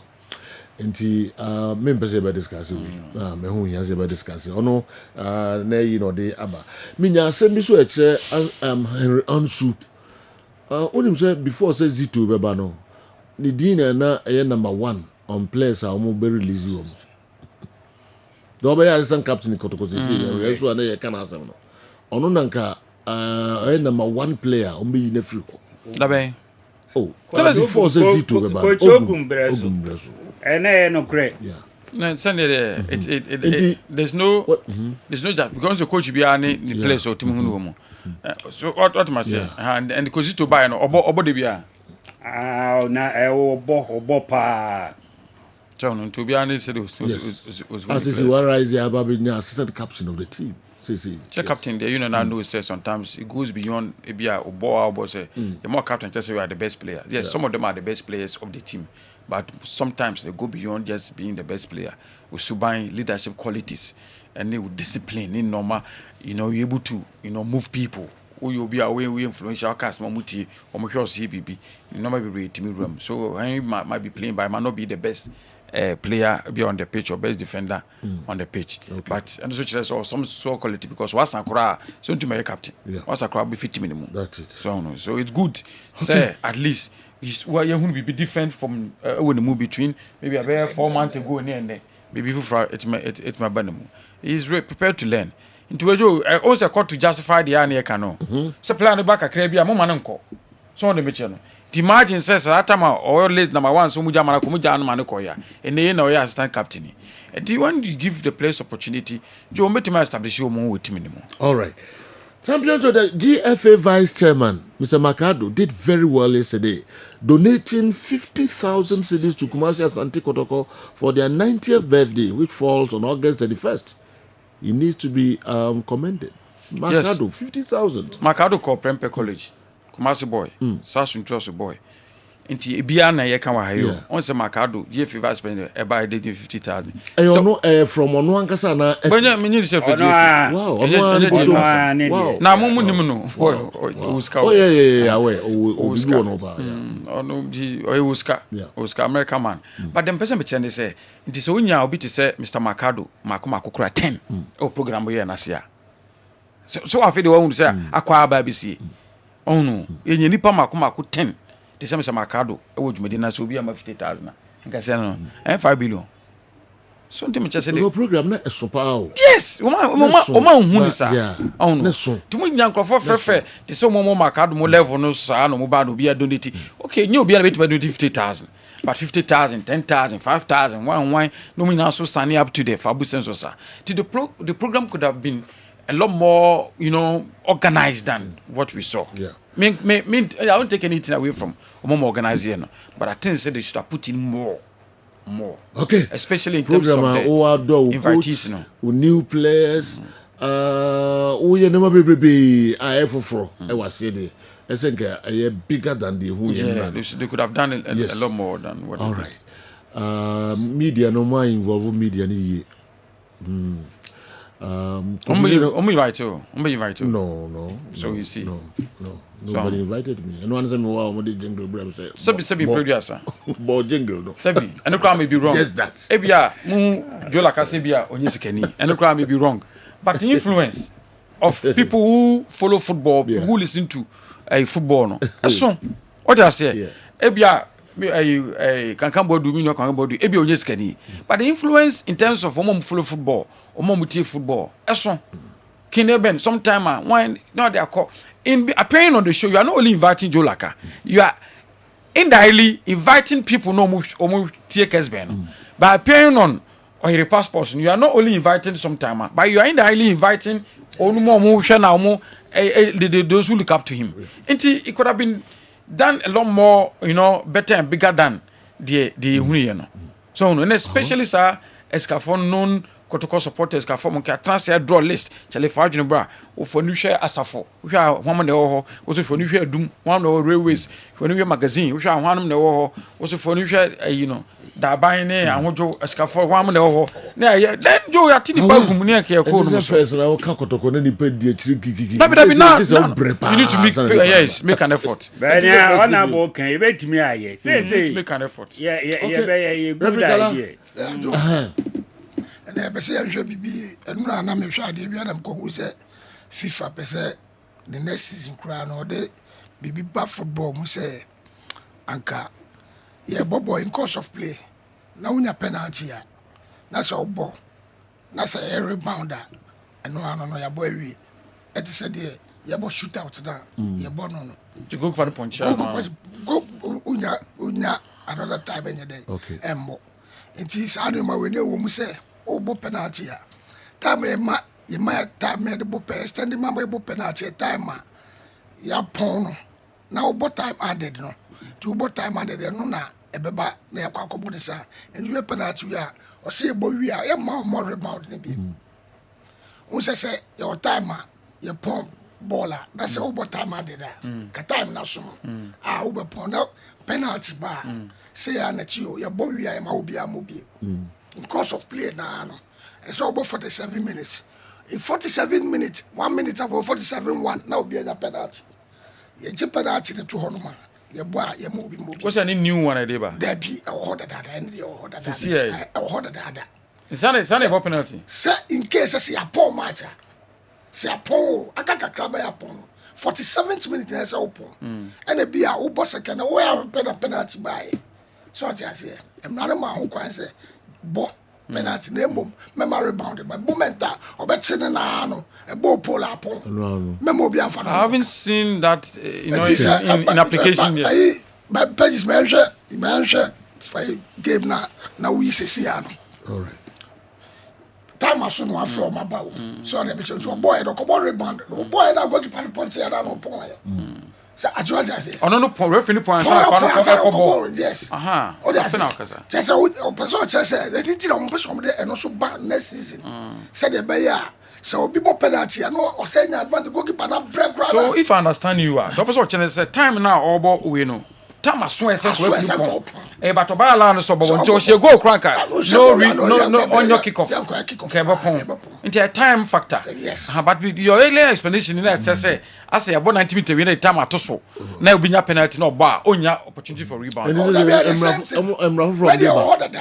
from deba emra na mo dey say emra mo dey ban say na me adman next season no okay me say me man dey atoso so be kai obaso o kire say edu sa time we na on the match na so obi bo penalty a goalkeeper ne bre watch ball no na for asada for no esi sa na che adenti na enya ne se time no duru a na so punch ball ne ba e honom na no e say stop game no time be no duru time na obo kick to say the hwe no okay o kick ball no the changes and the penalty rebounds will be scrapped so if you miss a non-shootout penalty you don't get a second chance no matter where it bounces. Okay.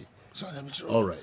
VAR will be able to check contentious second yellow cards.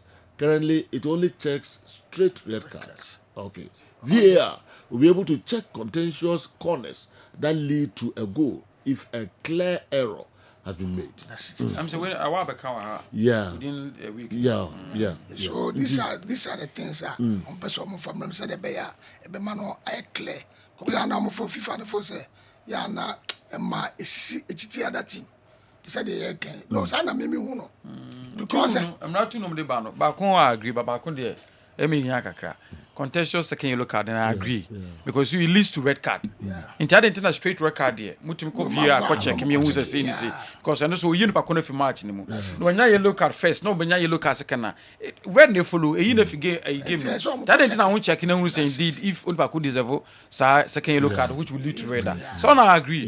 But penalty rebound in there I think it's going to slow the game. I think that what's the reason behind it? The reason behind it is me pet Colina inam dey send their next week. Or say a basa na goalkeeper no a struggle. And no akwa bobo no akwa kochi no. Na obi ono nya opportunity o baba say no ankasa sa babo. On dey make omo pese omo yesa enema no na. Penalties are awarded only for wakwa infringe maybe we pa kono opportunity kwa so ball no be den sa kochi ball no. Nti na ma penalty. Na dey no nya thousand here. All right. If you say same rebe. Oh, nyame adma pa next year there omo dey be bad because omo dey be try no man ma baby. Your clip be ba me ahwe. Must World Cup summer. Next year summer World Cup. Yeah.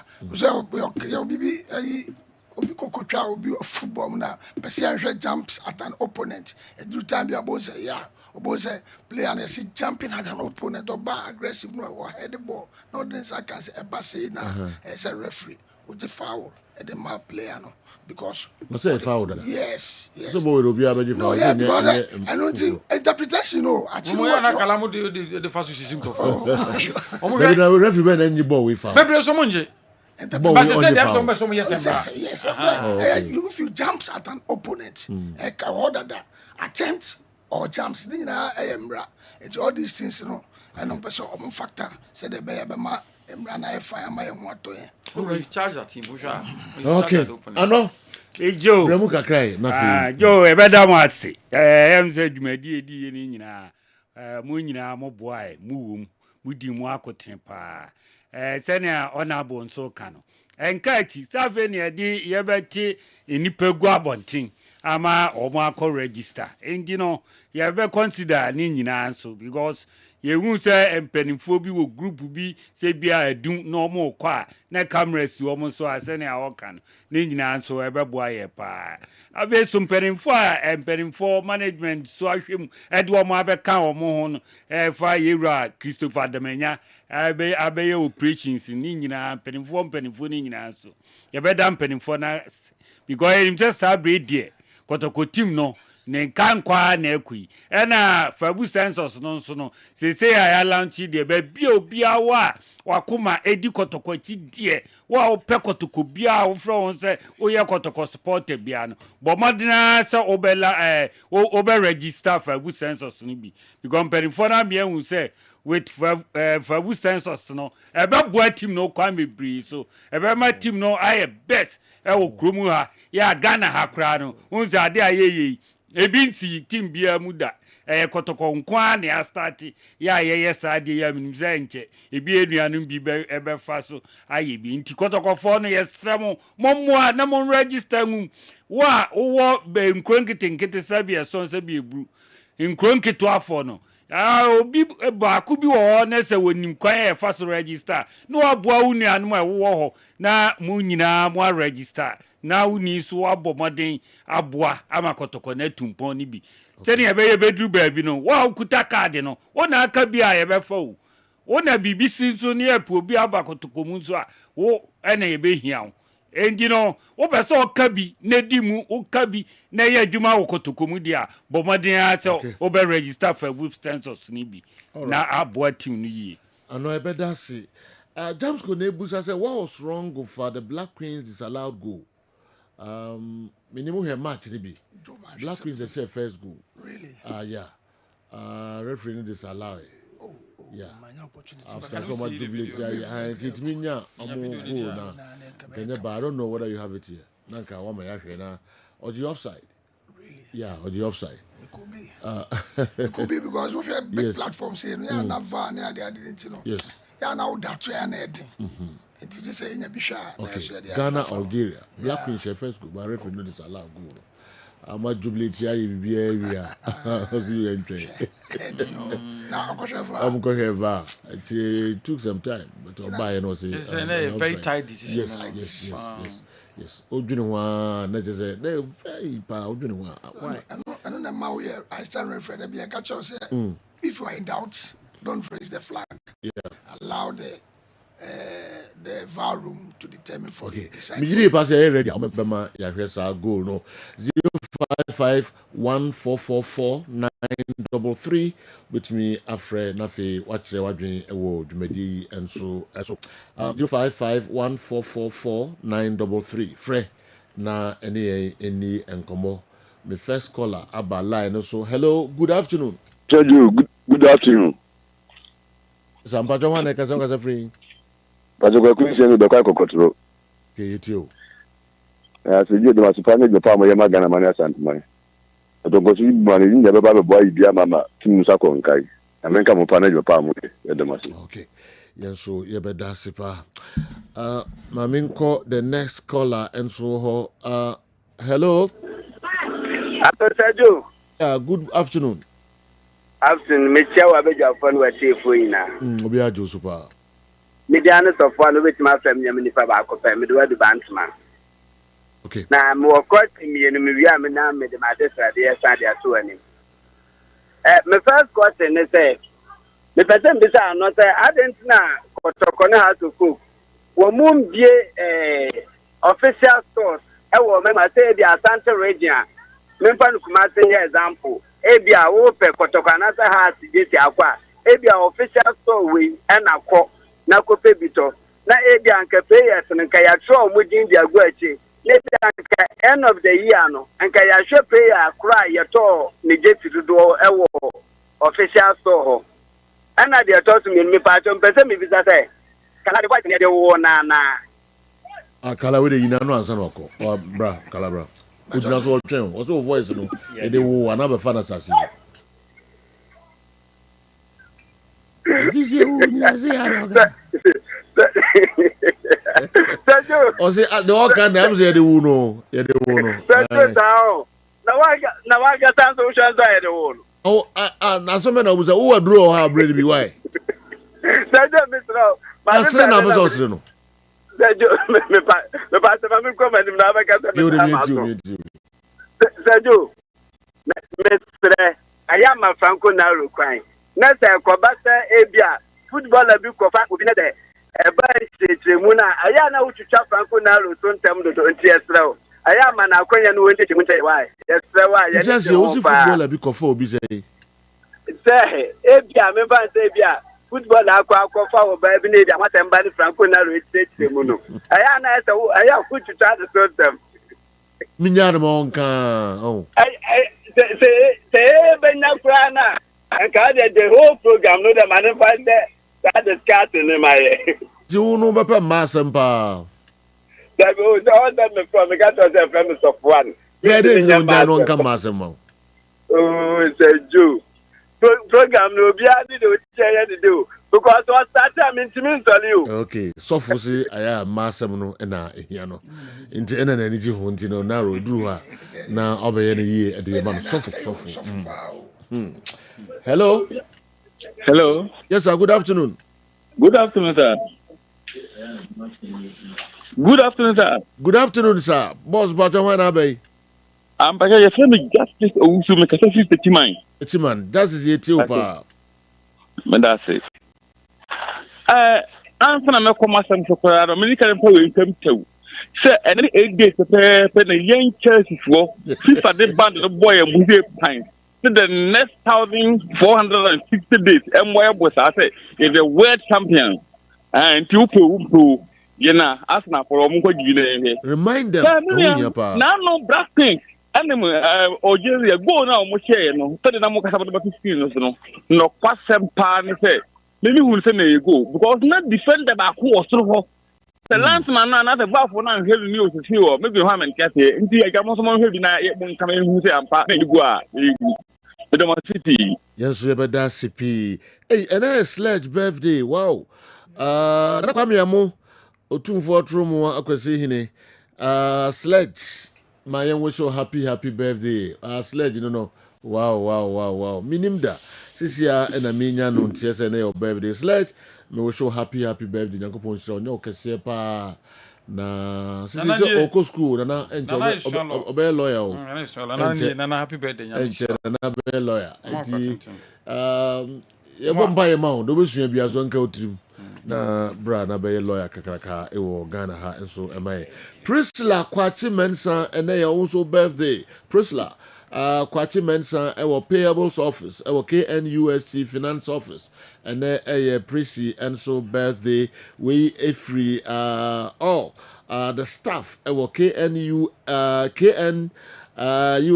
finance office ho omunyina say ye wo so happy birthday ko fi unim na say dey usi out of one okay enti Priscilla the KNUST staff ni na de bro o say KNUST you know KNUST finance office staff ni na de bro staff ni de aba ai ba do page ba pa na pages and can the pages na ye the pages na ye staff no more finance officer omu nyina yo na fo omu nyina ene de aba say omu nyina de bro bacho ai omu nyina yo na fo yes sir me na fo no pa do so kan fo to da yate Prissy you so happy birthday all right yenko na so ya me baby pa birthday friend no Bridget Amankwa ba okay Bridget Amankwa wa tonsu okay Monaco Junction okay we wish you happy birthday okay yo Bridget yenyina ye we so happy odi akunya so nyima all right ye de be share DJ K8 enso ababetu aso de amaye wo de wo hu bibia wo fo ano nkada all right na me ya mo tina e be say enso ni mo attractive you ye de masipa ya kramo